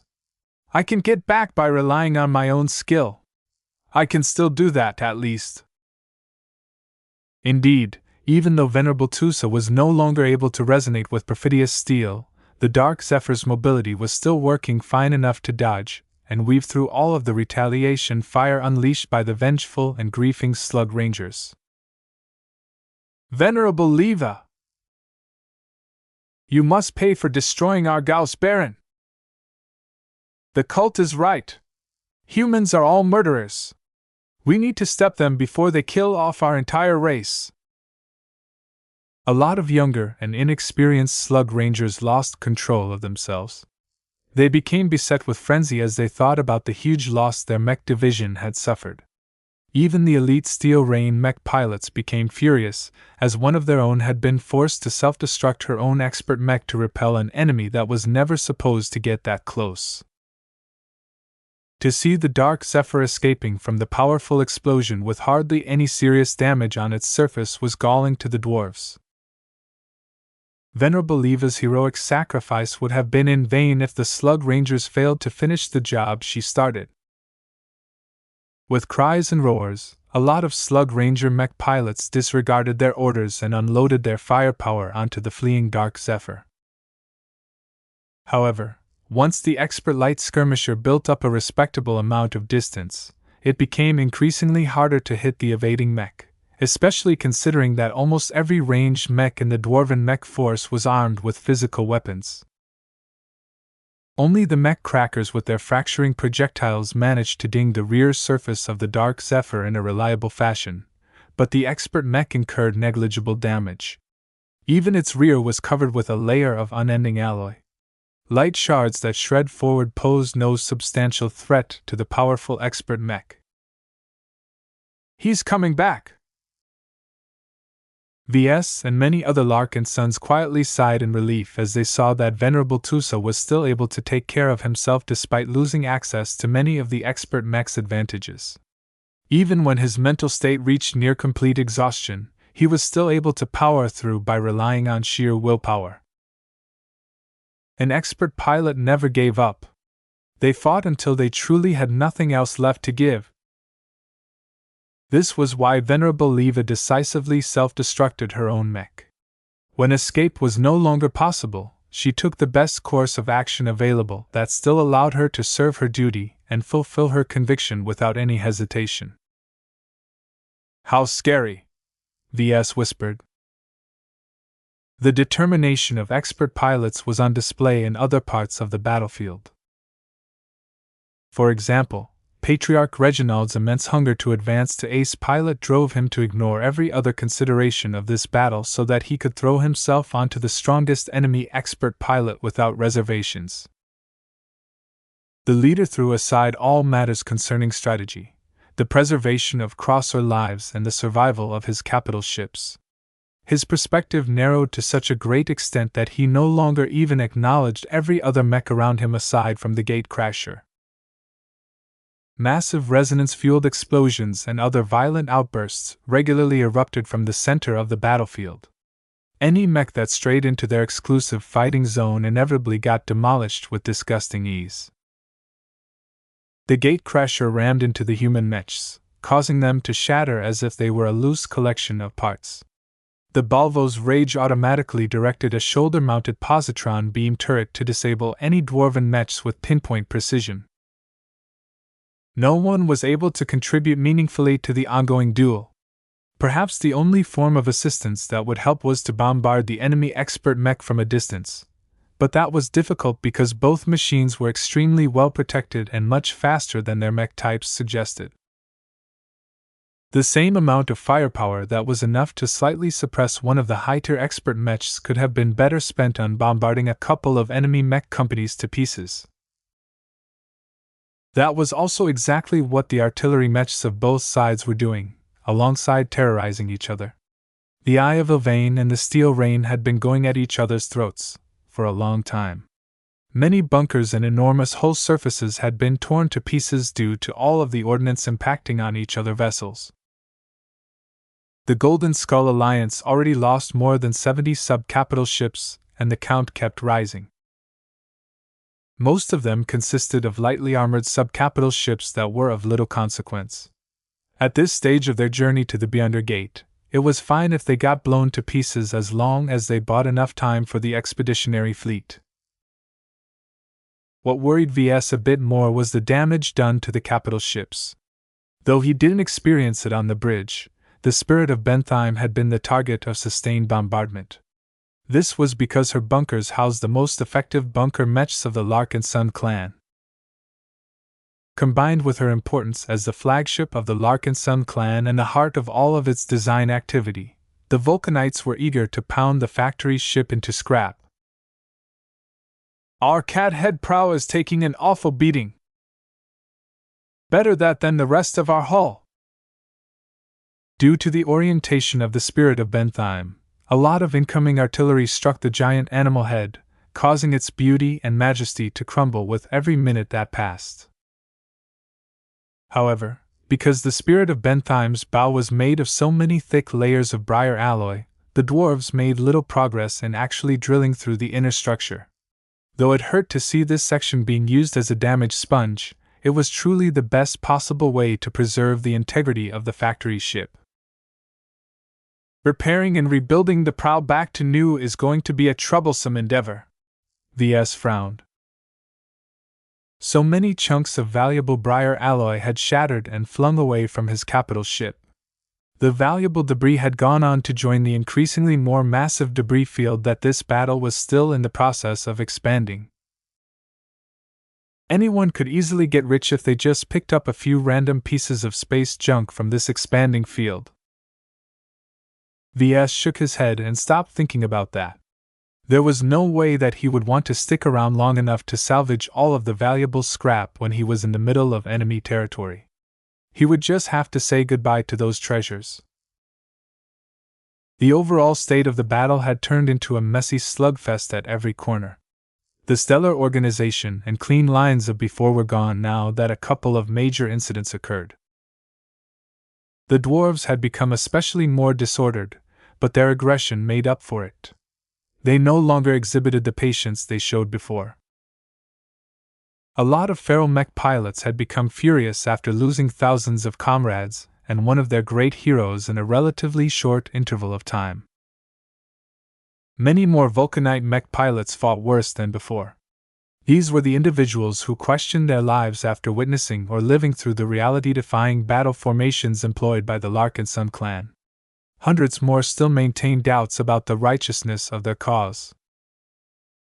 Was the Larkinson clan truly blessed by Vulcan? Even though most dwarves thought that this was a ridiculous question, the V's performance wasn't ordinary, and those who fell for his story for various reasons began to question whether they were following the right version of Vulcan. Then there were the berserkers. Any dwarven mech pilot who lost their confidence or willingness to fight for any reason quickly got injected with war stimulants. This cocktail of chemicals manipulated their physiology in ways that increased their hatred, raised their fighting instincts, and reduced their rationality. Though these drugged-up dwarves lost their discipline and their ability to work as a team, they had become frighteningly effective warriors who could outfight nearly any human opponent. Their unrelenting aggression and their lack of regard for their own lives caused them to make suicidal moves that also put their opponents in great danger. They're mere beasts, though. Between disciplined soldiers and feral beasts, it's much easier to deal with the latter. The mech units of the Golden Skull Alliance had not been adversely swayed by the dramatic turn of events. Instead, their morale and confidence had risen. The removal of thousands of dwarven mechs and the elimination of the Gauss Baron had wiped out a lot of threats that tilted the scales against the expeditionary fleet's favor. The only concern was that the enemy dwarves still fielded a lot more expert mechs than the expeditionary fleet. In a way, the odds are even worse than before. Ves frowned. Previously, we were able to deploy 7 expert mechs against 13 hostile expert mechs. Now, the ratio has turned into 6 friendly expert mechs to 12 enemy counterparts. This was a less favorable ratio than before, but the numbers didn't tell the whole story. It was absolutely worth it to trade away the Dark Zephyr for the elimination of the Gauss Baron. The latter's powerful artillery capabilities could have profoundly affected the other expert mech duels, thereby giving the numerically superior dwarven expert mechs an even greater advantage. The Dark Zephyr is a short-lasting expert mech anyway. It's not suitable for extended clashes, so it is highly doubtful that it could defeat successive expert mechs. Venerable Tusa was still a low-tier expert pilot who was just in the beginning stages of building up his resonance strength. He was far from comparable to the likes of Venerable Stark, who held a much greater advantage in this area. However, that did not make the guest expert pilot inexhaustible. In order to ensure the quick destruction of the Gauss Baron, the Amaranto briefly interrupted its duel against the enemy expert rifleman mechs, and expended a hefty amount of effort to strip the Gauss Baron of its various defensive layers. The Masterwork expert mech's full-powered shot that tore apart the reinforced bunker layers sapped a hefty amount of energy from Venerable Stark. Combined with all of the fighting she had done up until now, Venerable Stark's endurance had already reached the halfway point. She also exposed her full power, Ves reminded himself. Shortly after she showed how much firepower her masterwork expert mech with its newfangled luminar crystal rifle truly possessed, the enemy expert pilots had become a lot more cautious in their fighting. Aside from Venerable Orthox, who was confident enough to block any blow, all of the other dwarven expert pilots maintained at least some vigilance towards the Amaranto. As soon as the deadly expert rifleman mech attempted to pick any of them off, they would be ready to dodge or employ other defensive measures. This is not going to end anytime soon. Chapter 3268 Dwarven Gang Fight. While the Larkinson mech pilots fought to defeat the enemy mechs, the spacers who served aboard the various vessels tried their best to keep their rides together. Though their careers were not as glorious as that of the primary combatants, the humble ratings and officers who kept the crucial starships operational played a critical role in keeping the expeditionary fleet alive. Tens of thousands of crew members dispersed across several different berths tried their best to mitigate all of the damage inflicted on the hulls of the various vessels. Fix those power lines now. Our number 8 shield generator is depending on that juice. Close the breach in compartment 36-3 ASAP. Damage control parties scurried forth in protective hazard suits in order to put out fires, close damaging breaches, and prevent crucial systems from exploding and worsening the conditions of their ships. Those serving aboard the various sub-capital ships had it much harder than their colleagues serving aboard the capital ships. The former were not only severely understrength, but also worked in places where there was previously little protection. As long as an enemy artillery mech bombarded the sections the damage control parties were performing their duties, the loss of life was practically guaranteed. Still, these humble but courageous Larkinsons did their duty without letting their fears dictate their decisions. Sure, they wanted to survive this bloody battle, but they knew that the best way to preserve the fleet and the clan was to make their ships last as long as possible. Throughout the Larkinson fleet, many more individuals who decided to step up could be found. Some worked in the vacuum of space, and others tried their best to keep the engines of their vessels running even if enemy bombardment had snapped off the front half of their ships. The situation on the capital ships were different. As these vessels were the capital upon which the Larkinson clan relied upon to succeed in the Red Ocean, there were many more active spacers keeping them together. A lot of personnel evacuated from the sub-capital ships had gone on to reinforce the existing work crews or formed into additional damage control parties. The role of the latter was crucial to any spacefaring vessel. Damage to ships could come in many forms.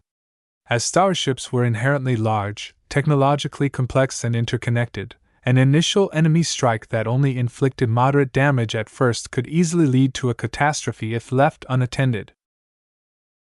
The primary role of damage control was to suppress and fix these dangerous incidents in a timely manner. Thousands of brave crew members address any serious issues such as short-circuiting, fires, toxic chemical leakage, and many other hazards. They did so despite feeling the vessel rumbling from sustained bombardment, or facing the threat of getting voided into the cold embrace of vacuum if one of the enemy attacks landed close to their location. The clansmen all did so knowing that they were making a substantial difference in keeping their fellow Larkinsons alive and well. Aboard one of the most badly affected capital ships, a team of technicians led by a low-ranking mech designer rushed to an outer compartment that had been rent by one of the Gauss Baron's final barrages. The damage control party forcibly pushed open a jammed hatch only to enter a compartment that was missing a huge chunk of hull structure. When they looked to their left, they could see the ships and mechs fighting in the distance. Continuous explosions and bright energy beams constantly lanced from one side of the battlefield to the other side. Less visible Gauss projectiles traversed the stretch as well, but they were too difficult to track with the sensors mounted on their hazard suits. Stop gawking and get to work! We need to erect a temporary bulkhead, fix the power and fluid lines, and reinforce the damaged deck structure. Why bother? The mech designer dinged the helmet of a techie with a multi-tool. Because the graveyard is falling apart too quickly. We need to weld more scrap onto her hull, but we can't do that if there are too many holes and not enough support on her hull. Got it? Then get to work. A combination of humans and bots began to perform rapid makeshift repairs. The assistance of the latter played a crucial role in speeding up their progress and getting more work done.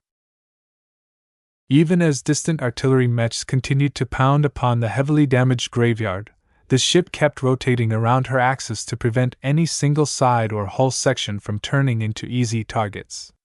This considerably increased the survival chances of the Larkinsons working to fix up the breached compartment. Hurry up! Command has just sent a priority request for us to remove a stuck pillar. As the work crews almost managed to close the breach with replacement panels, a random Gauss round slammed right into the weak barrier and instantly tore through them until it finally collided against the inner bulkhead. The enormous impact and transfer of kinetic energy was so violent that the bots and bodies of the work crews instantly shattered into pieces. The entire damage control party had been wiped out by a single attack from a dwarven ship cracker mech. Not only that, but the attack not only negated all of the dead clansmen's hard work, but also exacerbated the damage. Half a dozen more compartments had been breached, and the secondary damage that resulted from this initial impact were still tearing through the hull of the graveyard. The hardy defensive salvage ship was taking a greater and greater beating with each second that passed. General Vo remained stoic as he split his attention and tracked all of the important events taking place across the battlefield. He might not be an engineer, but he trusted the defensive capabilities of the graveyard. The vessel was built to withstand a lot of punishment, and he would take comfort in that as long as the captain of the vessel did not order an evacuation. The pressure on his shoulders was far greater than before. A battle involving multiple mech divisions and 20 expert mechs was beyond anything he had ever commanded. Certainly, he had taken part in battles of this scale in the past, but that was back when he was a lower-ranked officer and intelligence operative who fought for the Bright Republic. This time, he commanded a larger Larkinson army than ever against murderous dwarves who still retained tens of thousands of combat-effective mechs. While the confrontation between regular mechs remained stable, the struggle to defeat, or at least block the enemy expert mechs was a lot more precarious. Since the Pharaoh-punitive fleet brought so many more expert mechs than the expeditionary fleet, a situation has emerged where some friendly expert mechs had to fight against multiple dwarven expert mechs. Honor? Fairness? Valor? Ha! None of that mattered when the recent losses had riled up the Pharaohs and stoked their desire for retribution. The dwarven expert pilots all assumed that as long as they eliminated the human expert mechs, the rest of the human forces would lose their only effective line of defense against their rampage. This was why the dwarven expert pilots banded together and sought to gang up on their respective targets with no consideration for giving their opponents a fair fight. This was a war, and they shouldered the responsibility of preserving the lives of as many dwarves as possible. On the devastated right flank, the First Sword had entered into dire straits. Not only was it trying to contend against the powerful Paravad, but also had to defend against the unrelenting harassment of 2 additional low-tier expert mechs. The Morco Mark II piloted by Venerable Hubert Sontigan was also an avian mech like the much more famous Paravad. The difference was that Venerable Marek Bulfuran's Paravad was configured as a Marauder mech while the Morco Mark II was considerably lighter and faster. The Morco Mark II may be armed with only a light weapon loadout, but its claws were strong, sharp and optimized for swooping attack runs. Though the First Sword's unending alloy armor handedly resisted all of its aggressive attacks, Venerable Dai still had to be careful lest the fast and agile Morco Mark II attacked a weak point such as the flight system. Between its attack runs, the Morkel Mark II remained well out of sword range from the first sword while peppering the human expert mech with positron beams fired from its light wing-mounted cannon mounts. Even if the positron beam attacks failed to penetrate the armor of the first sword, they still transferred a lot of heat energy, causing Venerable Dice's expert mech to slowly build up heat. Still, this fast and elusive avian expert mech was not her greatest concern. Compared to the light harassment from the Morkel Mark II, the Domingo Darren piloted by Venerable Lisette Darkham was a much more serious concern.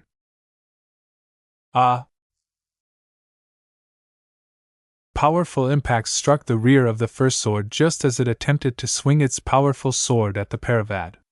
The physical impacts interrupted the expert mech's attack and forced Venerable Dice to switch from offense to defense, as she had missed the right moment to strike.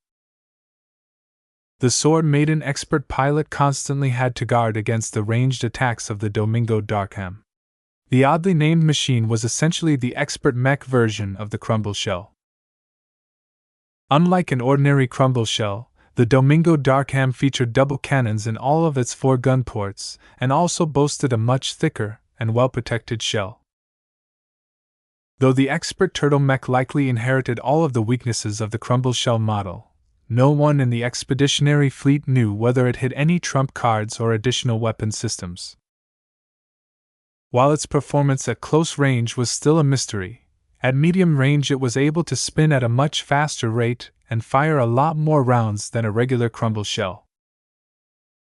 If not for her excellent swordplay along with the immense difficulty of dealing damage to an expert mech that was clad with unending alloy, the 3 Hiverorum mechs would have long torn the first sword apart. With the Morkel Mark II and the Domingo Darkham acting as support, Venerable Dice hardly had any room to breathe as she tried her best to resist the Paravad's powerful claw and beak attacks. Just like its 2 helpers, the Paravad clearly identified the first sword's flight system as a crucial weak point. It was impossible to cover it all up with armor, and many sections of this complicated assembly were covered with thinner and lighter applications of unending alloy. According to the analysts working aboard the Roost, the flagship of the Hiveroras, a sufficient application of heat and physical force should be enough to break the first sword's flight system.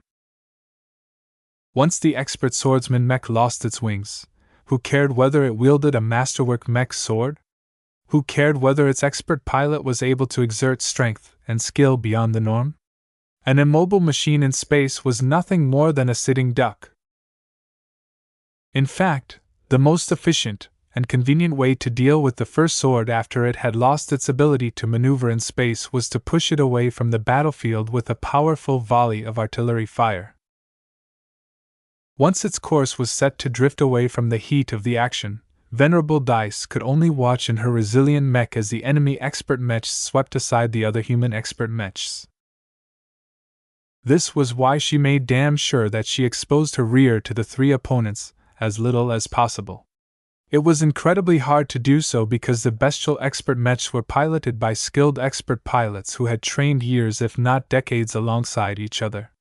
Their maneuvers and tactics spoke of tight and seamless coordination. No matter which dwarven expert mech the first sword attempted to attack, it would always be foiled by the combined efforts of the other 2 dwarven expert mechs. Chapter 3269 Triple Dwarfs. The first sword had no choice but to endure the attacks of 3 enemy expert mechs. After Venerable Dice and her elite comrades successfully launched a battle formation attack, the Hiverorum mechs at the right flank lost a lot of battle effectiveness. The large amount of cutting attacks they received was not that hard on their Crumble Shell mechs, but a large portion of the bestial mech regiment consisted of lighter and more agile models. All of these lightly armored bestial mechs behaved as if their wings had been clipped. With thousands of mechs unable to navigate or fight properly due to their damaged conditions, the Sword Maidens, Heavenswarders, Flagrant Vandals and Glory Seekers deployed at this flank were having a feast. The damage inflicted by the Blaze Storm wasn't limited to just material damage to the Hiverorum mechs. The extraordinary energy storm also carried Venerable Dice's will as it propagated through the dwarven mech formations, which meant that every dwarven mech pilot experienced the hostility that the Sword Maiden expert pilot held towards the enemies of her sisters. One of the consequences of this mental trauma was that the Hiver-Roarer mech pilots were still haunted and completely lacked the guts to confront the human mechs with confidence.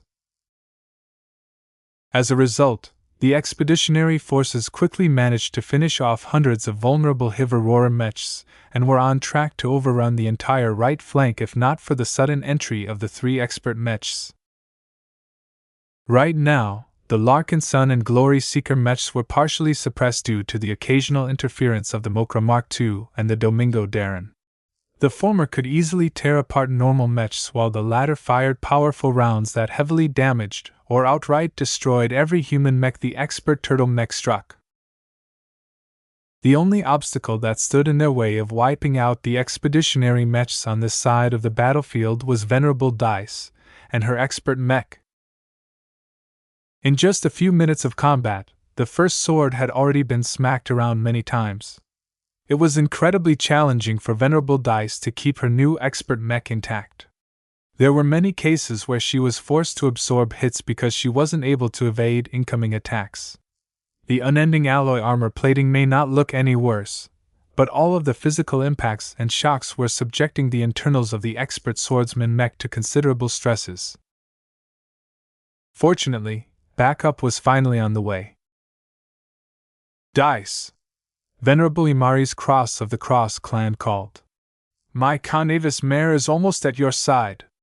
Let's work together to stall these Hiver-Roarer expert mechs.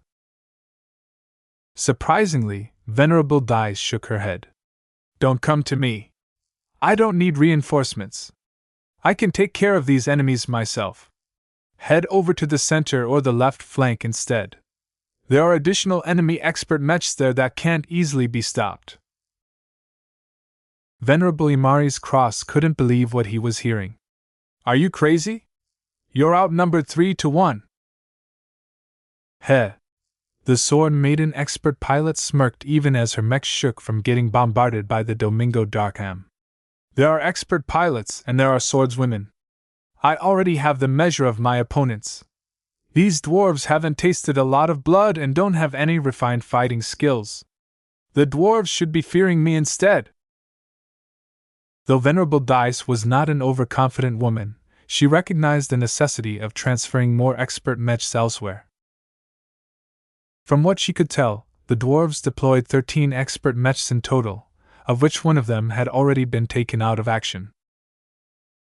The Hiver-Roarers fielded 4 expert mechs, of which Venerable Dice managed to entangle 3 of them. The remaining expert mech of this mech division was fighting on the left flank that was further away. The Slug Rangers used to field 4 expert mechs as well, but the takedown of the Gauss Baron removed a huge threat in their lineup. That still left 3 of their formidable expert mechs in the fight, though. 2 of the Slug Ranger expert rifleman mechs were locked in a firefight against the Amaranto. Amazingly, it took 2 of them to suppress the masterwork mech made by the Larkinsons. The main reason for that was because the Amaranto's firepower was too unreasonable. The physical rounds fired by the dwarven expert mechs mostly damaged the graveyard that Venerable Stark was still using as the Amaranto's all-purpose barrier. In contrast, the Amaranto could snipe at either of the 2 enemy expert mechs with much greater ease because the latter were flying in the open. Since the Ferals were on the attack, a much greater proportion of their mechs were deployed far forward from their fleet.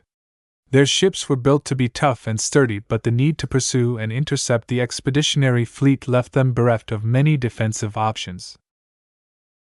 In fact, the 2 dwarven expert pilots that were exchanging fire with the Amaranto understood that hiding behind their friendly ships wouldn't have changed much.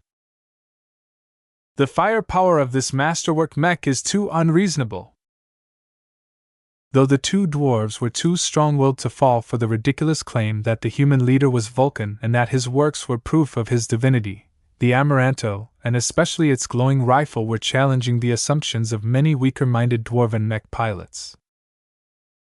For better or worse, the expert pilots battling against the Amaranto had to show their fellow Vulcanites that dwarven craftsmanship was not inferior. While Venerable Stark was trying to cope with two of her attackers, another Larkinson expert pilot had an even harder time trying to stay in the fight. Just like Venerable Dice, Venerable Orphan was currently being assaulted by 3 separate expert mechs fielded by the Molten Hammers. Of the 3 dwarven mech divisions, the Molten Hammers fielded 5 whole expert mechs. Each of them were piloted by dwarven talents who emerged from their respective mech regiments. This also meant that their expert mechs were similar to the regular mech models that the Larkinsons had already met in battle. For example, the Gatecrasher was a more powerful and more offensive spin on the Molten Furies of the Vulcan's chosen mech regiment. The Trementine was a fast and hard-hitting expert axeman mech from the Avido Berserkers that was good at breaking shields and chopping through armor.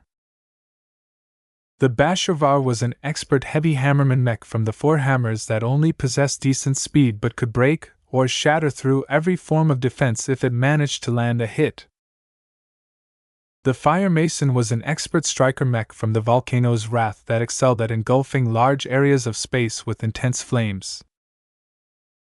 None of the latter 3 were pleasant to fight against, but when they pooled their strengths together, Venerable Orphan was having a much more awful time. Hot, hot, hot! That burns, you bastard!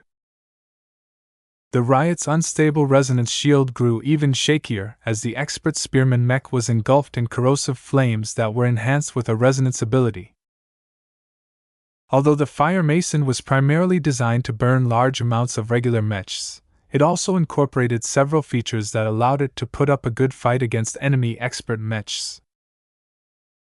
The ability it employed at the moment not only caused its flammable spurt to heat up to a much higher temperature, but also had a corrosive quality to its flames that allowed it to chew through resonance shields with remarkable effectiveness. However, for some strange reason, the latter quality didn't seem to have much of an effect. The Riot's unstable-looking blue corona had wobbled since the start of the battle, but had never actually broken even after suffering a surprising amount of attacks. Ha ha ha, that tickles! Is that the best you can do, dwarves?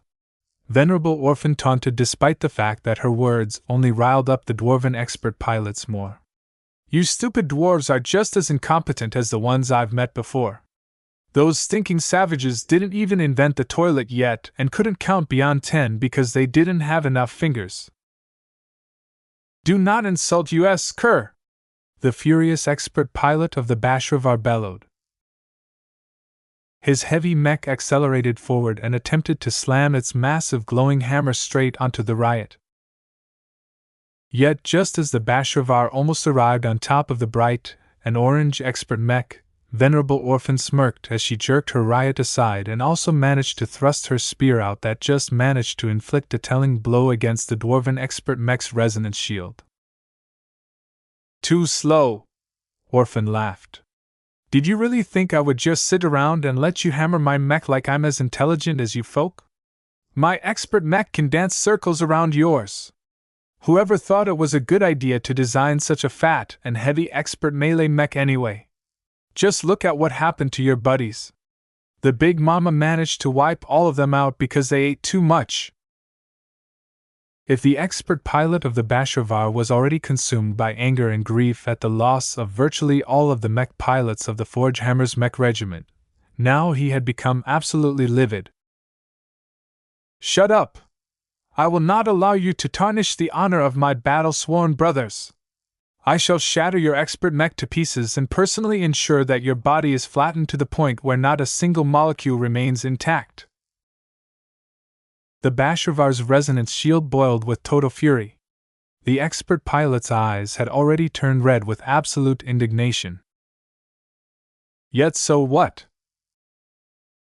Anger might cause the expert pilot to resonate even stronger with his Basharvar, but that did not change the fact that it was still a slow expert mech.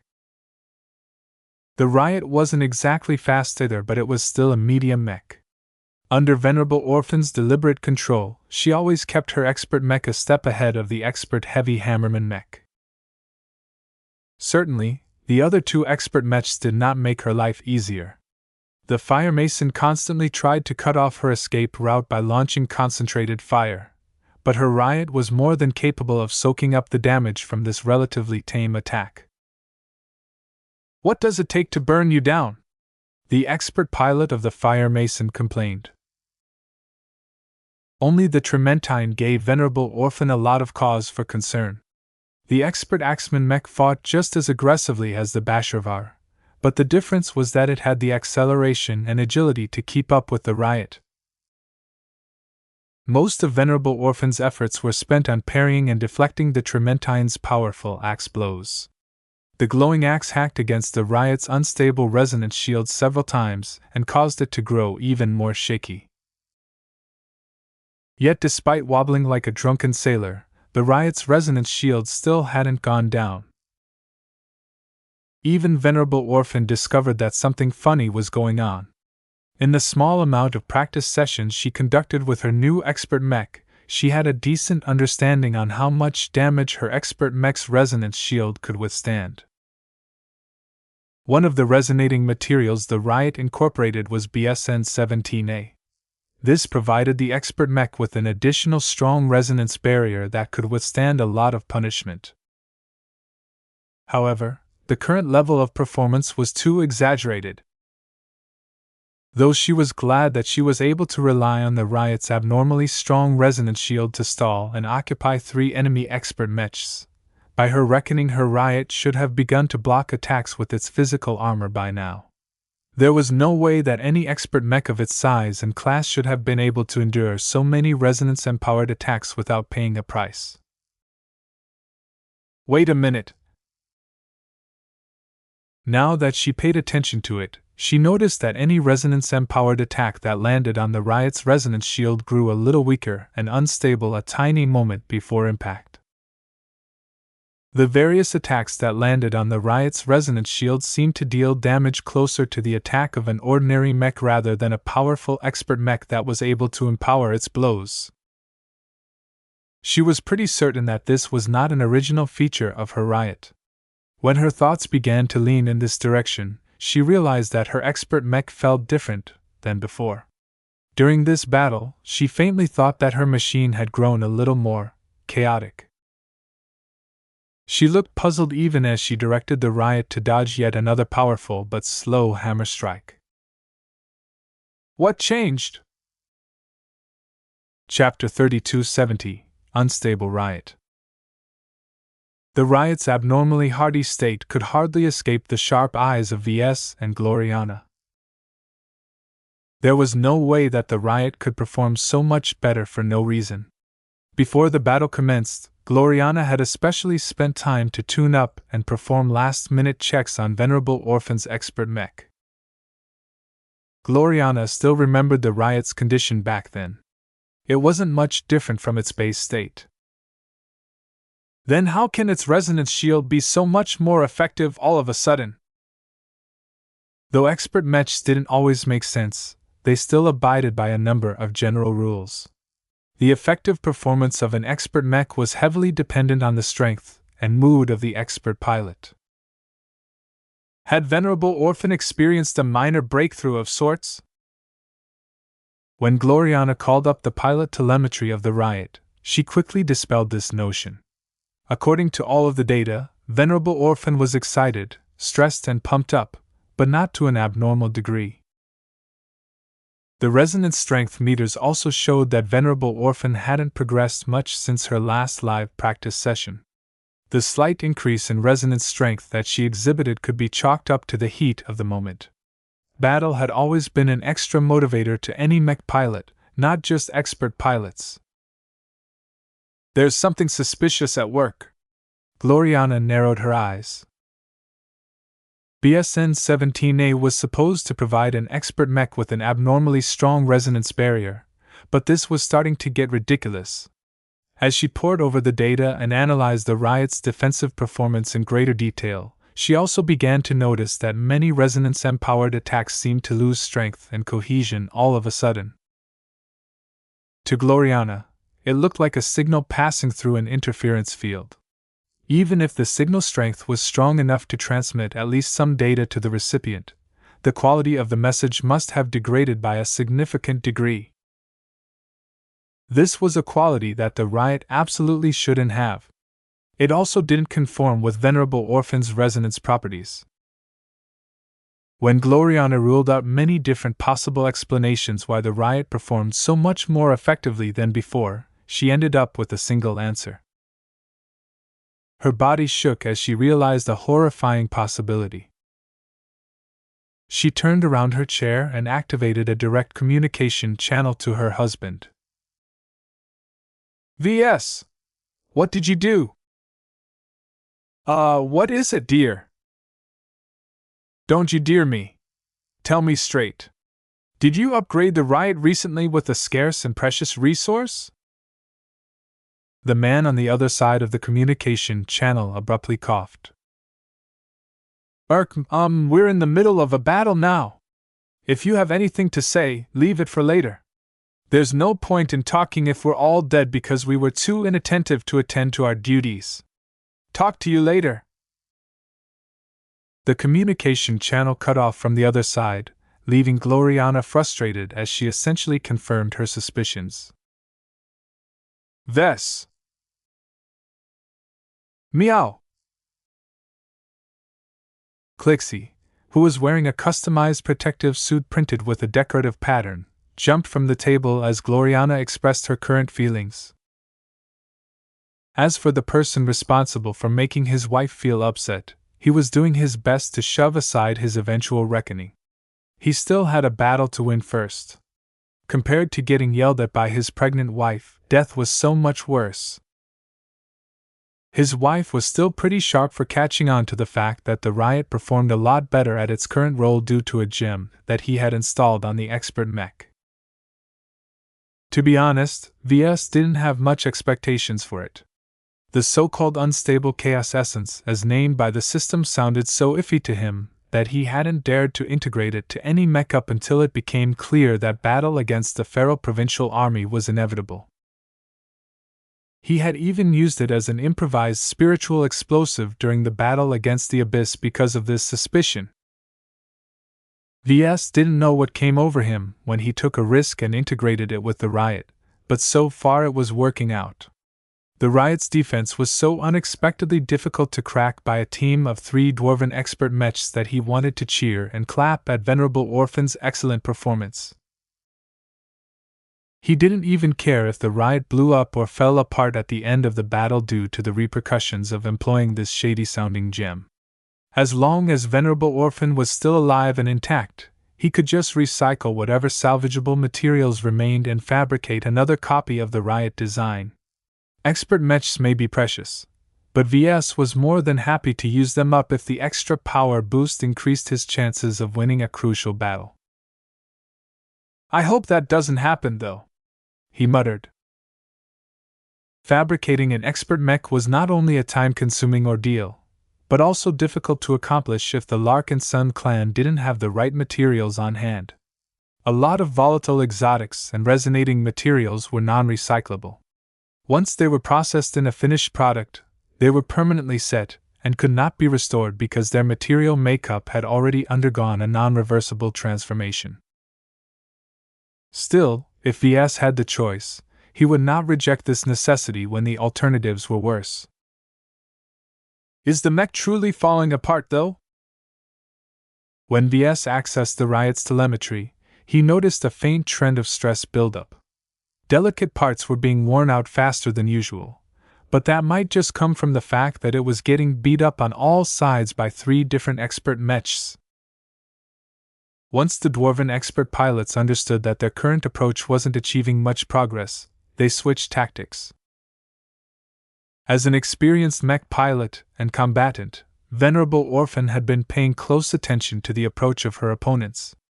Up until now, they employed a basic approach that just sought to surround her expert mech from 3 sides and deal as much damage as possible, hoping to overwhelm their opponent's defenses by sheer volume.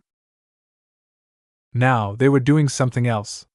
The Bashirvar became the focal point of their new formation and tactics.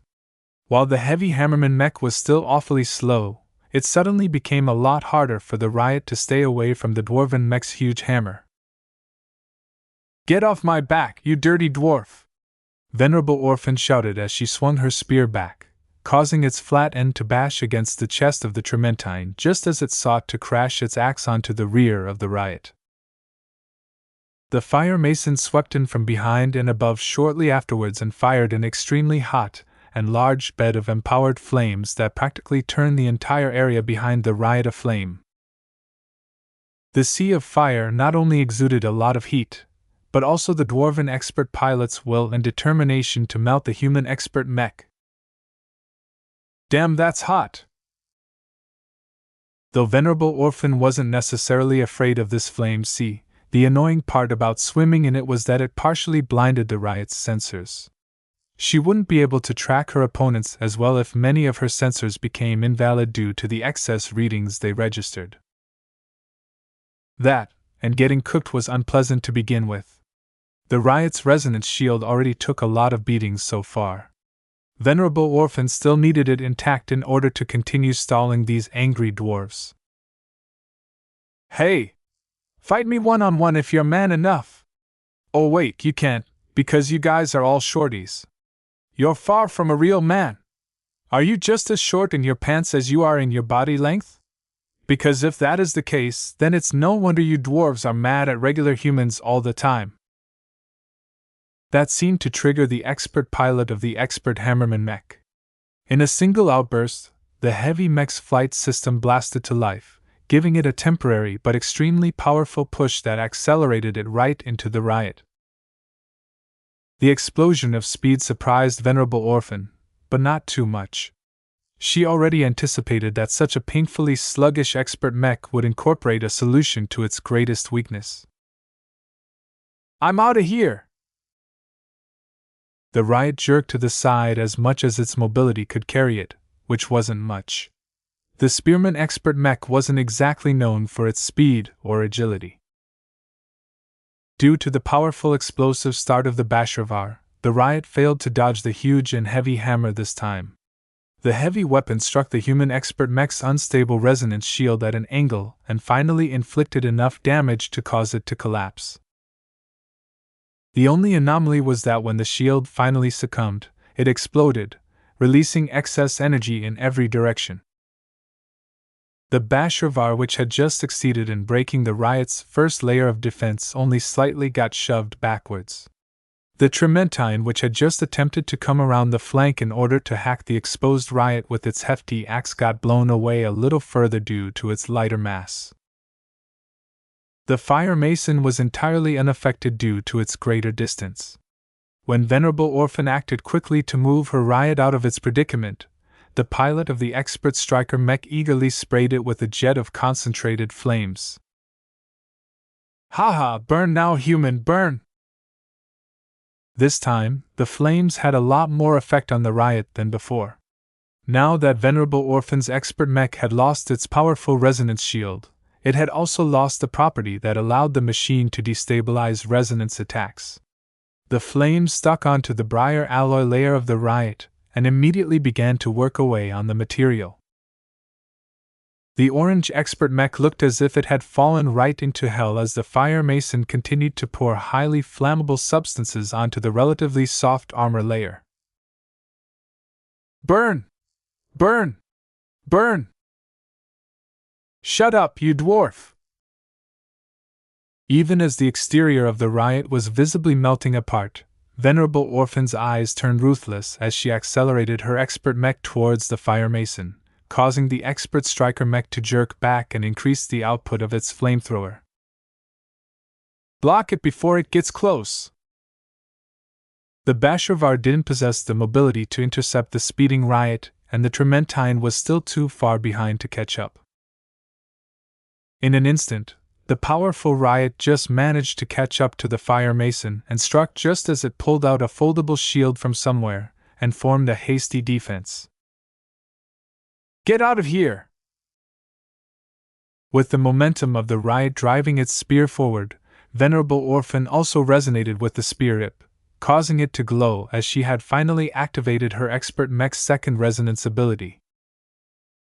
With a soundless ding, the spear shattered the fire mason's resonance shield and punched through its thin but still hardy physical shield before finally sinking halfway into the chest plating of the expert striker mech.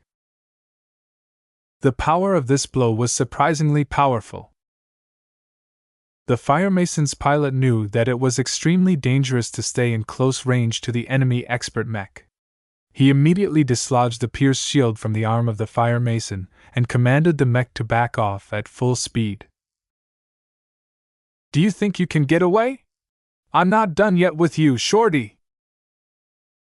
Venerable Orphan smelled dwarven blood and she relentlessly advanced on the fire mason even as her expert mech continued to take hits from all sides. Even as the riot managed to poke multiple holes in the fire mason, it was still burning as the expert striker mech wasn't going down without a fight. Meanwhile, the Trementine managed to catch up several times and chop apart entire sections of the riot's weakened surface armor.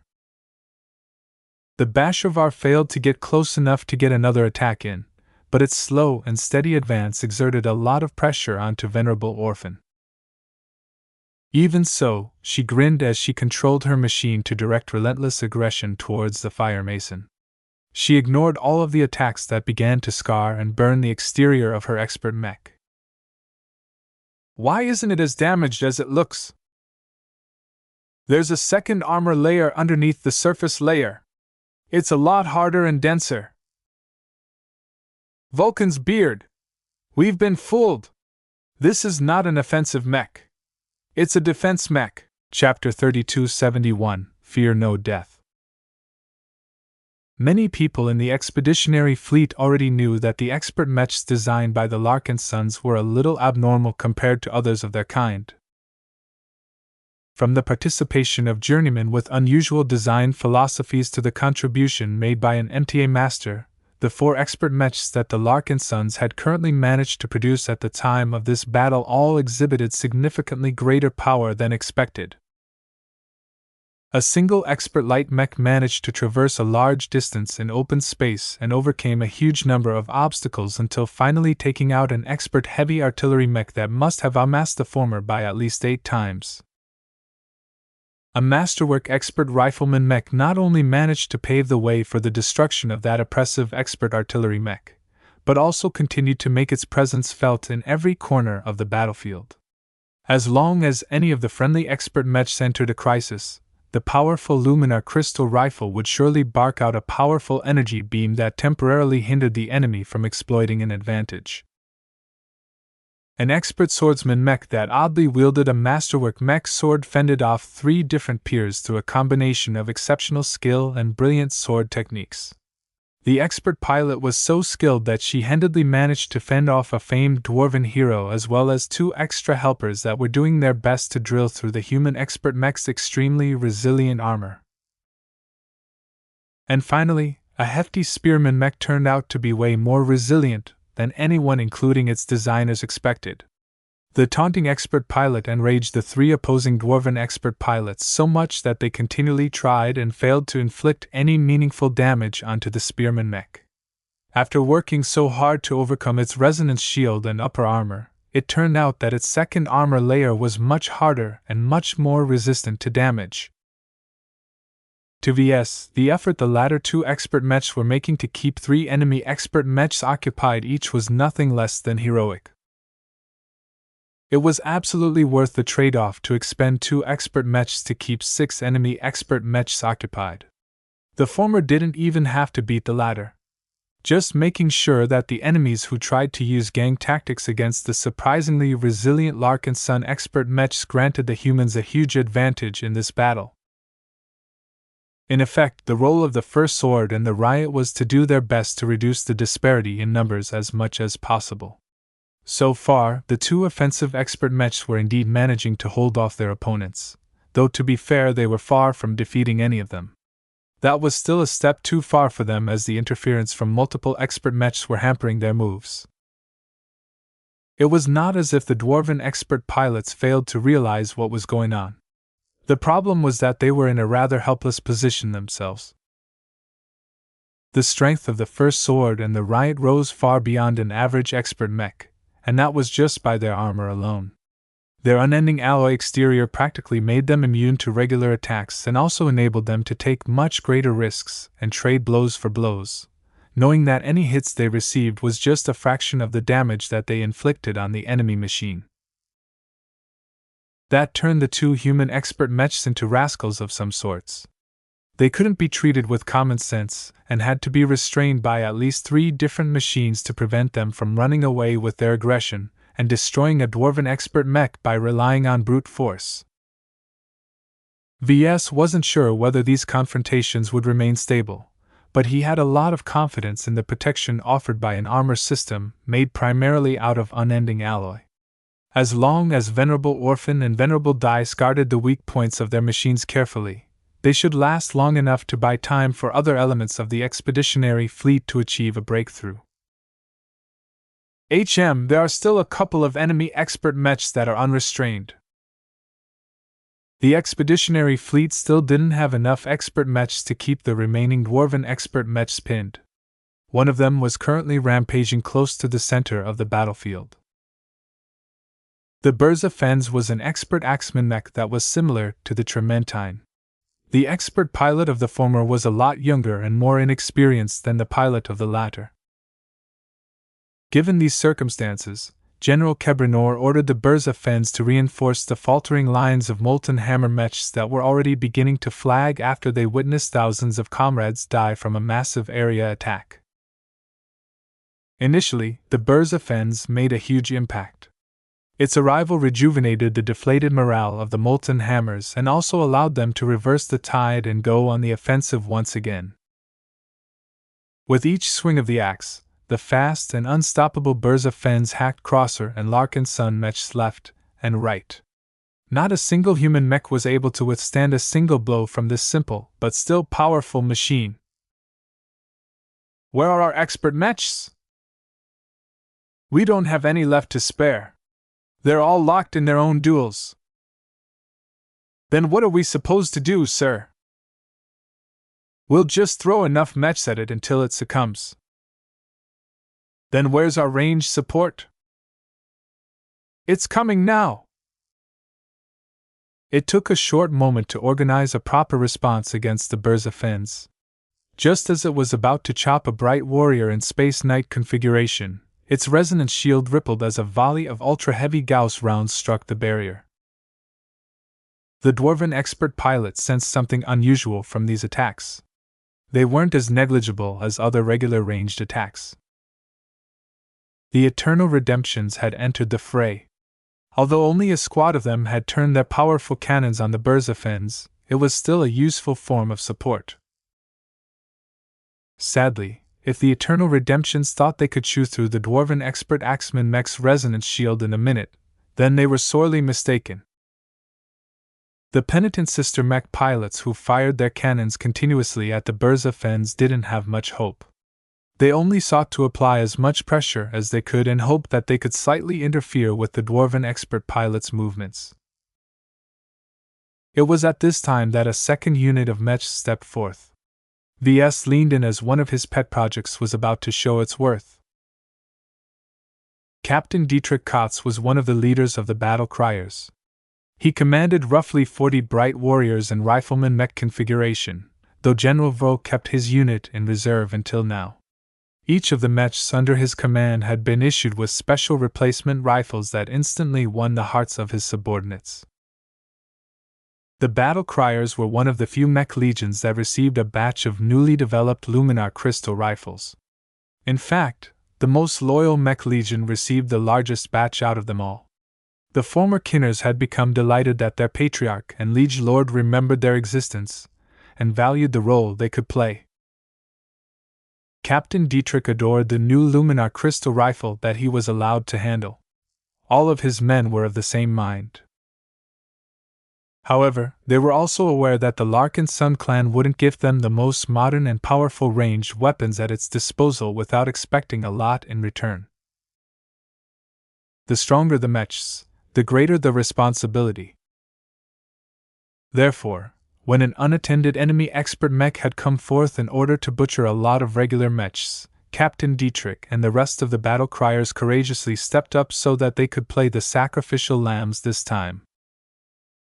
Dietrich knew his men well enough that they did not need to listen to a speech in order to accept the fact that they were about to clash directly against an enemy expert mech. The projected survival rate of confronting an expert mech such as the Ves was difficult to calculate. Whatever the odds may have been, the battle criers anticipated a lot of sacrifices. "Load light beam attack phase crystal," he ordered. Every bright warrior, including his own, activated a setting on their luminar crystal rifle. The revolving chamber spun a bit until the active attack phase crystal had switched from positron beam mode to light beam mode. The luminar crystal rifles held by the battle crier mech soon changed in character. The crystal weapon released a soft and white glow that hinted at a new type of energy that most people had never encountered in their lives. This was one of the most crucial elements that gave the battle criers the confidence to fight against an expert mech. Certainly, they would have fought against an overpowering enemy regardless of the weapons they had at hand, but not even kinners liked to commit suicide without achieving anything of value. With the new weapons provided to them, the battle criers became fully committed to living up to their patriarch's trust. "Men, the greatest burden of this battle rests on our shoulders," Captain Dietrich told his fellow mech pilots. "If we allow the Ves to keep slaughtering our mechs by the hundreds, it will not only cause our counterattack to fail, but also restore the confidence of the dwarves, thereby negating much of what we have worked towards. Will we allow that to happen, battle criers?" "No." "Then let us tackle this great and terrible foe and prove to the galaxy once again that even gods can be slain by mortal hands," Dietrich cried out as his bright warrior raised its glowing luminar crystal rifle. "Fight until you die. Die until you fight. We fear no death because duty and service is in our blood. Attack!" The battle criers advanced towards the unscrupulous Ves with a pre-prepared plan in mind. Once their rifle-wielding bright warrior mechs reached a certain distance, their mech companies dispersed into squads which subsequently split up into individual mechs. A couple of hundred battle crier mechs proceeded to fan out in order to attempt to surround the enemy axeman mech in a spherical formation. The dwarven expert pilot, though consumed with hacking as many Larkinson mechs to pieces as possible, wasn't ignorant of the enemy's maneuvers. His eyes narrowed as he sensed something more out of this response than normal. "Is this their plan to handle an expert mech? Ha! They're too naive!" The Ves stopped pursuing the retreating crosser mechs and began to pivot towards the nearest bright warrior, accelerating with an impressive burst of speed that caused a lot of battle criers to miss their initial shots. Hundreds of white light beams lanced the space just behind and around the dwarven expert mech. In this great forest of attacks, a handful of mech pilots finally managed to strike their target. The dwarven expert pilot wasn't worried. The Ves might just be a Loter expert mech, but it was equipped with a serviceable resonance shield that could block the majority of mundane attacks with great efficiency. Yet when the shield was finally struck by some of the laser-like beams, the dwarf uttered an alarmed cry as he experienced a greater sting than he thought. "Those rifles!" It was only now that he took the enemy's rifles more seriously. When his Ves finally closed in and chopped the entire torso of a bright warrior into half with a single powerful swing of its resonance-enhanced axe, the brethren of the fallen mech furiously fired their crystal rifles at the expert mech, their job now made easier now that the expert axeman mech had briefly stagnated in order to perform its attack. Over 50 different light beams struck the resonance shield of the Ves from different directions. Though the dwarven expert pilot ordinarily didn't pay much attention to it, he discovered to his horror that the stability of his first line of defense had already declined by at least 8%. "Impossible!" the dwarven expert pilot cried. They're not expert mechs or even pseudo-expert mechs.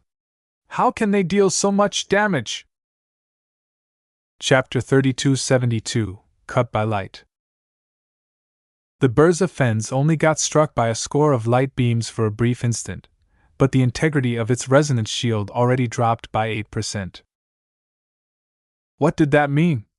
His expert mech only needed to get struck continuously for just a dozen seconds or so before he lost his greatest and most efficient barrier against regular attacks. I need to kill them right away. Yet when the Axeman mech blasted off towards another battle crier mech before subsequently chopping it to pieces, the dwarven expert mech finally realized that he had fallen into a trap of the enemy's design. The abnormally effective Bright Warrior mechs had come close enough to ensure a decent hit rate against a fast-moving Axeman mech, but also made sure to spread out from each other so that they did not make it easy to get eliminated in quick succession. Though the Burza Fens only needed a few seconds or longer to hop from Bright Warrior to Bright Warrior, the efficiency is too low. In the meantime, the battle criers persistently peppered the enemy expert mech's resonance shield with light beams. Though many beams missed due to the clever maneuvering of the Burza Fens, its evasion characteristics weren't as exaggerated as that of the Dark Zephyr. The dwarven expert pilot also originated from the Molten Hammers, who mostly preferred to fight head-on rather than dance around the battlefield. Compared to Venerable Tusa, the pilot of the larger and stronger Burza Fens did not train his evasive skills. Sure, he was better at dodging attacks than an ordinary mech pilot due to his inherent strength, but he spent most of his training time honing and refining his offensive skills. Damn it! Do you think I can't hit you from afar? Seeing that he needed to increase his killing efficiency, the expert pilot of the Burza Fens put all thoughts of slaying all of his opponents with his axe aside and commanded his mech to pull out a carbine resting on its back. The small and compact laser carbine took up minimal space when it was dormant, but quickly unfolded so that it became thrice as long. Additional modules expanded to make room for additional expanded subcomponents. Soon enough, the Burza Fens turned from a pure expert Axeman mech into a reasonable approximation of an expert hero mech. Although the dwarven expert pilot didn't excel in ranged combat, he was more than good enough to land consistent hits on average mechs. Your efforts are futile. Your mechs are too weak. The laser carbine was just a secondary weapon for the Burza Fens, but its design incorporated so many expensive exotics that its damage output actually exceeded that of the Luminar crystal rifle utilized by the battle criers. Of course, the cost of fabricating the weapons couldn't compare. The same amount of money needed to fund the production of this foldable carbine could easily be spent on fabricating hundreds of Luminar crystal rifles. Not only was the carbine significantly more powerful as a result, it also incorporated a small amount of resonating materials. This allowed the expert pilot to resonate just enough with the weapon to empower its laser discharges, thereby amplifying the weapon's damage output by a huge margin. Though a single shot from the laser carbine was not powerful enough to disable a Bright Warrior mech in an instant, a couple of repeated hits quickly rendered the victim inoperative. In fact, the dwarven expert pilot attempted to shoot the strange, glowing crystal rifles a few times. This was much harder to accomplish as he wasn't good enough as a marksman to land a hit on those slim weapons under real battle conditions. Even if his laser carbine managed to strike one of those crystal rifles, the latter didn't blow up as anticipated. Instead, much to the dwarf's surprise, the crystal weapons soaked up the incoming laser beam as if they were sponges that had just encountered water. In the end, the rifles only exhibited a minute amount of damage to their exterior that did not fundamentally affect their performance. What is up with these ridiculous weapons? Venerable! The weapons carried by the human mechs are based on Luminar crystal technology. A weapons engineer patched into the communication channel and provided the expert pilot with crucial information. Although we haven't discovered why the Luminar crystals of our opponents are so strong and resilient, Attacking it with energy weapons is ineffective. We suggest you target the mechs instead. Fine. The dwarven expert pilot grunted. That was bad news because the bright warriors he was fighting against were just sturdy enough that it took 2 to 3 hits in the same areas to penetrate their armor and inflict critical damage to their internals. While this was still doable to an expert pilot, each and every extra shot needed to take down a bright warrior was seriously hampering his efficiency. The fighting continued. The Burza Fens did not become deterred and fought to slay as many battle-crier mechs as possible with the help of both its axe and laser carbine. Though the bright warriors wielding their luminar crystal rifles did indeed fall at a faster rate than before, the battle-criers remained undeterred. They could clearly see that their new weapons were having a devastating effect on the enemy expert mech's resonance shield. Only a minute had passed, and it was already starting to look as if it was on its last legs. No matter how many mechs fell, the battle-criers became more and more invested in this struggle.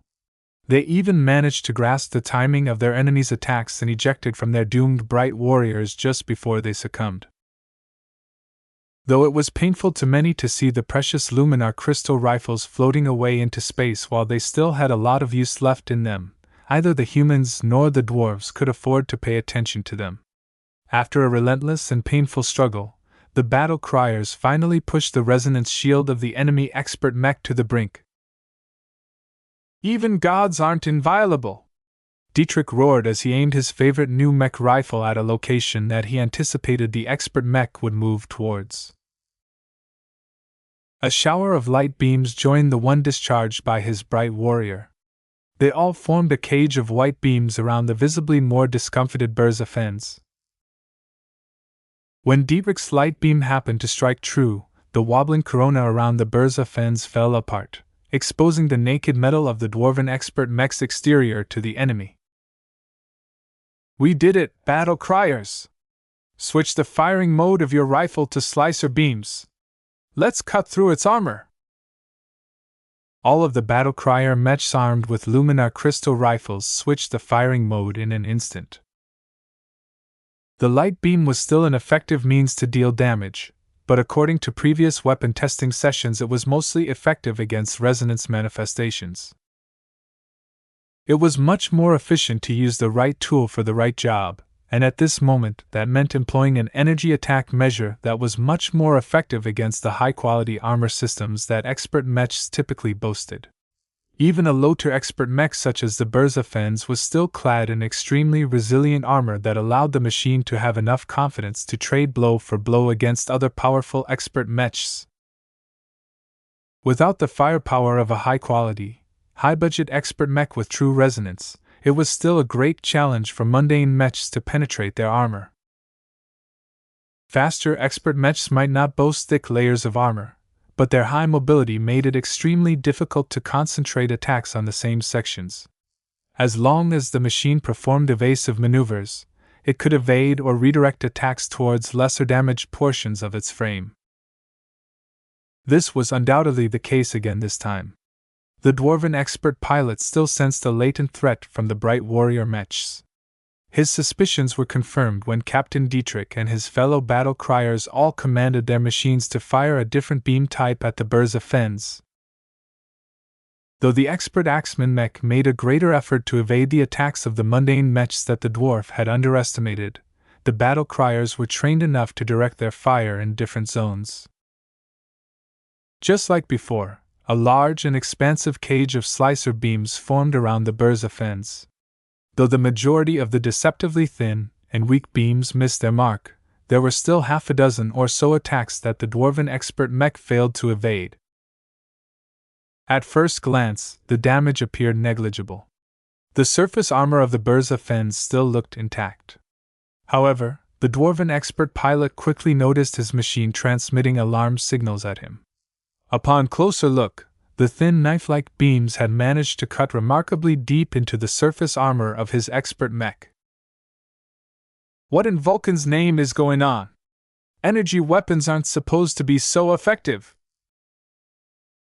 The dwarven engineers and analysts responsible for advising their expert pilots were all clueless. Aside from gleaning the basic properties of this new form of attack, they couldn't supply any acceptable explanations. All they could figure out was that the new type of attack beam did not inflict much heat damage, but was instead abnormally effective at cleaving through solid matter. Venerable, you can't allow the enemy ranged mechs to concentrate their fire on expert mech. Its armor system won't hold against this kind of massed firepower. We highly suggest you retreat to our rear. I can't. These humans are cutting off my retreat path. It was at this time that the dwarves knew that the Ves Larkinson was in deep trouble. The Larkinsons may not have been able to field enough expert mechs, but they compensated for it by equipping a portion of their mechs with innovative new weapons that were abnormally effective against the various proactive measures that made expert mechs so hard to destroy. With the battle crier mechs spread out far apart from each other, they continually fired their weapons at the Ves Larkinson with no regard to controlling their firing rate or conserving their energy. Holding back was always a bad idea when fighting an expert mech. Even if the continuous firing were starting to stress the crystals that made up their weapons, the battle criers still put their all in this fight because eliminating this enemy expert mech as soon as possible was their greatest and only mission. Keep up the pressure! Captain Dietrich excitedly cried as he tried his best to keep up with the erratic movements of the Ves Larkinson. Spread out more and move away from it. Its killing efficiency isn't actually that high. In truth, only a few minutes had passed since the start of this intensive clash, and already the Ves Larkinson demolished 2 mech companies' worth of bright warriors. This was a painful loss because the removal of 80 battle crier mechs meant that there were 80 less luminar crystal rifles wearing down the defenses of the Ves Larkinson. This effectively prolonged the time it took to take down the expert mech. If the battle criers took too long to finish the job, then there was a great possibility that the expert axeman mech would chop them all to pieces before it reached its limit. Captain Dietrich was determined not to let that happen. So you are only just that. The dwarven expert pilot smirked as he realized that he had gained the upper hand. You fellows are good, but you're no match to a Vulcan-blessed dwarf. Let's finish this farce. The dwarven expert pilot was sick and tired of getting led around the nose. He should have converged with his fellow peers and sought to use the advantage of numbers to bully the outnumbered enemy expert mechs. He was planning to do just that, but first he needed to take out the trash. Vulcan's children are not to be trifled with. Chapter 3273, Evil Human Tech. What are those rifles? Many observers who weren't informed about the new luminar crystal rifles looked astonished at their battle performance. For example, at Master Willix's office inside the Halcyon Citadel, Master Olson could immediately judge that the firepower and effectiveness of those crystal rifles were beyond the norm. Effective against expert mechs. True. Willix coyly smiled. Mass production. Conditional. Propagation. Restricted. Reason.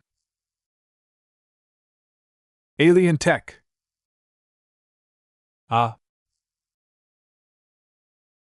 Master Olson momentarily thought that she needed to warn the Friday Coalition to face this deadly new weapon system that the Larkinsons apparently developed recently. Although the Larkinson mechs weren't putting this new tech to the best use, the glimpses they showed already showed the incredible potential of the new luminar crystal rifles. She was perceptive enough to notice that the rifles wielded by the battle crier mechs were a more downscaled version of the Amaranto's exquisite masterwork rifle. The fact that the Larkinsons managed to make so many of these lesser rifles suggested that the clan had managed to develop a feasible way to mass-produce them in a timely and economic manner. The implications were obvious. As long as the Larkinsons handed over this tech and the rights to use it to the Hexadric hegemony, the Komodo War would immediately take a drastic turn as the Hexers would begin to deploy much more effective anti-expert mech units. Fortunately, the mention of alien tech quickly assuaged Master Olsen's concerns. As she thought about the implications of this weapons technology further, she quickly deduced that even if the Larkinsons managed to deconstruct the alien tech so that it fully conformed to human technological standards, the MTA would still prohibit its use on a wider scale. Any weapon system that specifically targeted or countered expert mechs was not conducive to the Mech Trade Association's wider goals. As a master mech designer, Carmen Olsen had been inducted into enough secrets of humanity and the wider state of human space to know that high-ranking mech pilots played a crucial role to the association and humanity's future. In general, the only anti-expert mech weapons that were allowed to be put into general use were those that required expert mechs to begin with in order to employ.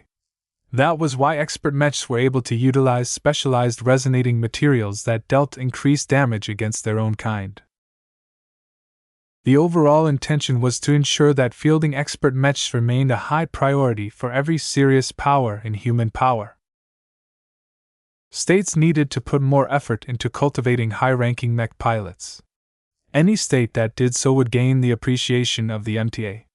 This was why states like the Garland Empire was of considerable interest to the Meshers. Even though its culture was distorted, it succeeded in producing more expert pilots and ace pilots than the norm. In fact, Master Olsen didn't need to tease any information out of Master Willix that the MTA was rooting for the Friday Coalition to win. Not only was its culture much more palatable than that of the Hexers, but the main reason why the Friday men had gained the upper hand was that it relied on fielding more expert mechs than their opponents.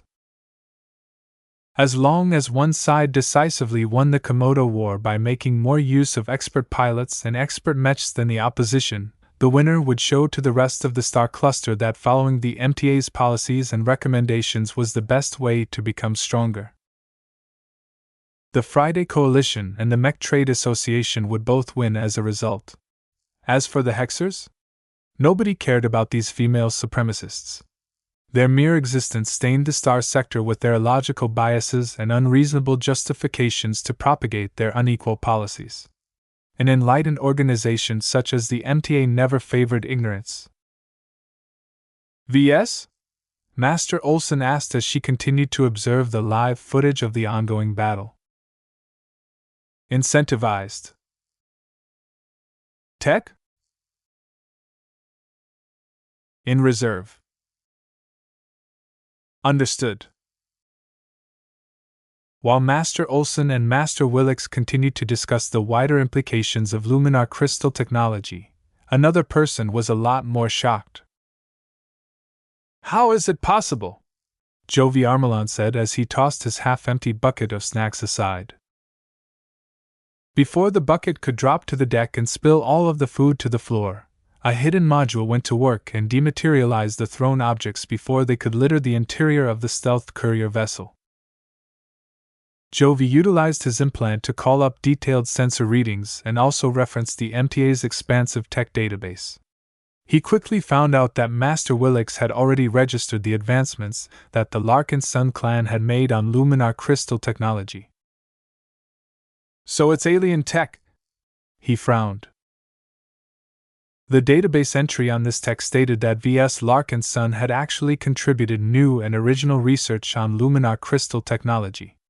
The association officially acknowledged him as a contributor of restricted technology, which was an important recognition that granted the person in question the right to make use of his own inventions, within reason, of course.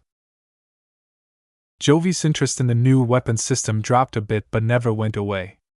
Even if it was based on alien technology, the luminar crystal weapon system still presented humanity with another powerful solution to fight against certain kinds of foes. As long as the Larkinsons keep making the same kinds of advancements, these crystal weapons might become a lot more ubiquitous one day. He didn't have much hope for that, though. Humanity stole or salvaged a lot of alien technology over the years. All of the low-hanging fruit had all been plucked, leaving only the more difficult and obscure alien tech that was almost indecipherable. If even the best MTA scientists couldn't make heads and tails of obscure alien advancements, then the odds that some random space peasant managed to unlock their secrets was minimal. Perhaps the Larkinsons were lucky enough to stumble upon a breakthrough. It happened before, especially when there were so many humans in the galaxy to begin with. Yet the same lucky people never managed to make any follow-up discoveries. In the end, only systematic research and development produced lasting gains. This was the inherent superiority of a huge organization like the Mech Trade Organization. It was large, wealthy, and powerful enough to support an immense amount of systematic and organized research on countless different scientific subjects. It didn't matter if many research teams weren't making quick progress. With so many different teams and projects, the MTA just had to sit back and reap the rewards whenever one of the many teams managed to solve a great problem. Jovi smiled. Only together will we be able to advance humanity's tech base. Meanwhile, the dwarven expert pilot of the Burza Fens had enough of the nonsense that the enemy humans were throwing at him. The new crystal weapons wielded by the human mechs had thrown him off guard for a while, but after eliminating over 80 of their number through a combination of axe and laser carbine attacks, the battle crier mechs no longer appeared so threatening. Seeing that the incoming attacks had diminished to a more tolerable intensity, the expert pilot shaped his will and began to activate a powerful resonance ability. The powerful axe wielded by the Burza Fens began to glow brighter and brighter as it accumulated more energy. Many battle criers, including Captain Dietrich, became alarmed at the sight.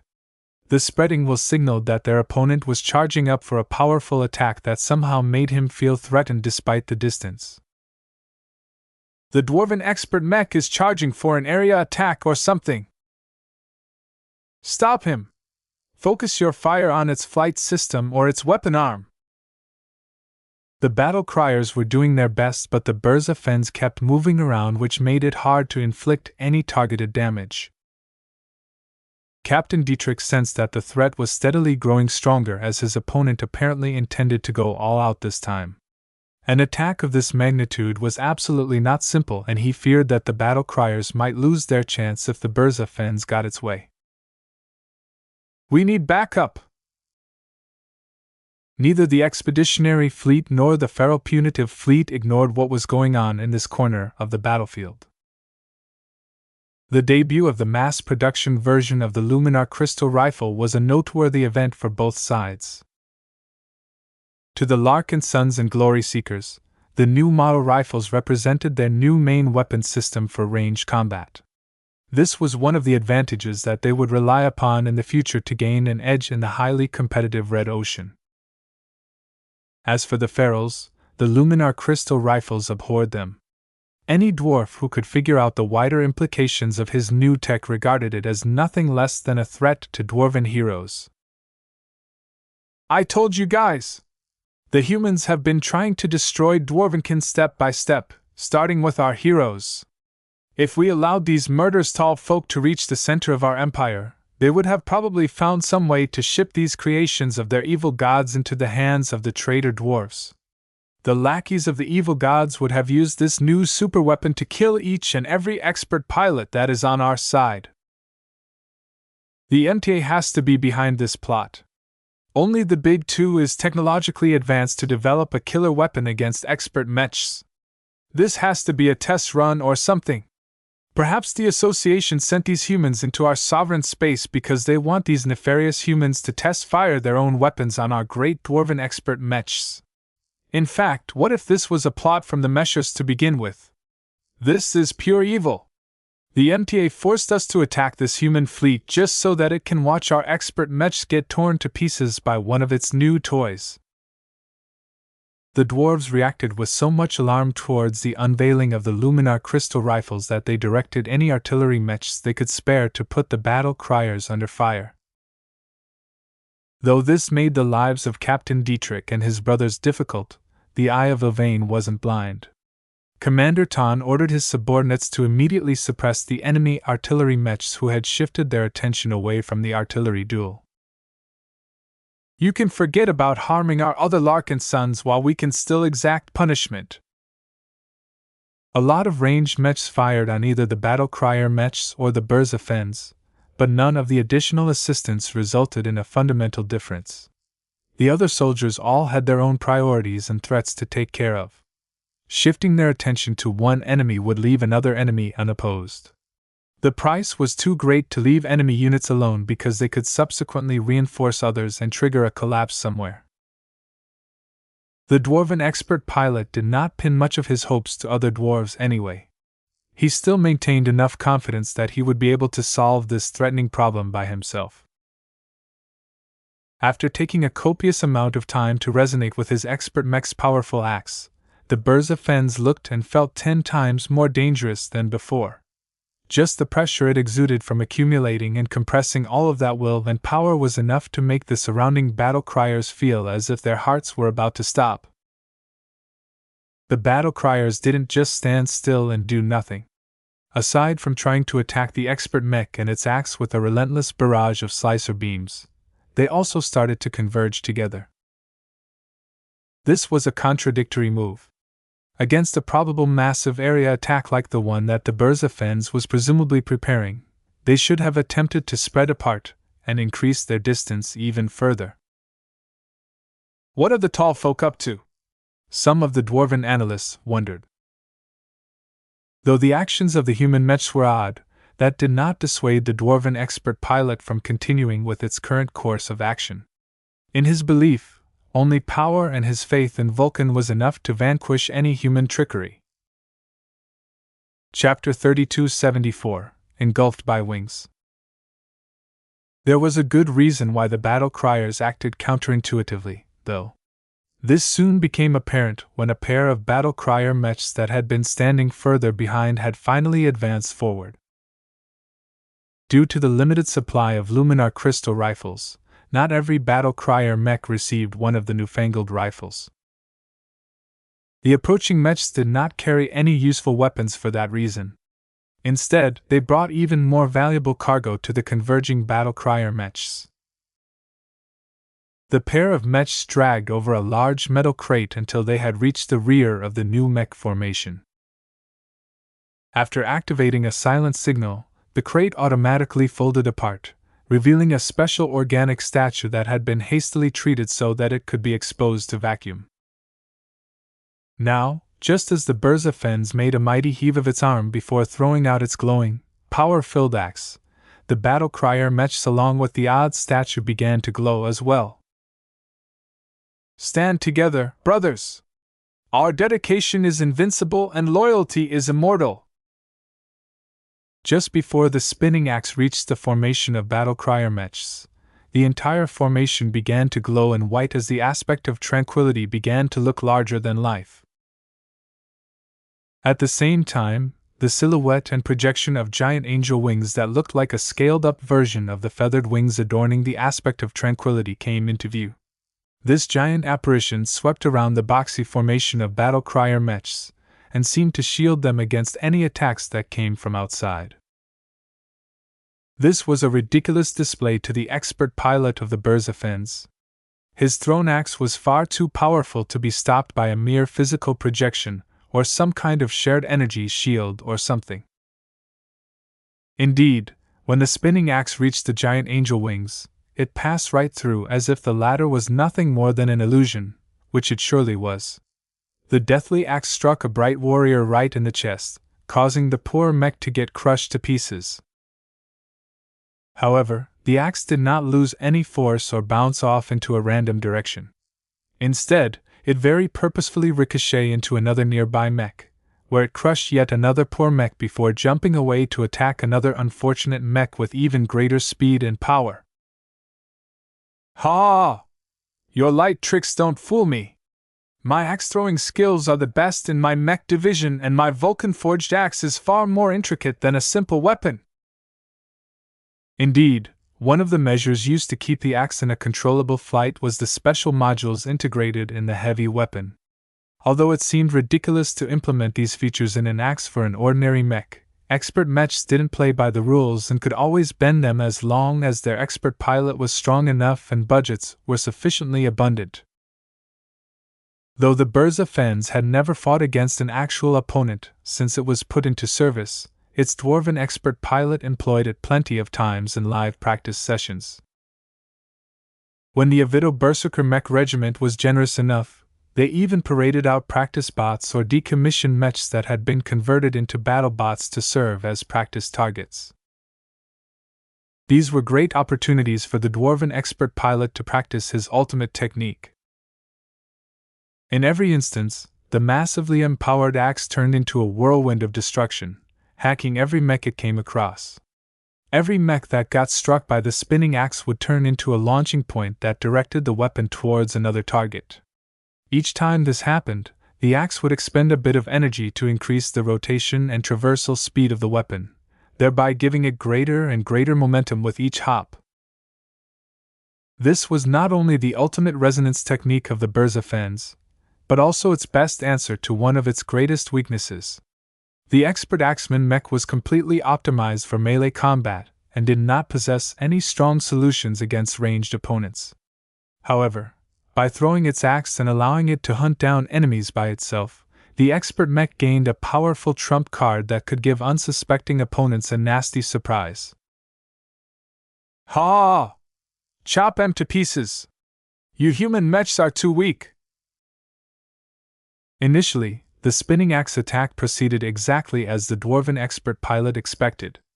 After striking half a dozen mechs, the axe continued to gain speed, power, and momentum, which was pretty strange to see. Yet after it demolished a seventh bright warrior, the spinning axe actually began to lose a bit of speed. Though the difference was minute, by the time it shattered the 10th mech of the battle criers, it had lost a lot of power. What is happening? My axe! While this was proceeding, the battle crier mechs continued to maintain their new battle formation without a care in the galaxy. The giant wings still glowed as bright as ever, and the aspect of tranquility that anchored this entire manifestation had spread its calming glow far beyond its usual range. While it simultaneously caused the mech pilots to lose sense of their emotions, they did not seem to mind it. The warm embrace of Lufa provided them sanctuary against the forces that they could not contend on their own. Although it was extremely hard for the battle criers to put themselves in the best state of mind to channel this special battle formation, with the aspect of Lufa close at hand, the difficulty of doing so had dropped to a trivial level. Once it had bounced for the 14th time, the expert mech's axe had essentially lost all of the empowerment that should have kept it deadly. The sanctuary formation had apparently drained all of its energy and stripped it of its extraordinary character. If not for the fact that the design of this axe incorporated a decent amount of resonating materials, the sanctuary formation could have depowered it faster. Now that the dwarven expert pilots will no longer enhance its cutting and destructive power, it was just a mundane spinning object that could easily be evaded. As the large formation slowly faded away, the battle crier mech pilots all regained their emotions but also became a lot more mentally exhausted than before. Fighting against a dwarven expert mech was an incredibly stressful endeavor. Channeling their new battle network tired the battle criers out even further. However, Dietrich and his other brothers thought it was worth it. The Ves Larkinson clearly invested a lot of power into the axe, and to see it negated in a relatively short amount of time must be frustrating. This expert mech and its pilot can't fight forever. I don't believe it is still in good shape. Though it was difficult to judge how much fight an expert pilot still possessed, Captain Dietrich had been observing the enemy machine carefully, and sensed that it had grown a lot more reluctant to fight the Larkinson clan. Weakness. Attack. Try and grab that axe if you can. This expert mech is a lot less scary if it doesn't have its weapon anymore. Unfortunately, the nearby mechs failed to capture the spinning axe. Even when it lost its extraordinary characteristics, it still contained plenty of maneuvering systems that deftly steered it away and back into the hand of the Berzafens. Even so, the dwarven expert mech exuded a much less savage aura than before. The battle criers became encouraged by the sight. Spread out and attack, same as before. Make sure to cover the expert mech's potential retreat path. Don't let it run. Captain Dietrich shouldn't have bothered. These tall folk. The dwarven expert pilot's pride had been completely provoked. After seeing these odd human mechs threaten his beautiful machine and foiling his attempt to destroy them in a single massive blow, he felt inferior. How could a powerful expert pilot such as him fail to beat a bunch of regular mechs? His performance was shameful and completely disgraced the Avido berserkers. Seeing these ranged mechs resume their attempts to cut through his expert mech's armor with their oddly sharp beams finally caused him to boil over. A switch had triggered in his mind that completely set him off. Don't mock me, humans! All of you must die so that I can wash off my shame! The expert mech exploded in fury as the expert pilot finally channeled the most infamous characteristic of the Avido berserkers. The offensive mech regiment had a reputation for training prickly dwarves who were quick to anger.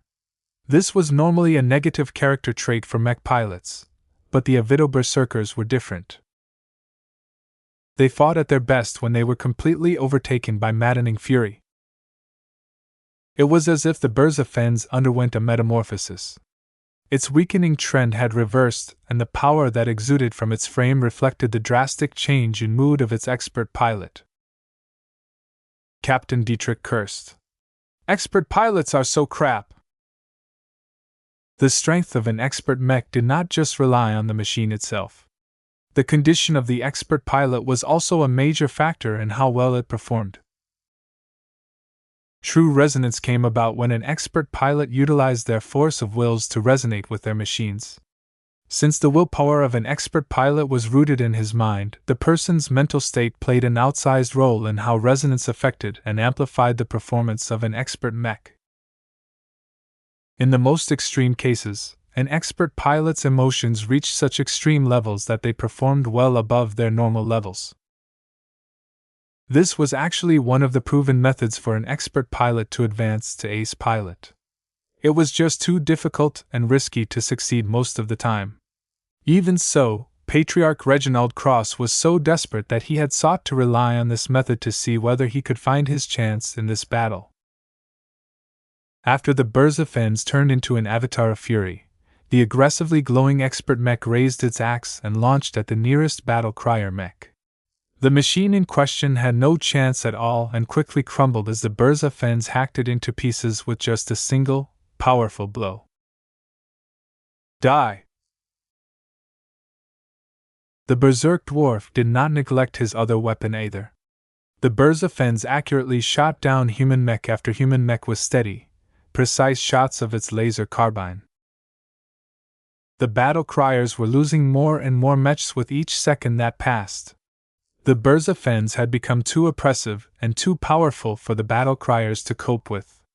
Even though the luminar crystal rifles were slicing the fast-moving expert mech on a regular basis, they had lost too many mechs for them to apply damage quickly enough to the berserk machine. When Dietrich saw that the mechs piloted by his brethren were being culled one by one, a weight pressed onto his heart. He knew that his unit had failed to complete its mission. The Berzafens exploded with such great fury that it seemed as if the expert pilot itself was propelling it through sheer willpower. When the expert mech finally turned to Dietrich's bright warrior and chopped its axe down to hack it in half, the mech officer decisively pulled the eject lever.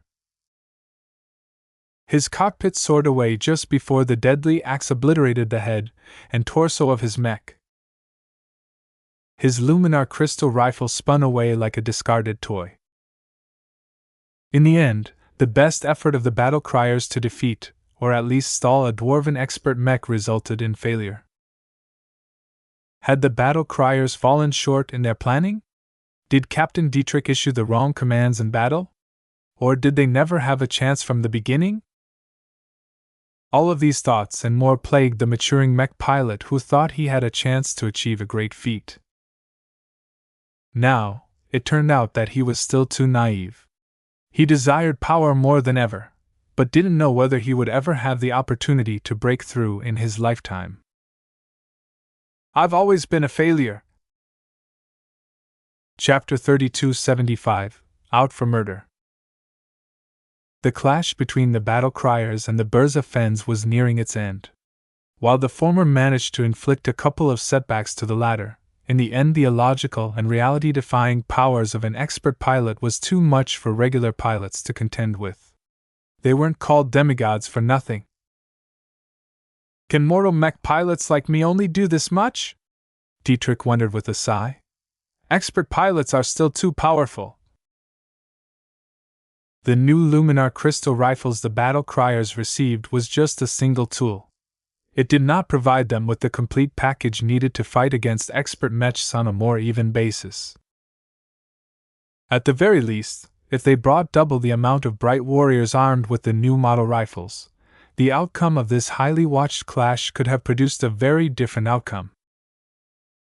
You guys didn't fail, Ves softly said as he saw the battle criers losing so many mechs that they fell below the critical mass that was the minimum level necessary to pose a threat to the Burza Fens. We just prepared too few luminar crystal rifles for you.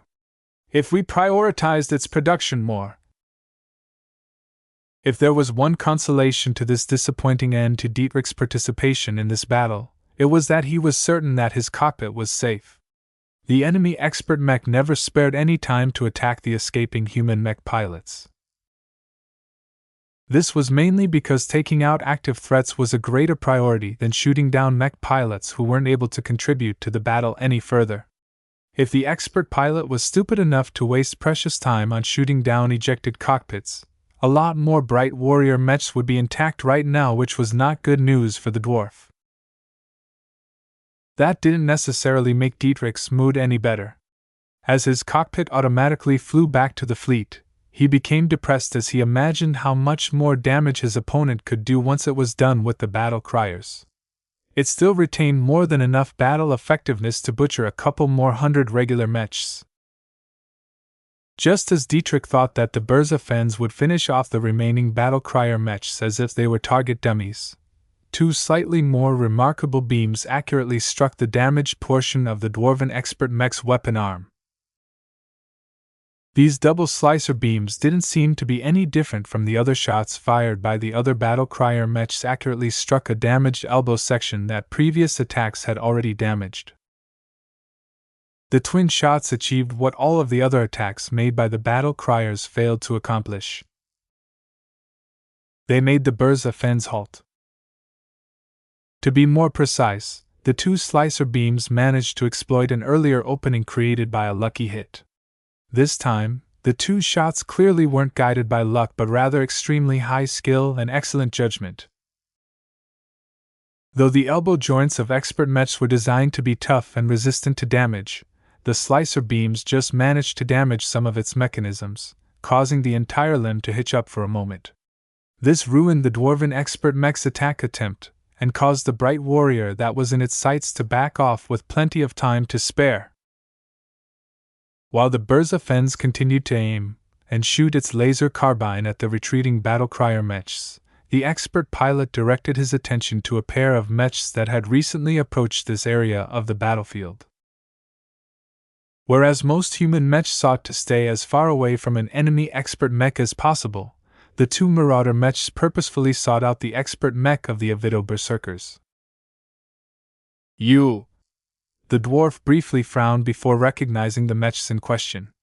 You're the envoys of the evil woman god who murdered my brothers! Venerable Joshua's lips twitched. Of all of the insults that an enemy has thrown onto his back, being called a representative of an evil woman god was quite the moniker. After the penitent sisters successfully launched their battle formation attacks, they retreated to the rear in order to catch their breath and recover from their great exertion. Only venerable Joshua and a small group of overeager penitent sisters threw themselves in the fight despite feeling as if they had sapped their brain juices. After preventing the drug-induced dwarven expert pilots from breaking through the Larkinson and Crosser lines, Joshua noticed that the smaller struggle between the battle criers and the dwarven expert axeman mech wasn't going as planned. Looks like it takes an expert pilot to beat another expert pilot after all. This was why he was here. Seeing that there were so many ownerless luminar crystal rifles floating in space, he commanded his Valkyrie Prime to pass over its unending alloy spear to another Valkyrie Redeemer, and picked up the weapons previously utilized by the battle criers. Of course, it was not that easy to pick up any random mech weapon wandering in space. Joshua had to wait until the battle crier support staff back in the fleet to disable the electronic locks on the powerful rifles. If these precautions weren't in place, then any enemy mech could have picked them up and fired them upon the enemy. Once the staff had completed this task, the luminar crystal rifles became ready for use in his hands. Though Joshua didn't have a lot of opportunities to wield these rifles, he knew how to operate them. It was a bit awkward for him to wield two of them at once, as the Valkyrie Prime had only been designed to hold one ranged weapon, but his familiarity with his current machine was high enough that he managed to cope. I will cripple your failed expert mech and rend you out of your cockpit so that I can squeeze your ugly tall body with the fingers of my mech. Well, the dwarven expert pilot certainly sounded excited to meet Joshua. The Larkinson expert pilot didn't blame the dwarf. As someone who was sensitive towards life, it pained him to play an important role in unleashing an enormous energy attack that snuffed out the lives of thousands of dwarven mech pilots. He personally felt the vitality of the molten hammer mech force dropping as the energy wave attack swept through the defenses of their tough and sturdy mechs with ease. Joshua found it rather contradictory that someone who was as sensitive towards life as him took on a job that was all about death and destruction. He wondered how someone like Ves handled this contrast. Was the patriarch the same as him and felt guilty about all of the killing that was taking place as a result of his work? If so, then Joshua wanted to learn some tips from him. He faintly had the idea that he really needed to resolve his thoughts on the matter in order to go further in his career as a mech pilot. He shook his head. This was not the time and place to entertain these deep thoughts. He still had a battle to fight. No matter how guilty I feel about reaping all of those lives, the dwarves brought it on themselves by attacking us. If not me, then another Larkinson mech pilot would have killed them. At least I've been able to save the lives of a lot of clansmen with my contribution. The life of a Larkinson member always trumped that of the enemy. He took no pleasure in slaying dwarves, but if he had to increase his already prodigious body count again, he would not let his guilt get in the way of his duty. I'll bring you to the rest of your fallen dwarven comrades if you miss them so much. The Valkyrie Prime raised its luminar crystal rifles and fired another twin slicer beam salvo. This time, they accurately struck the weapon arm that had already been damaged by the Prime mech's earlier shots. Joshua wasn't satisfied, though. The slicer beams dealt respectable damage to an expert mech, but the severity was still on the modest side. The power gap was inherently big from the beginning, and the advantages of luminar crystal technology only moderately brought it closer. A brilliant idea emerged in his mind. Why not try and resonate with the weapons? The rifles utilized by the Valkyrie Prime were different from the one used by the Amaranto. The mass-production version did not contain any components that inherently resonated with expert pilots. That did not stop Joshua, though. He focused his will and tried to extend his influence to the weapons. Much to his glee, he succeeded in finding purchase in the weapon. Although the connections were too faint and rough for him to empower them or anything, the luminar crystals possessed just enough life for him to gain a more instinctive feel and understanding of their properties. Therefore, when the Valkyrie Prime fired its next salvo, the two beams more accurately sliced through a small section of the dwarven expert mech's flight system. Though the mobility of the Burza Fens was hardly affected by this minor attack, the dwarven expert pilot became increasingly more alarmed. Unlike the battle crier mech pilots, this human possessed the skill to maximize the penetrative properties of the Luminar crystal rifles. In response to the dangerous slicer beam attacks, the Burza Fens raised its laser carbine and snapped off an accurate shot that struck the Valkyrie Prime's shoulder. The empowered laser beam failed to inflict any meaningful damage to the Prime mech. Aside from heating up the armor section a bit, the attack failed to achieve anything of note. It was only now that the dwarven expert pilot noticed that this fake expert mech was clad in the same first-class alloy as the other annoying human expert mechs. "Looks like I won't be taking you down the easy way. So be it. I don't believe your mech is invincible." The Burza Fens accelerated forward even as the Valkyrie Prime was flying backwards. Their speeds weren't comparable, and the more superior mech easily gained speed. Still, as it did, the Prime mech constantly fired slicer beams after slicer beams as fast as its firing rate allowed. The expert mech was too well designed for a couple of carefully aimed attacks to disable it right away, but Venerable Joshua began to wear down several systems and subsystems in rapid succession. The Burza Fens steadily began to lose power, acceleration capacity, arm strength, and various sensor systems.